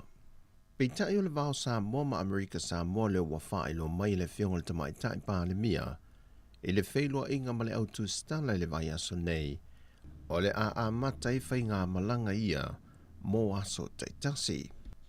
Peitai o pāsese umasa whai malanga mai le teimi wa tua nai. Wa tele lu i taulo lātou leusta i o ai e ingo le whaanofo e sea i a inga. Ona ua leusta i le wha o ane o lātou siaki i teimi maaso whaatūlanga ina. E pe ona iai i a inga malienga o le ulu whale mai le atu nuu. E ui o le whainga ai o lo whaatu mau pēr pe o na sau nor te mai tai pāle mia. O le a wha a wawai pēr lea ia ingo le whaanofo e seo i lātou uma e le wha mao nia le taunu mai i Samoa le siamo le wha mai. Mo le fitu aso i o lātou a inga. Ai o le wha mao nia le tangata i ana siaki a wina e yaso whaatūlanga ina. E leo i longa o na iei se malo si anga wha apito le tūla whono. O ai i lātou ia mai le leusta ia. O le vai aso fo le nei lea ua toe a mata e ai whanau mai a onga tūlanga lua uma le atu nuu. Ai o le amatanga o le masino iulai. E whatu a toe a mata ia o onga a whanau uma ia onga a mata. Ua se ese mai sa mo me le la asanga lona lua e le la asanga mo le lanu sama. Mo le puipuinga mai le wha mai mo le whawa yaso. E a fuatu le vai luanga o le po le aso lua tau se fulmantasi o me. Lua afe lua se fulmale lua. Se i o atu le vai luanga o le po le aso lua se fulmale valua iuni. Lua afe lua se fulmale lua. E ono vai ngau toe fitu nai mo le la asanga mua o iailu tātu atu nuu. O le tatala ina leo pisinesi ma fale o loa uma i tu la tatala masani. Mo aso taitasi o le vai aso. E au fia i male aso saa. O le a whaatanga le whewa i o tamaiti i lalo i fo le 5 tau sanga le mātutua. E no whanga whaitele a ia multa ia pui nga wha le soifua malolo ina. O le a fitu nai a ia inga mo waa whangote pipi i le wafu i mta autu. O le a mawhai o na tūlau i le ele a isi au waa o se waa whangota. A o whaatino le ngā luenga o le lau e sei no lato uta. Ai mai se foi. Le toe tā pena mo le anga i se atu. O ia swinga, e a te tau o na whaamali e ina a ia inga uma, wha le soifua malolo ina. O le isi vaenga wa suia o le la sanga mo me i ai le antinu. Le amatalia le ona whai o whai ngā malanga yaso te itasi o le vai yaso i le vao Samoa e lua o Samoa ma Amerika Samoa. O le awha a wau foi o na wha atinu su enga mo le wha mai mo i lātou umai taunu mai le atunu ma te tala loa i o lātou wa inga. O le auna ia pia pui pui ngā wha le soi fua malolo ina mo le pui pui ngā lautele e pei o le wha tāua pia o le whai o tani whafonga tutu ma no nofo vāvā ma tau sisi le leile soi fua malolo ina. E ese fina ngalo wha lio ta itai o vanga wha au pufai e lua. E ni tā pena penanga le atunu o i le ono o mai o leisi foi wha mai fau. Le wa a mata pepesi nei le larolangi le monkey box. E le whaatala noanga e le TV tasi o le taitai o le tuanga i le mai aso le nei. Na ia mita i le tūlanga māua e ma le tū maupea o sa mo i tūlanga o pui puinga. O whai ngā malanga ia e ofi mai le atunu. I le ana le whaatinonga le malaiwa lele. Mai o lona whaanaunga nei e whaalia. Ia tū maua i pesa mo i le tūlanga māua lunga lea. O le mata i tuina le o mai o isi fo i siama fau. E ese mai le omikorona. Le ua pesi ai le atunu. A le mea makaukia mo makawinga. O le ngau Samoa le e makua bawa e le tutua tu tātou tangata i le airport. E whai o lako lai. Le ea mangi me whapea ngā e mo pui pui ngā. Lai whai Amerika. E lai masi me whapea ngā. E mea ngā ula kua i New Zealand. A luaku i Tupai, a luaku i Ireland. Le ea mangi pui pui ngā la e ngei. E ui o lai whai a mo me pui pui ngā fo i masang. E o koe oso mai Australia el koe kari umai ngei Brisbane. Oi Adelaide. Hal mea whai ngā maku makawe. E whewa ia e alai pepisi ai le. Ma sanga i tasi loa ai o tai. E le tūlanga o le fōi ngol whaba. Ua makua kere ngau ngaka i ua marili. E ama pisia. Peitai e se fo i le sila le taitai o le atunu. E le tūlanga le ono pesi o le tātou atunu. E isi siamo le whaamai o le COVID-19 furuiva. Whapea fo i ma le monkey box. Ia atu no le monkey box o le chicken box o a umai si koe ngā box. Ia o le ae tamino milo le laulang. Tau fo tatou whapena fu tatou ia. O le mea ia o matua i fo i lea o tari ngata te le laulangi. Ia ma tatou fo. Nenei mea o le loka loka. A whapela o le mea lea ua ngā e le tatou laulangi. Ia, foi le whapea o le atu fua. Ai, foi le i awhianga i o tātou loa nei. I foi le i te mauainga. Ia, foi le ngata te mauainga lau tele. Ia au te mauainga o tangata taito tas. I le tele o le awhianga o lo iei. Ia, o tauana tātou tau sa ili metutia ma awala ese e fo ia ia lu tau o momoli mai pe mo tato le fionga le tita i o le atunu le fionga le palimia fia me Naomi mata afa o tatou tala fo wi o le nei aso man wi o le tatou atunu faso i fo ia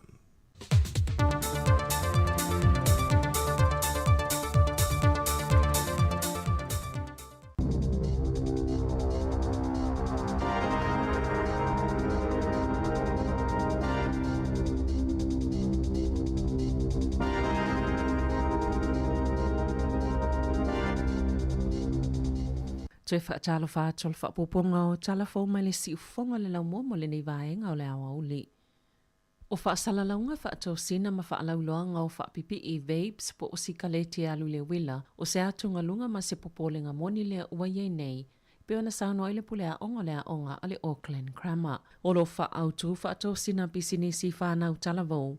Ma ua tatau na ve ese i tu aingo tofo po manongi ese o lo o iai vapes. Pe a whai e moni le angango nei sikaleti wila e mō tangata o whenga tau na tu o le tapaa po le sikaleti. O le mana onga le pule a onga a ve esea umai tu ainga manongi po flavors i e whaatou sina ngofi e whanau po tupulanga. Ma ia a ve esea ma le atunu a ia whaatapula aina na ole peppermint ma whao ngai tu ainga ia fia i ei tangata mātutua ai le fia i ei tupulanga la iti i whaamaumaunga mai saililinga le Youth 19 na whaali ai e se 10% o tamaitia onga wa peilava o se masani le whaao nganga o le sikaleti e le tise po le wila, vapes, ma le 1% o tupulanga e ula i lea i tu ainga o sikaleti i le vaiaso.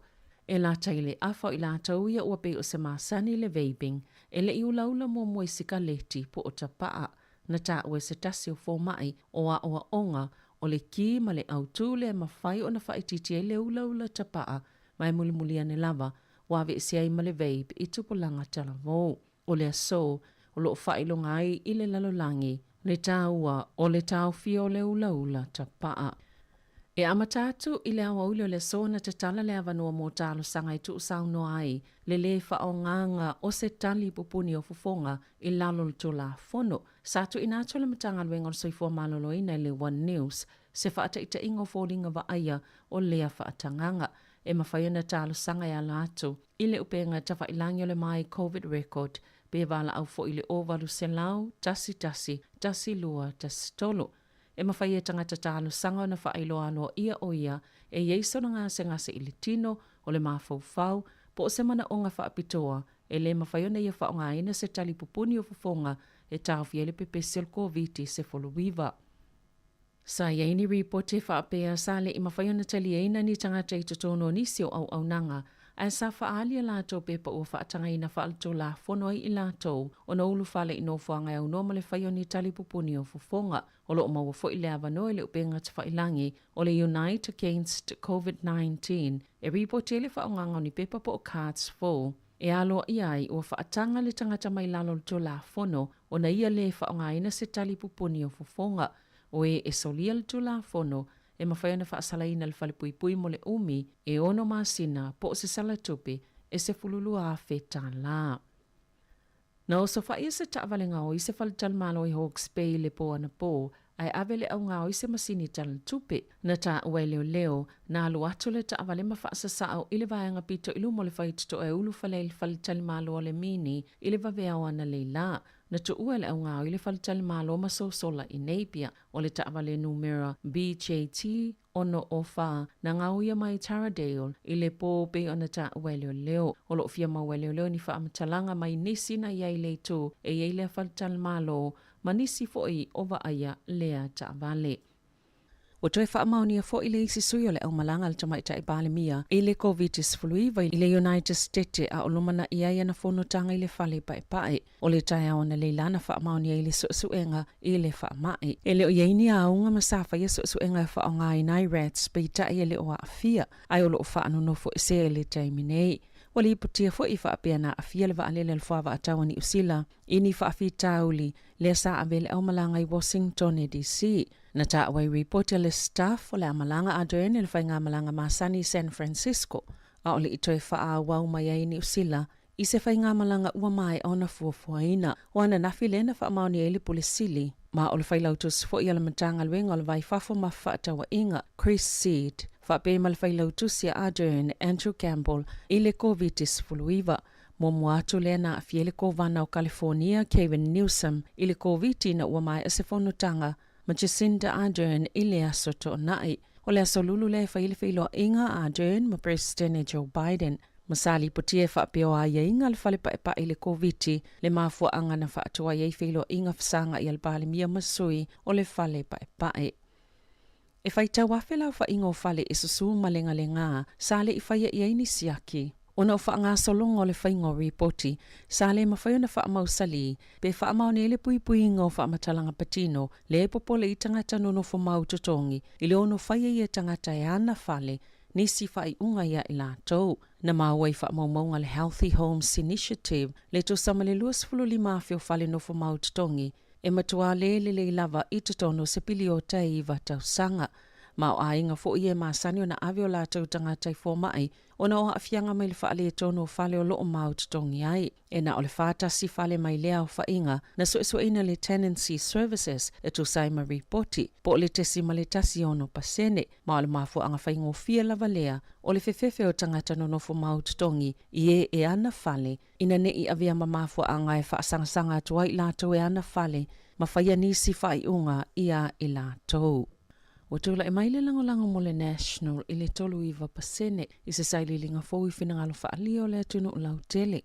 E ua pa ule leipa I le tolu 5% ana whaapeo whai ngā pālota leo le lua whelua tolu se manuele maua se vahanga whaapufai le whai numera e ta ina ai le malo. E saililinga pitola tamai ale One News Canter na si iti ai le lango mo le vahanga whaapufai le green. Ile se 10%, pa ule act ile 5%, ma le te pati maori ile 2%, a tu I whai numero no fall palemene. E 5 mo le national, iwa mo le act, 5 mo le labour, 10 mo le greens, ma le 2 mo le te pati maori. O ia whai numera, e le mawhai le national po le labour. Ona whaavaena se whai ngā malo whaatasi ma isi vaenga whaapufai. La tau te whai pa anga e tu il filifilinga le vaenga whaapufai a Māori pe o le national po o le leipa e ave iai la tau langolango. E tolu pasene le langolango mo Jacinda Ardern, 5% mo le taitai o le national Christopher Luxon, e 2 isi maka na whaititi le langolango mo David Seymour, ma ua tula I mai le 3% a o Chloe Swarbrick e 2%, whawasa mānei a Winston Peters e tasi le pasene. O le visili whapalota mo mole tal mai le paketi le masina nei peitai o lo o whaatasi ma le whaafitauli o le siti o le tau o le soifuanga. O ana nafina fola si ai le minsta mum ta uptau pisinisi whaapia matangata whaatau David Clark, se talia le malo I le ungo su enga le komisi mom ta uptau pisinisi e whaatitawi au nanga supermarketi o ta iala mala asanga ia ua whaia le malo. O le a whaafetau ia nga I whautuanga sfulu malelua mai leo whainga sfulu malwhaia na fola sia le komisi ai le ngata ilea e lua isi whautuanga o lo whaapopo ia la asanga ua whaia le malo. Ua whaatuina le malo se whaalapotopotonga e mata ituina le itutau I oloa I e whaatauina a wātotono a inga whaatasema se ta ia lai whaamalo siona mulimulita I ai. A o tau mawhaia se fofo I le nā o le lua o whaalapotopotonga te tele I e whaangalue ina pisini se tau supermarketi le atunuu o le a whaamalo si ai fo I supermarketi ina ia tatala atua lātou au nanga o oloa I e whaatau ato o toa I pisini se ono mawhaia na whaia whaatau vanga pe a whai e o atu le whaingo le tau sanga I le I whaia le atu langa o ia suinga uma o le a mautino e tala whianga I le I tau e tutongi e tangata New Zealand. Mo oloa lātou te whaatauina beona sauno le minsta na ta ua ia whaalapotopotonga o supermarketi wa ielo lātou tau maunga ina ia ngā lulue male malo e whaatatau I ia suinga. E ele tali tonunga o le lua vai tolo tangata New Zealand e te tauna mau e tangata I e tali le benefiti whaapia matangata penisiona le vanga tupe male malo e tolu se lau 5 la mo le taunga talo soifuanga e tu sai masaililinga le One News Canter Public Poll. Na whaasilsila le minsta o tupe Grant Robertson le vaenga tupe o se vaenga o le paketi o le tausanga nei mō tangata e o atu I le taifitu sifulu awhita la lātou tupe maua le tausanga e lea o fie tangata o lo o maua le whaamanianga o tupe fsosani bilio mōliona o le tau malolu e tu samalilua tesi ma le tasi miliona le whainga o tangata yanga vai le vaenga tupe e tutongi awa wa I tutono masina e tolu amatatu ya au kuso pe tu sale malta ilua fitu ta la fa popo le vaiaso mai valu se lau se fulu miliona ta la le tawa fai peita ai ole totele lava o tangata yelo la to taltonunga e te tauna nga va yai matangata benefiti ma penisiona na ta wele polesili le Salvation Army sale yaiso na taltonunga e fa ese ale malo tangata benefiti ma penisiona mai le vanga tupe. E to lima fe valu se lau tolu sifulu ono tangata fau fa amani al COVID sifulu iwa I te tono New Zealand. Pio na fa ilua le mtanga luenga o soifo maloloina fa amaumaunga o le asonga fua. E to fa se lau mal tolu tangata lo tawhia I fale mai au lo o afia le vairusi. Mai to lua sifulu o fa apopo ina ai. Mai le fai numera o le aso saa. E to se fulu lo tawhia I potu mo ngā se tinga ina. Sa fa amani a fo il mtanga luenga Nisi tangata to lima na maliliu a o a fiele vairusi ile tolu aso ua tuanai e to oluai au kilani to tasi taranaki fa befo I Canterbury malei to I Sauti. Na ta ue se wha la potopotonga mō tangata malanga I fafo ta whawhao mō se teimi umi be whai ngā luenga foi e to tele tangata ni usila o loo nau e fia malanga I fafo mga lulue be tai ele o mawhaiona mawani o la taua vanoe malanga I waalele. Na whaamuta le malo tu unga mō tangata I whaanonofo e se ai be ātau no ini usila mai atu no I fafo. Lena si itia maulunga I numero tangata. Sa tau sa ilinia vanoa e malanga I whaavao malo. Na ta uel whaala patupatonga. E to tele tangata. Sa mana na oi tu uale atu no ina ia ngalulu I fafo peitai. Ele inia vanoa I malanga tu usa o le United States. Po au se talia. E o atu le whaiunga I ulai pia na Samoa Viki Kenny. Lena amataina le whaala patupatonga le International Working Holidays o le taimi lavana tatala I whio inga I fafo. Na vave ai lava o na tutumua vanua malanga I le United States.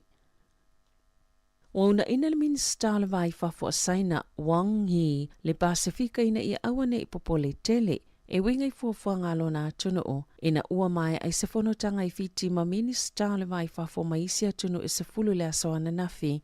Ele o mawhai ona iyo ina se malilianga tele I whiwhaatawa inga ma le puipuinga. Sa tale malo Wang I le fono. Le sa awa iei manisi o sui o le malo saina. Ma o whaanaunga o lo la taua tunu o mo le puipuinga o le Pasifika. Sa le no fonofo le le United States, Australia, New Zealand maisi atunu. Na ulua ili botia le Rudas. Ni au ili ilingo le malilianga. Le na mafuena whaelo le tite o microrenisia. E tu sai masetusi na sao itua le lautele le vai aso talawai. Ina umamai alfontanga I le asoana nafi. Le asai ai Matonga, Kiribati, Samoa, Papua New Guinea, Vanuatu, Solomona, Niue mafiti. Na sao no le ministal vai fafo saina. Sa iyo ina e malo. Ni vaenga se lima ngā lulue whaatasi ai malolata watunu peitai sa mo umiena nisi whaatala noanga. Ina I whaatulanga I nisi ioenga ini o fuasaina. O vaenga I lima iana malili iai na ta ue whaapea au whele toi whaalele o tamau ainga o na ule whaamai o COVID-19 fuluiva. Mani no whanga au tu fomo ngā luenga tau whaatoanga ma whaalawlawe titele peitai ele o au fiele puipuinga. O la whaalaulo ina e saina lana ia whaamtalanga I winga le tūlanga o lona atunu o ma vaenga o iei malilienga ma atunu o le Pasifika. Mo le whaawau pia tala noanga loloto e whaatulanga mai e nisi ioenga e ngā lulu e whaatase bwana ta ue Wang ili au tustala I fiti. Sali I whaatanga ina ni fesili lea tala noanga mtustala bwana ta ue reporti aleleiti o New Zealand.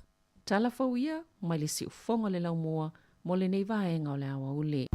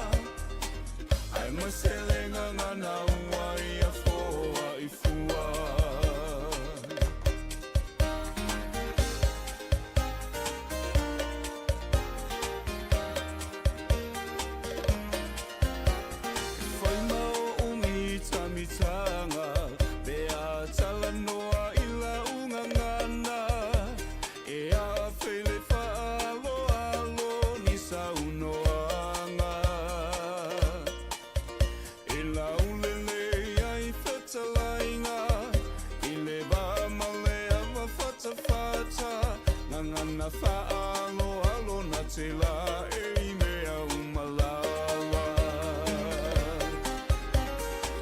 Amo ia taua I lo tato fi mai le atua. Na ta fasino mana o lau ele mawhanua. Malata nganu whaapea mai whanua. Ai maselenga ngana wai a foa I fua.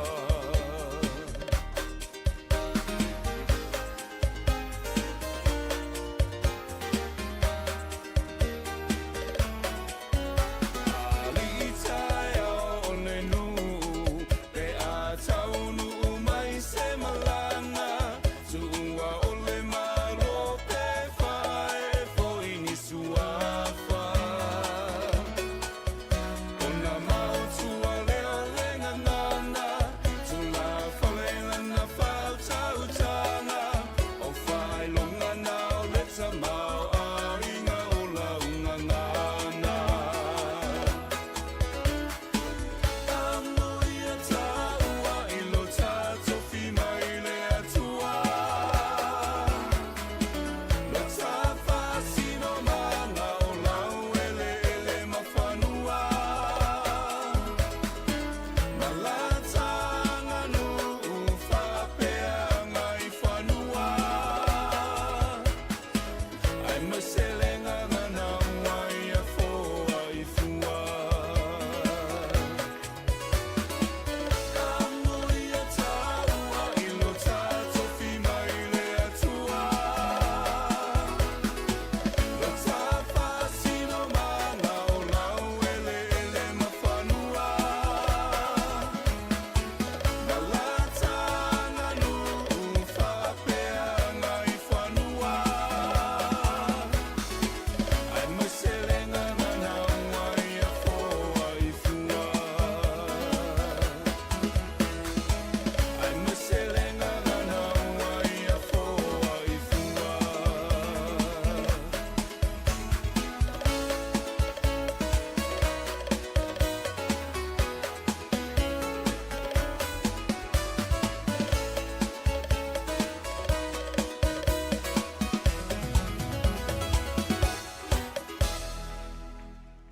Ia, toi whamalo atu, ia, ua luas wawal minu te ailes whunuma le lua, I le tautua le siufonga lau mua.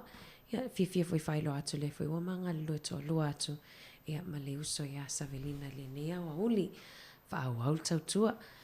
Talofa Savelina. Ia, malo ana talofa fo ile, malo le atunu ole, ni fo itai ma le aso, malo lava le, unsa ia tatona fo ufea ngai ma, tau mawhatanga le awa ule, ia malo longa mai ngā luenga, pai sina malo longa.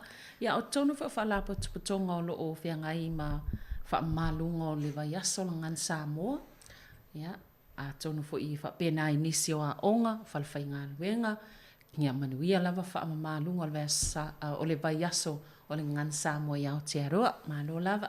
Io e mana ia telefoina ia onga I sawa io e lo wha maluina ia. Ni foi vai aso le hatile foi na vai ia me ai Samoa. Vai le ngata fa maluina foi ngana ia e pe olisi vai ngata ua le e fa manatu ai foi ia le anganu foi fa Samoa. Ia. No winga e to tele lava o. Fai pan popo, fai le pan keke. Ia le fa ausi. Ausi. Ia vai pe so fai. Ia so fai sa o le lei. Ia. Manuia lava nei vai as. Io e mai Savelina mole tsfaftai nei tato pa anga ia foina o lo nga sono mai lava e mai la to lo fa ia tato fa moi moi len fa les faraile. E sa o le faftai tele lava ile malo le atunu o lo lango mana io tato tangata o lo lango I tang faingal tato le tio ia e sa o le mai lava le solo nga solo mai lava nisi.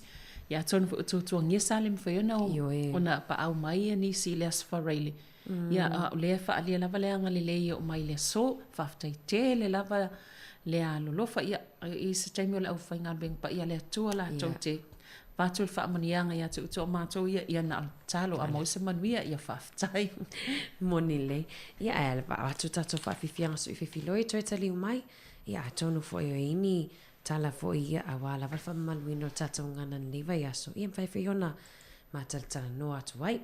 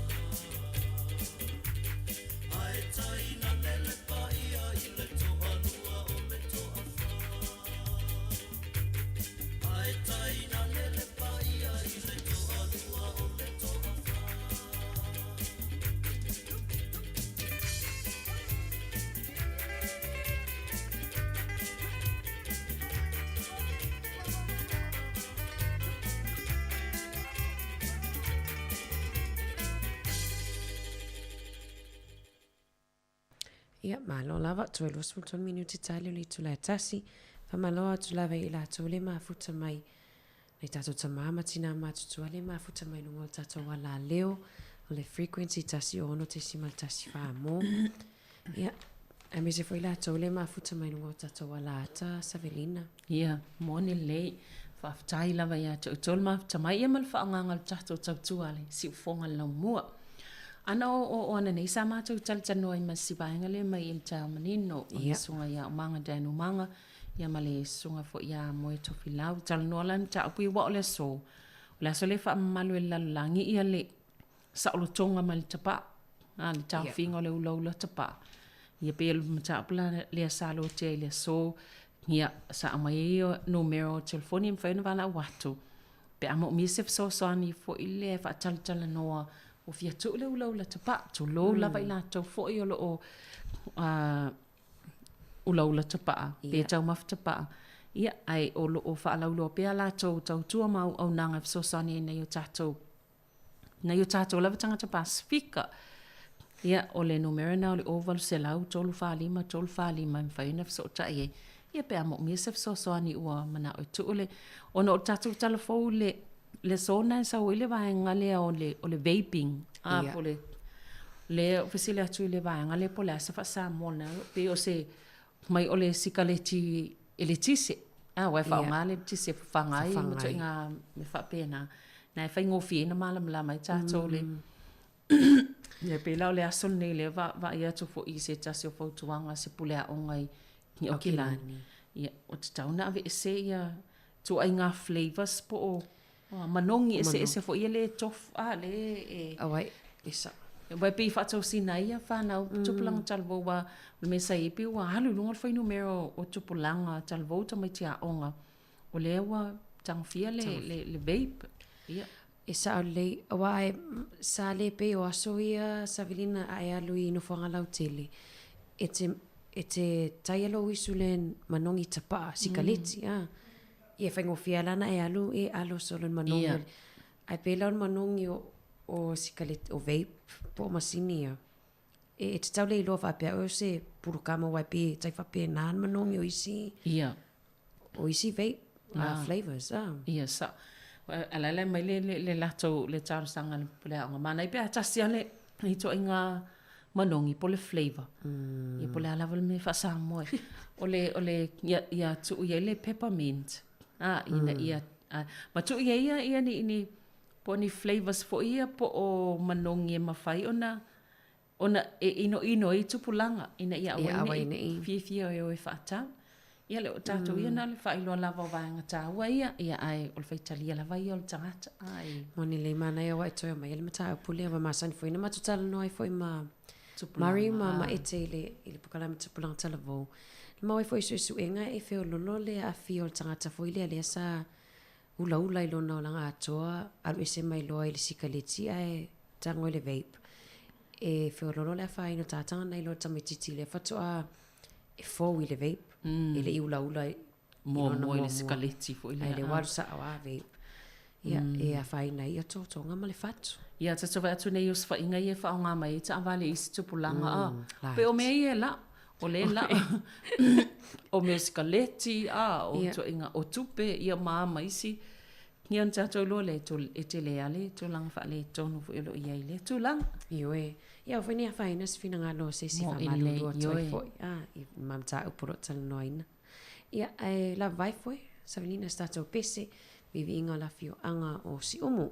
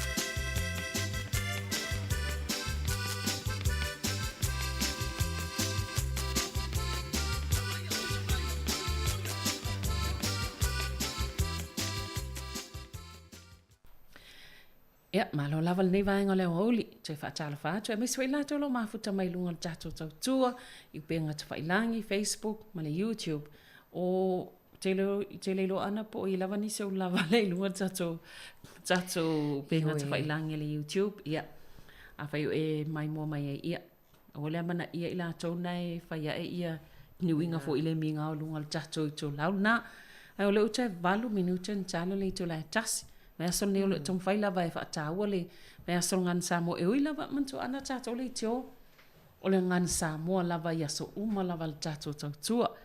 Mea lai pe o mailo vea son ngan Samoa. Ia pe ele o se me fo ilea ona o le tato te whaonga ina lava le ngana Samoa ia so uma tato te whaile nei tau tua. Ia.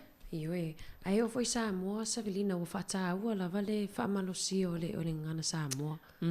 Ia onga, e tono au. Ele, mantua whaanonga tu nei ista mai Samoa. Biwa remix mai. Na, biwa remix por pesele. Nei matele o whina nui o le upu le whaonga e vo ie. Le waenga i pēr whai alato musika.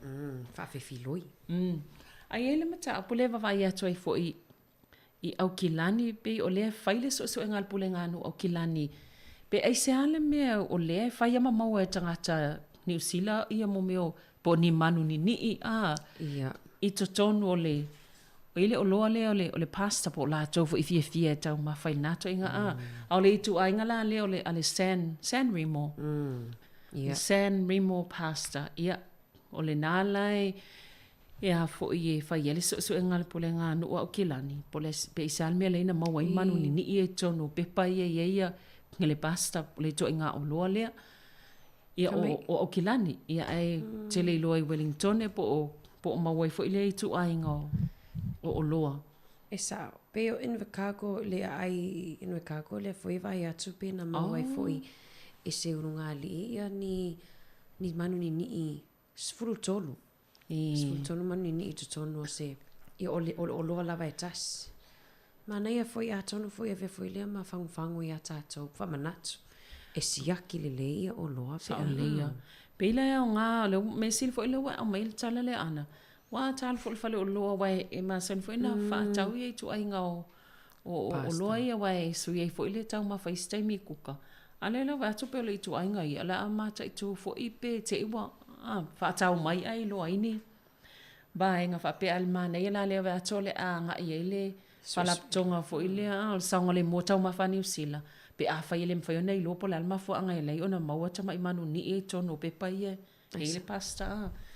Ia. A vainga tau. Vainga tau wana e wawa ai fo.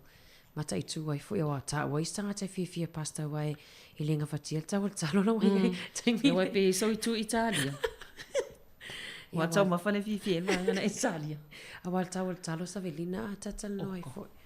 Wa toi di just full tala tau talo tas. E sa olile Ia o foi ai pe patalo.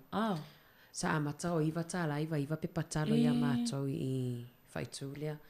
Ia ai loa o la valsul tol tala iva. Na sa olile. Ai pe lai tau fe lolo pe avatu I si pe patalo I u fa aisa. E vato lai le pe a vela Ai se fa le talo vo ile te a vel fale va val. E te masa salo vai lo isi talo va valot matua mango. Mi ole mata mai fa foi. Au le mai fa foi se me te tu va vane vo le va. Sa le yo oloa, yo tatu talo noni oloa Samoa. Mo matua I tau tala vai tatele tio foi nei fale oloa. Sa olele. Ia e ona tātai ni. Toi 5 minute whaamuta foi. Tato tau tua lunga tato ala leo sa velina. Ia malo whaftai lava mo I lātou sa mafuta mai I lunga tasi ono tesi mal tasi whamo. Malo lava le on sai malo foi le lango mal tato tau tua. Mai tan leila se e pa e mal nei taime le aso. Ia ole atawalunga I le tatou tautua I le tasi ono tesi man tasi wha mō. Ai ole a wha awau pe lunga o le Facebook, ia ma le YouTube, pe ona masani ai, ai malo lava le wha fonga mai, manuia ngā luenga o toi ngole nei au auli, tāna tasi toi awina atua tatou talafou.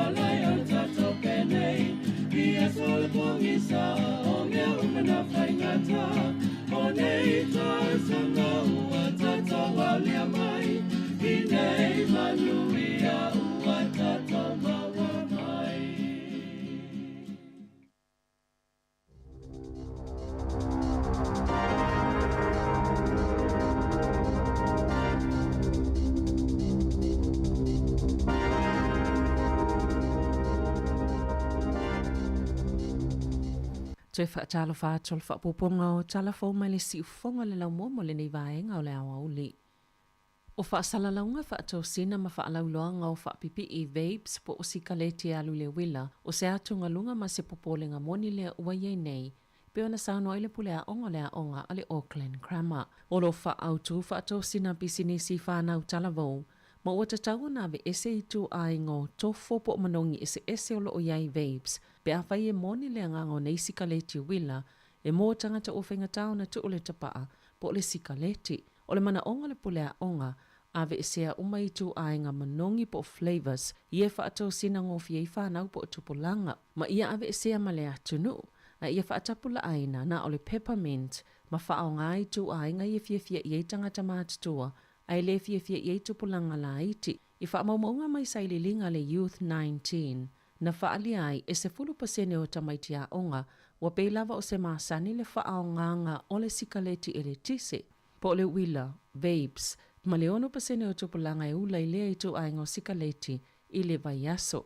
E la taile afa I la tauia ua pe o se maasani le vaping e le I ulaula mua sikaleti po o tapaa na ta ue se tasi o fōmai o a oa onga o le ki ma le autu le mawhai o na whaititi e le ulaula tapaa mai mulimuli ane lava wave si ai ma le vape I tupulanga talavou. O le aso o lo whailonga ai I le lalolangi le taua o le tau fio le ulaula tapaa.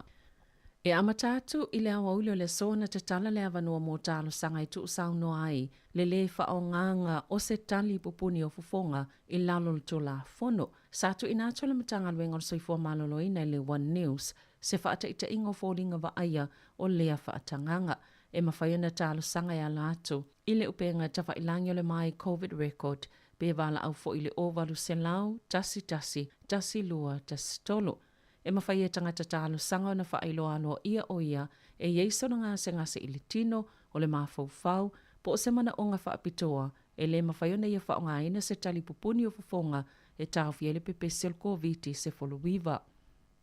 Sa yaini report e whaapea sa le I mawhai ona tali eina ni tangata I totono nisi o au nanga a sa whaalia lātou pepa ua whaatanga ina whaalto la whono I lātou o na ulu whale ino whaanga au noma le whaioni tali pupuni o fufonga o lo maua fo I le avano e le upenga te whailangi o le Unite Against COVID-19 e ripoti le whaonganga ni pepa po o cards 4 e alo iai ua whaatanga le tangata mai lalo to la whono o na ia le whaonga ina se tali pupuni o fufonga o e solia le to la whono e mawhaiona whaasalaina le whalepui mo le umi e ono masina po o se salatupe e se fululua a wheta la. Na o sa whaia se taavalenga o I se whalital malo I Hawke's Bay le po ana po ai avele au ngā o I se masini talatupe na ta ue leo na alu atu le taavale ma whaasasao I le vaianga pito I lumo le whaitito e ulu whale le whalital malo o le mini I le vavea ana le la. Na tu ua le au ngā o I le whalitali malo ma sola I Napier o le taawale numera BJT ono o wha na ngā uia mai Taradale I le pō pe o na ta ua leo o lo fia ma ua leo ni wha amatalanga mai nisi na iai le tu e iai le whalitali malo ma nisi fo I ova aya lea taawale. O toi whaamaunia fo I le isi sui o le au malanga le tamaita I Balemia I le COVID-19 I le United States a olumana iai na whonotanga I le whale pae o le tai aona le lana whaamaunia I le suenga I le whaamai. E le o ieini a unga masafa I suenga whaonga I Nairats peitai e le o a afia ai o lo o whaanono fo se le taiminei. Wali iputia fo I whaapea na afia le waalele le whaava atawa ni usila ini whaafi tauli le sa avele au malanga I Washington DC. Na ta awai reporter le staff o le amalanga adoene le whainga amalanga masani San Francisco a ole I toi wha wau mai ai ni usila I se whainga amalanga ua mai o na fuafuaina o ana nafi le na whaamauni e le polisili ma ole whailautus fo I ala matanga luenga o le vai fafo ma whaatawa inga Chris Seed whape ma le whailautus ia adoene Andrew Campbell I le COVID-19 mo atu le na afiele ko vana o California Kevin Newsom I le COVID na ua mai a se whanutanga ma Jacinda Ardern I le asoto nai. O le asolulu le whaile inga Ardern ma President Joe Biden. Masali putie whaapeo a ia inga le whale paepa I le COVID le mafua anga na whaatua ia whilo inga whasanga I albalimia masui o le whale paepae. E whaita wafela wha ingo whale e susu malenga le ngā, sale I whaia ia ini siaki. Ona o whaangasolonga o le whainga o ripoti, sa le mawhaiona whaamausali, pe whaamau ne le pui ngā o whaamatalanga patino, le popole i tangata nono whamau tutongi, i le ono whaia i tangata e ana whale, nisi whai unga ia i lātou. Na mawai whaamaumaunga le Healthy Homes Initiative, le to samale luas fululi mawhio whale no whamau tutongi, e matua le lava i tutono se pili o tei i vatau sanga. Ma o ainga fo ie masani o na avio lātou tangata i fōmai, o na o haafianga mai le whaale e tono whale o loo mau tutongi ai. E na o le whātasi whale mai lea o whainga, na ina le Tenancy Services e tu saima ripoti, po le tesi ma le tasi ono pasene, ma o le mafu anga whaingo fia lava lea, o le fefefe o tangata no nofo mau tutongi, i e ana whale, ina ne i avia ma mafu anga e whaasangasanga atua i lātou e ana whale, ma whaia nisi whai unga ia i lātou. O tula e maile lango mo le National i le tolu iwa pasene i se saili linga fōi whinangalo whaalio le atunu o lau tele.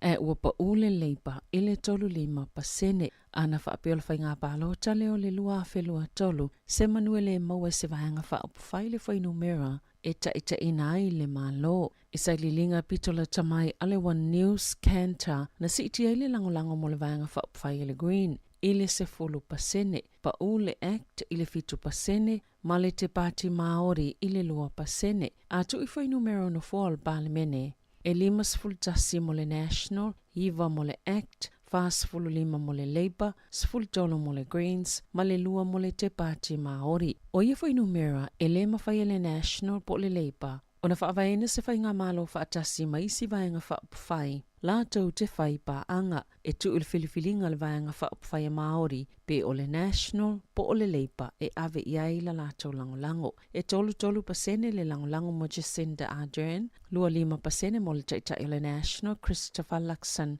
e 2 maka na whaititi le langolango mo David Seymour, ma ua tula i mai le 3% a o Chloe Swarbrick e 2%. Vavasa manai a Winston Peters e tasi le pasene. O le visili whapalota mo mole talu mai le paketi le masina nei peitai o lo o whaatasi ma le whaafitauli o le siiti o le tau o le soifuanga.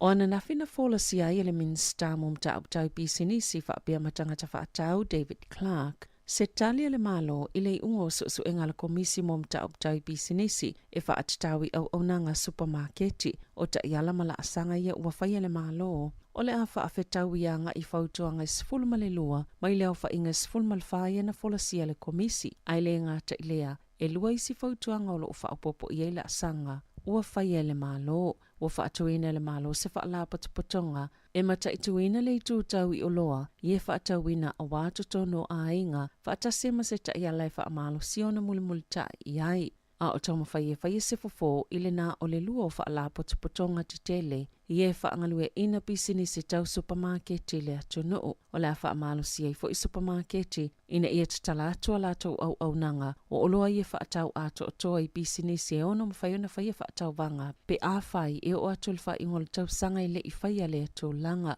O Iesu inga uma o le a mautino e tala whianga i le i tau e tutongi e tangata ni usila. Mo oloa lātou te whaatauina pia na sauno le minsta na tā ua ia whaalapatopotonga o supermarketi wa ielo lātou tau maunga ina ia ngā lulue male malo e whaatatau i ia suinga. E ele talitonunga o le luo vai tolo tangata ni usila, e te tauna mau e tangata i e tali li benefiti whaapia matangata penisiona, le vai ngā tupe male malo e tolu se lau 5 la mo le taunga talo soifuanga, e tu sai masaili linga le One News Canter Public Poll. Na whaasilsila le minsta o tupe Grant Robertson lea vai ngā tupe o se vai ngol paketi o le tausanga nei mō tangata e o atu ili ta ifitu sifulu awhita la la tau tupe maua le tausanga e lea o fie tangata o lo o maua le whaamanianga o tupe fsosani bili o mōliona o le tau malolu e to samalilua te simale tasi miliona leo whainga o tangata yanga vai lea vai ngā tupe e tutongi awa wa i tutono masina e tolu amatatu ya au kuso pe tu sale malta iluas fulfitu ta la fa opopo le vai aso mai valu se lau se fulu fa miliona ta la le tawa fai pe tai o le totele lava o tangata yeilo la tu taltonunga e te tauna nga va yai matangata benefiti ma penisiona na ta wele polesili le Salvation Army sale yaiso na taltonunga e fa ese ale malo tangata benefiti ma penisiona mai le vai ngā tupe. e to lima fe valu se lau tolu sifuluono tangata fau whaamani al COVID-19 i te tono New Zealand. Pio na whailua le mtanga lwenga o soifo maloloina whaamaumaunga o le asonga fua. E to o whaase lau malitolu tangata o lo tawhia i whale mai au lo o awhia le vairusi. Mai to o lua sifulu o whaapopo ina ai, mai le whainumera o le aso saa. E to se fulu lo tawhia i potu mo ngā se ngā seti ngā ina. Sa whaamaunia fo i al mtanga lwenga nisi tangata i to lima na maliliu a o awhia le vairusi i le tolu aso ua tuanai e to lua i au kilani to tasi taranaki whapea fo i Canterbury ma le tu i sauti. Na ta ue se whaala potopotonga mō tangata e malanga i whafo ta whawhao mō se teimi umi pe whai ngā luenga foi e to tele tangata ni usila o lo nau e fia malanga i whafo mga lulue pe tai ele o mawhaiona mawani o lātou wa vanua e malanga i waalele.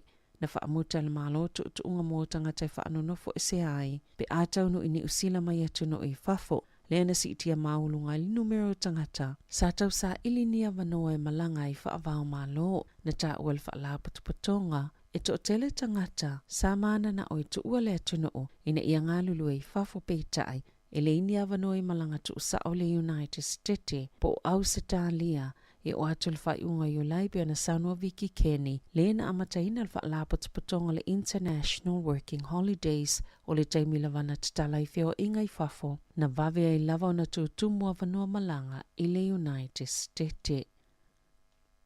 Wauna ina le minista le vai whafo a saina Wang Yi le Pasifika ina i awane i popole tele, e winga i fuafuanga alona atunu o, ina ua mai ai se whanotanga i fiti ma minista le vai whafo maisi atunu e se fulu le asoana nafi, ele o mawhai ona iyo ina se malilianga tele i whiwhaatawa inga ma le puipuinga, sa tali malo Wang i le fono, le sa awa iei manisi o sui o le malo saina, ma o whaanaunga o lo la tau atunu o mo le puipuinga o le Pasifika, sa le nofo le le United States, Australia, New Zealand maisi atunu, na ulua ili botia le Rudas, ni au ili ilingo le malilianga, le na mafuena whaelo le tite o microrenisia, e tu saima se tusi na sao itua le lautele le vai aso taluai. Ina umamai alfontanga ile aso nafi, le sa yei matonga, Kiribati, Samoa, Papua New Guinea, Vanuatu, Solomona, ni ue mafiti, na sao no le ministal vai fafo saina, sa iyo ina e malo, ni vaenga se lima e ngā lulu e whaatasi ai, malolata watu no peitai, sa mo umiena nisi whaatala noanga, ina e whaatulanga i nisi ioenga, ini o fua saina. O vaenga i lima iana malili iai, na ta ue whaapea au whele toi whaalelei o le tamau ainga, ona o le whaamai o le COVID-19. Mani no whanga au tu fōmo ngā luenga tau whaatoanga ma whaalavlave titele, peitai, ele o au fie le puipuinga. O la whaalaulo ina e saina lana ia whaamtalanga i winga le tūlanga o lona atunu o, ma vaenga o iei malilienga ma atunu o le Pasifika. Mo le whaawau pia tala noanga loloto e whaatulanga mai e nisi ioenga, e ngā lulu e whaatase bwana ta ue Wang ili au tustala i fiti. Sali i whaatanga ina ni fesili lea tala noanga mtustala bwana ta ue reporti aleleiti o New Zealand. Tala fauia, mai le si ufonga le lau mua, mo le nei vaenga o le awa ule.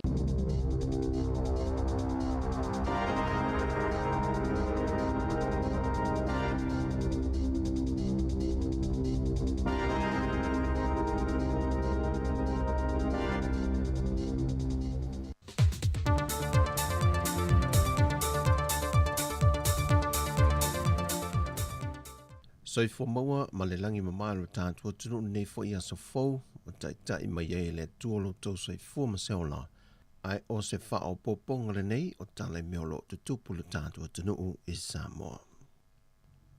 O le isi wha maumonga o le whasafulu valu i tūlala ta mai o wha maumonga o le wha mai o COVID-19, mai le aso tofi a nga i le aso to na i le wha i unga le vaiaso. Wa wha mawina i le wha au popo le isi tangata maliu e to tasi, e le to alua se fulma le 5 saa iai mo mua. O le ua maliu o se tamae fitu se fultasi tau sanga le matua le soifua, e iei o na ngase tu maupe o na wha mawina, ai ua mai a o na whaia o na tui pui e lua o le wha mai.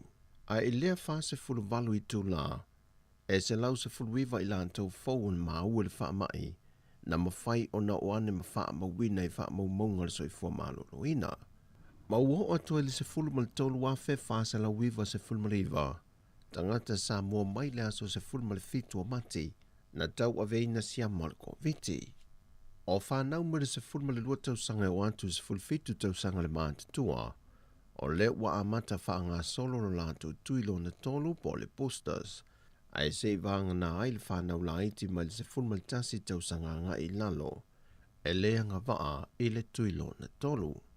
O le temi nei wa iwa se fulma le tolu tesi ma le tasi pasene, o le mamalu le atunu o mai le se fulma le valu tausanga ma lunga atu le mātutua, wa mai ale tuilo na lua, ai wa valu se fulma le iwa tesi ma le fitu pasene, e la tau me le valu se fulma le lua tausanga le se ful fitu tausanga le mātutua, ua atolo lātu tuilo na lua, ai valu se fulma le fitu tesi ma le ono pasene o i la tau le vao le lima tausanga le se fulma le tasi tausanga le mātutua, ua mai a uma o lātu tui, e fitu se fulma le whaafe valu se lau valu se fulma le lua, e la tau ua mai o lo lātu tuilo na tolu po le posta.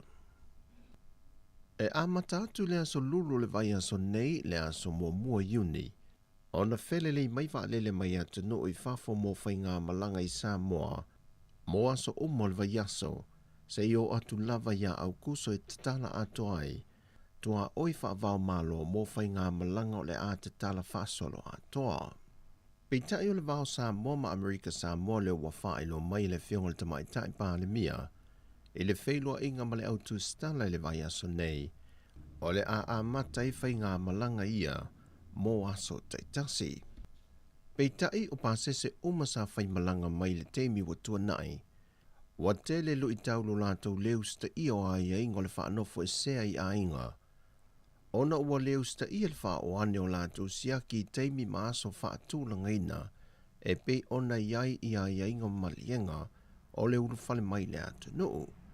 E ui o le whainga ai o lo whaatu mau pepe o na sau noa te mai tai pāle mia, o le a wha a wawai pēr lea ia ingo le whaanofo e seo i lātou uma, e le wha mao nia le taunu mai i Samoa le siamo le wha mai, mo le fitu aso i o lātou a inga.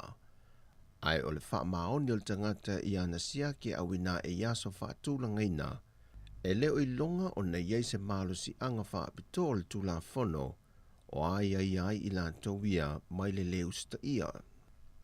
O le vai aso fo le nei lea ua toe a mata e ai whanau mai a onga tūlanga lua uma le atu nuu, ai o le amatanga o le masino iulai, e whatu a toe a mata ia o onga, a whanau uma ia onga a mata.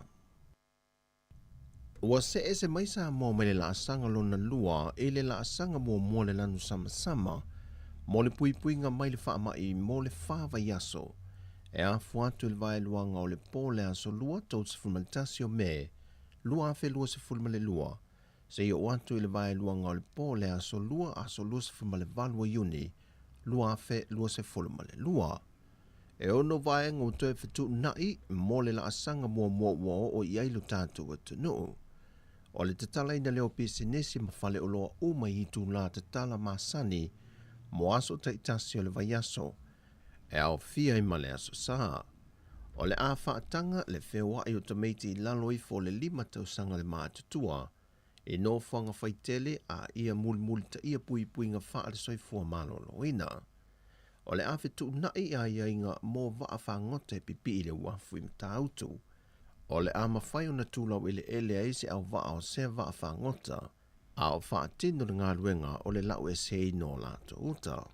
Ai mai se foi, le toe tā pena mo le anga i e se atu. O ia swinga, e a te tau o na whaamali e ina a ia inga uma, wha le soifua malolo ina. O le isi vaenga wa suia o le la sanga mo me i ai le antinu. Le amatalia le o na whai o whai ngā malanga yaso te itasi o le vai yaso i le vao Samoa e lua, o Samoa ma Amerika Samoa. O le awha a wau foi o na wha atinu su enga mo le wha mai mo i lātou umai taunu mai le atunu, ma te tala loa i o lātou wa inga. O le a una ia pia pui nga wha le soi fua malolo ina mo le pui nga lau tele, e pe o le wha tāua pe o le whai o tali fafonga, tutu ma no nofo vava, ma tau sisi le leile soi fua malolo ina. E ese fina ngalo wha lio ta itai o vanga wha au pu whai e lua, Eni tampena penanga le atunu o ile ono o mai o leisi foi wha mai fau. Le wa a mata pepesi nei le larolangi le monkey box. E le whaatala noanga e le TV tasi o le taitai o le tuanga i le mai aso le nei. Na ia mita i le tūlanga māua e ma le tū maupea o Samoa i tūlanga o pui puinga. O whainga malanga ia e ofi mai le atunu. I le ana le whaatinonga le malaiwa lele. Mai o lona whaanaunga nei e whaalia. Ia tū maua i pea Samoa i le tūlanga māua lunga lea. O le mata i tuina le o mai o isi fo i siama fau. E ese mai le omikorona. Le ua pesi ai le atunu. A le mea makaukia mo makawinga. O le ngau Samoa le e makua bawa e le tutua tu tātou tangata i le airport. E whai o lako lai. Le ea mangi me whapea ngā e molpui pui ngā. Lai whai Amerika. E lai masi me whapea ngā. E mea ngau loko i New Zealand. A luaku i Tupai, a luaku i Ireland. Le ea mangi pui pui ngā la e ngei. E ui o lai whai a mo me pui pui ngā fo i masang. Ia koe oso mai Australia koe kariu mai ngai Brisbane. Oi Adelaide. Hal mea whainga ngā maku makau. E whewa ia e alai pepisi ai le. Ma sanga i tasi loa ai o tai. E le tūlanga o le fōi ngol whaba. Ua makua kere ngau ngaka i ua marili. Ea mapisia. Peitai e se fo il sila le taitai o le atunu. E le tūlanga le ono pesi o le tātou atunu. I isi siamo le whaamai o le COVID-19 fulwiva. Whapea fo i ma le monkey box. Ia atunu le monkey box o le chicken box. O a umai si koe ngā box. Ia o le ae tamino milo le laulan. Tau fo tatou whapea nā fu tatou ia. O le mea ia o matua i fo i lea o tari ngata te le laulangi. Ia ma tatou fo. Nenei mea o loka loka. A whapea la o le mea lea ua anga e le tatou laulangi. Ia, foi le whapea o le atufua. Ai, foi le i awhianga i o tatou loa nei. I foi le i te mawaiga. Ia, foi le i ngata te mawaiga lau tele. Ia au te mawaiga o tangata taito tasi. I le tele o le awhianga o lo ia. Ia, o tauana tatou tau sa ili metutia ma awala ese e fo ia ia lu tau o momoli mai pe mo tato le fionga le tita yo le tunu le fionga le palimia fie me Naomi mata afa o tato tala fo wi o le ni aso man wi o tato tunu fa so fo ia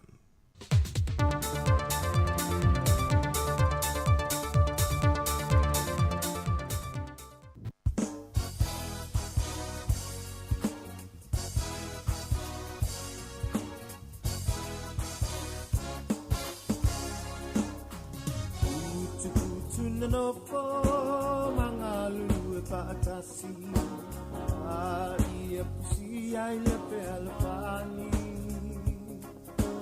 ai e tau tuana le totone i alu inunga e alai don te i fatu e se papu se i o sui ole ai nga uki ma vaenga nai tatua a ia e tausia vai nau pilipilinga ma le tono nei unga o la le pangata mangalo ai sangsala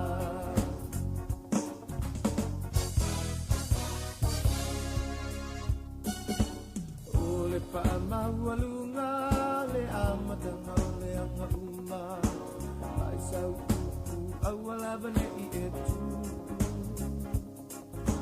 o le tanga I mamao e pei lava o sisi po masasa e pa apena e tau tai mata pala pala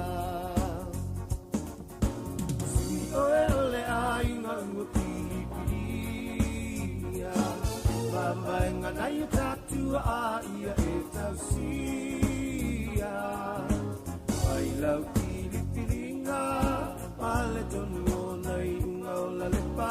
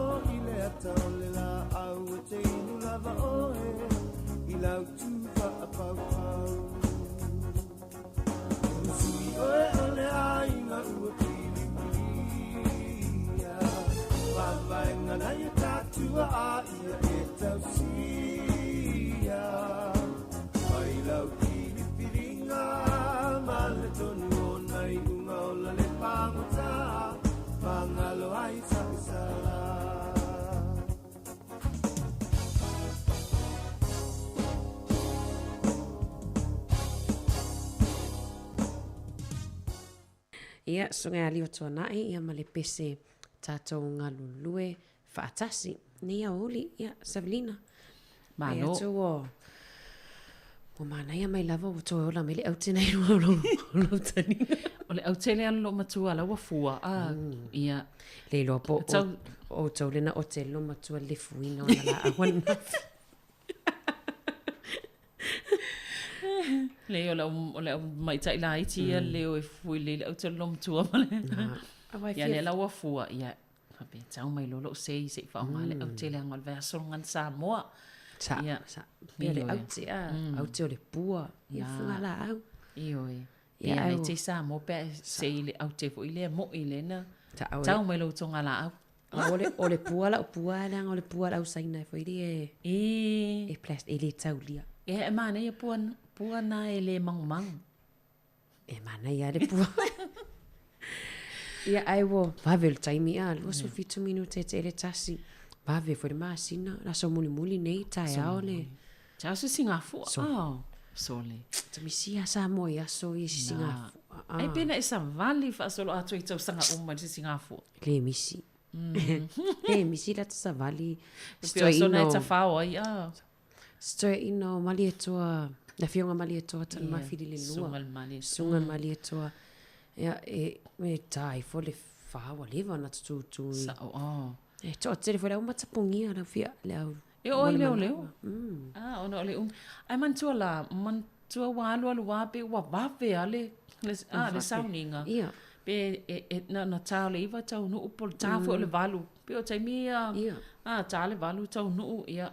Le a fo ile al malo ia fa sa vali fa lolo si mal fo ele o mia fa what pa o ia tang palawa a sa vali le pi to ai o ile tulen no fa sol ia le fa ia e vanga isi wa le i tai o mina fa sol pe ko disia a vele ko disia muli a sa vali a sa ia o la to e pe la to ta la wala pisi pe a umaya singa fu te waalonga tu la wale pulea o ngai silom tuo na fiunga ia ainga. Ia.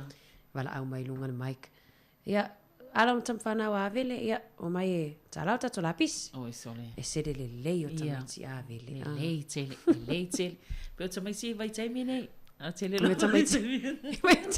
Mane tamai ti fol vai taimi. Ia, ai, o wha maunga nei o le nei aso ana o lātou wa afia le.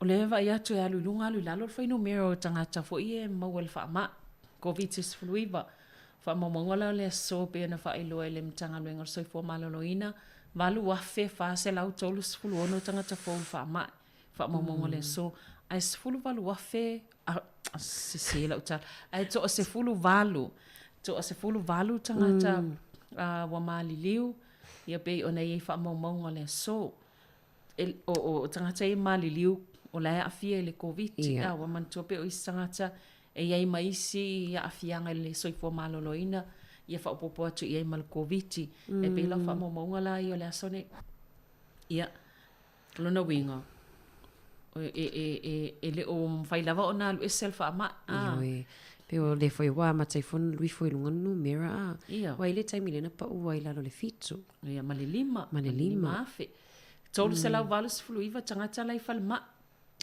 to aiva ir pot so tinga ina ia no winga o le tātou te iai lava e te tau lava ona whae te nei vai tau a whaile mask le tali pupuni o le fufonga ina ia e le ngata o le te tau mwhai pui ei oi ia ai pui fo ile stangata ina ne i te o le te tau aveina le virusi ngia le o te le ulo e le ini aunga ia o le whai o le mask e pui mai ele pepesi atu i le istangata le Moni le mana tua ia tui o fulu. Ia, wa le o sau le malulu savilina wa mata la mana malulu mai po. Sa o le ia. Mana ni te iwa po ia le fulu to e maua le COVID ia ona whainga tā fo i lea tawhitinga.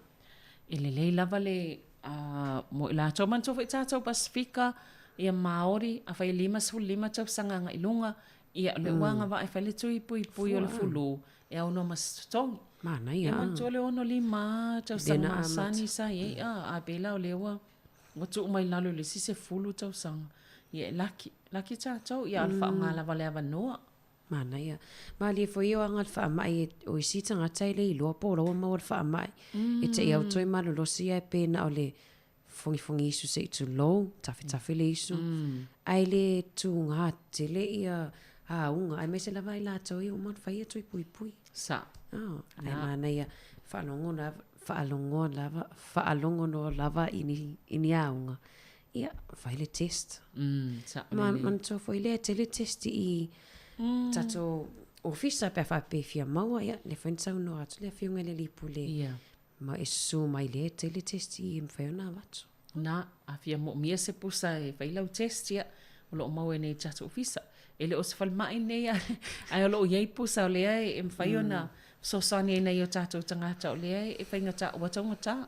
O e te alo whaatawa e mo mia ia so mai nei watu se pusa e whai e lau test. Tōru sfuru lua tā la i le pusa e tasi. I le whaatawa i whaletala vai. Ma supermarket. Ma supermarket. Ia. Ia mana ia su mai. Ana o te o e le te muli ai le tauwanga vo i lea na Australia lea whaile ngole o le pokalamena. O le tauwanga pese. Tauwanga pese. O le voice. O le voice, Wai to tolu leit ia na yalum whanau Samoa ia sa hoa ia le tauwanga na. Mai le amatanga. Mai le amatanga. Ai to lua lena o le tauwanga whaai ua Tuma i ta ia whei so sene ma Jordan. Tā vita. Ma na ia i o sifofonga fo i o ia fo i ano le atunu. Ia lea pe o le o vevesi ai lunga o penga ta whailangi. Ai pena whaise lato, pena pu e mua se vaenga fo i le tau whaperitani a pre-record. Pe te was se upu. Ai la lai pu e mai o laina lau mai le unga o Jordan. O Jordan e manmalo. Ia ai te ua o mai fō ai atu wato e tu e se lalo le ata lea ai tu ilunga le ata fō o le li fo i le o Lucky Gill. Wai le li pālangi se tu lona na filo ai o pe na ima le sita mai ta ilanu. Ia. Le sato o whai. Ia pe o lai e o lawa i tangata e leo ni Samoa.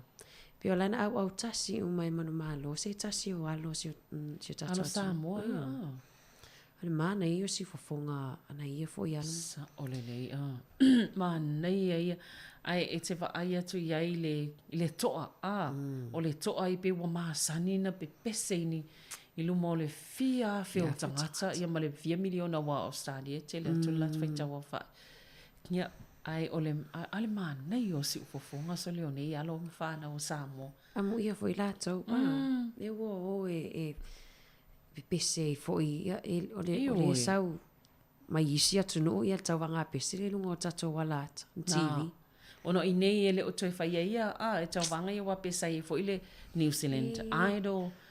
O inale sa tauwaisi. Ngai pe Australia le whaia po kalame leo le Voice.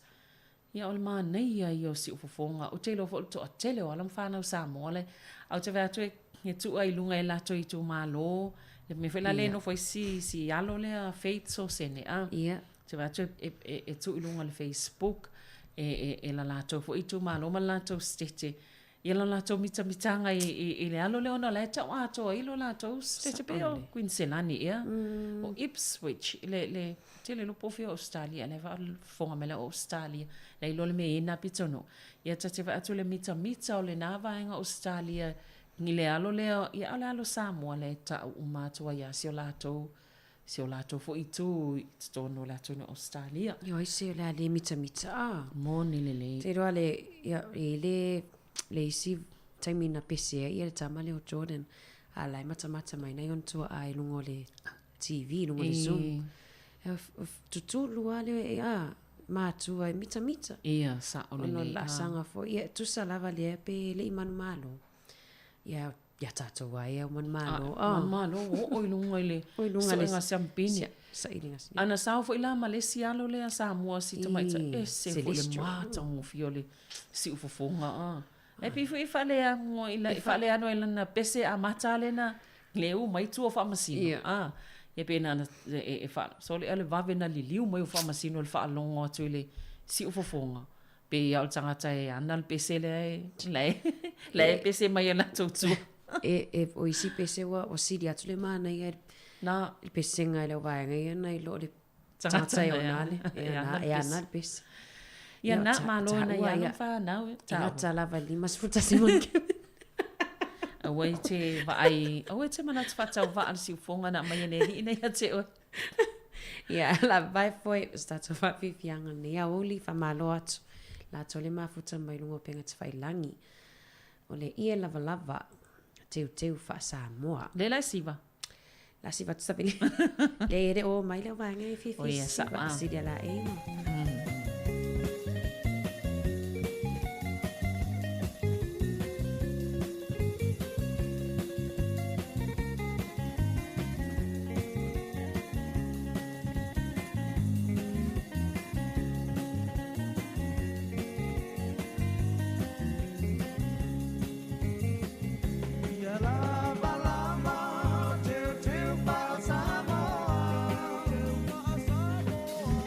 Yes.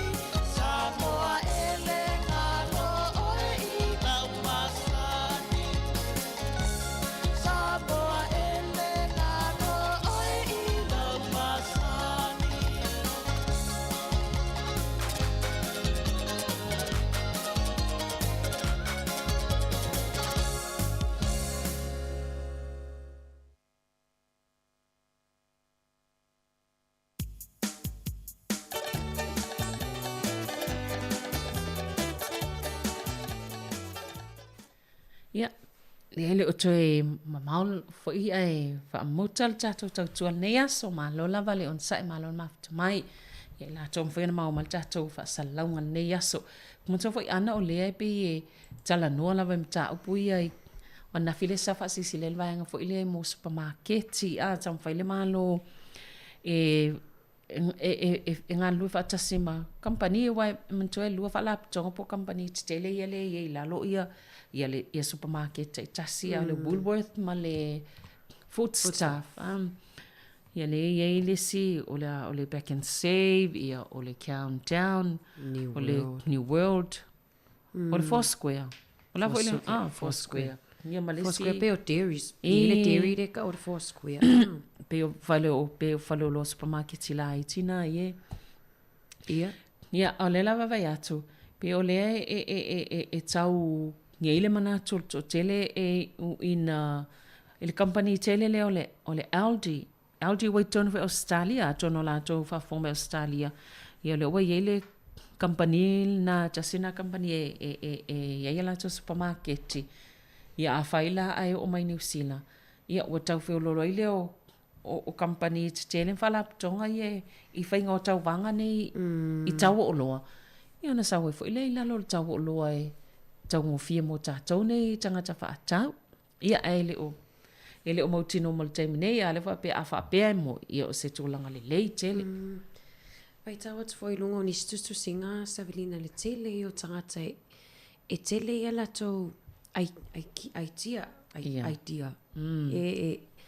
E se fele tupe. E la le whainga o mea tau mawha e mwhai ona awa tele tu lava pusa aisa ane na em fa ave fa malo fa aisa e fa solo fo ile vai aso na ilo le tau kuka me ai le siaso to kuka tu le sia se fele ele tisi na se fe fo male taimi te alo oi stanga tana mi stanga e pio tanga teno taito tasi taito lua e kuka fa tele al me ina ona vai la vale o aso tu e fa fulisa fa malo ia na le o ile aso e ole me ile ole aso ia langa mai na fa vela ama toi ia pe o tele o tangata o isi tangata fo ia le ise taimi fa ise kuka ile vai aso ato ala se fe ai sa ole o se fe le wila se fe le power ia se fe le taimi ia ala Tia foi o foi I me ai mai pusa me ai ia Mantua mai e pe malo e fa malo mai le susu fa malo mai le ai pe o te isi lava le aso foi le e tau na faonga ai tau ni lai faonga lava e le lava a wala e tu ile aisa ile pe tatu Samoa e fiaso o tau mafani me ai tau nga foi le tu sa pe lai ile ngala ai le ulu ia Samoa na wai le ini pusa isa sa tu wa ia so e tau wale po pe ona me masani e to te tau wale po fitolo fie isu mutulo na o loi nia na mai atu e vi fole apa vo ina o le apa o isi mo me fa ve la ia mo apa vo ia to fale na ti tulo na ti PS ma lo le tu no lo nga fa ia na le la o mai ia yo tamana i te pe o maloi ia pe ia ole me tama fa fofo ile fa toa na to noa ia la sa to lo nei ma se sima penga sengas yo ine lo pisa mai na se viale ande ilo ia le tipoti koko fo ile ala na fa to fe lo ina fa vela ai mai ve mai se mai mati ia le stemi wai no ma loi wala il tele ulo ai ululi pen koko ia ai le se mele anga ia ole si tanga ole soifuanga tangata soifuanga nei ona po penisini Savelina tele lo itai auto to ita unga tal pensini ana o lunga tol tala mal tol sene ia matua ta unga tal pensini ia mo to iti tau saulo le no fo afile wala a fa se to I se fe ala ta tu pe al mena le la fa sa mana yana saule no fo afia la amailo lei la amailo ala Fatimu mai lo ia mu ia oi ia o sa si me wai te alba piki mai ia o I taile no fo ile me sa no fo af moni le ia 2 minuti tali tu lai lua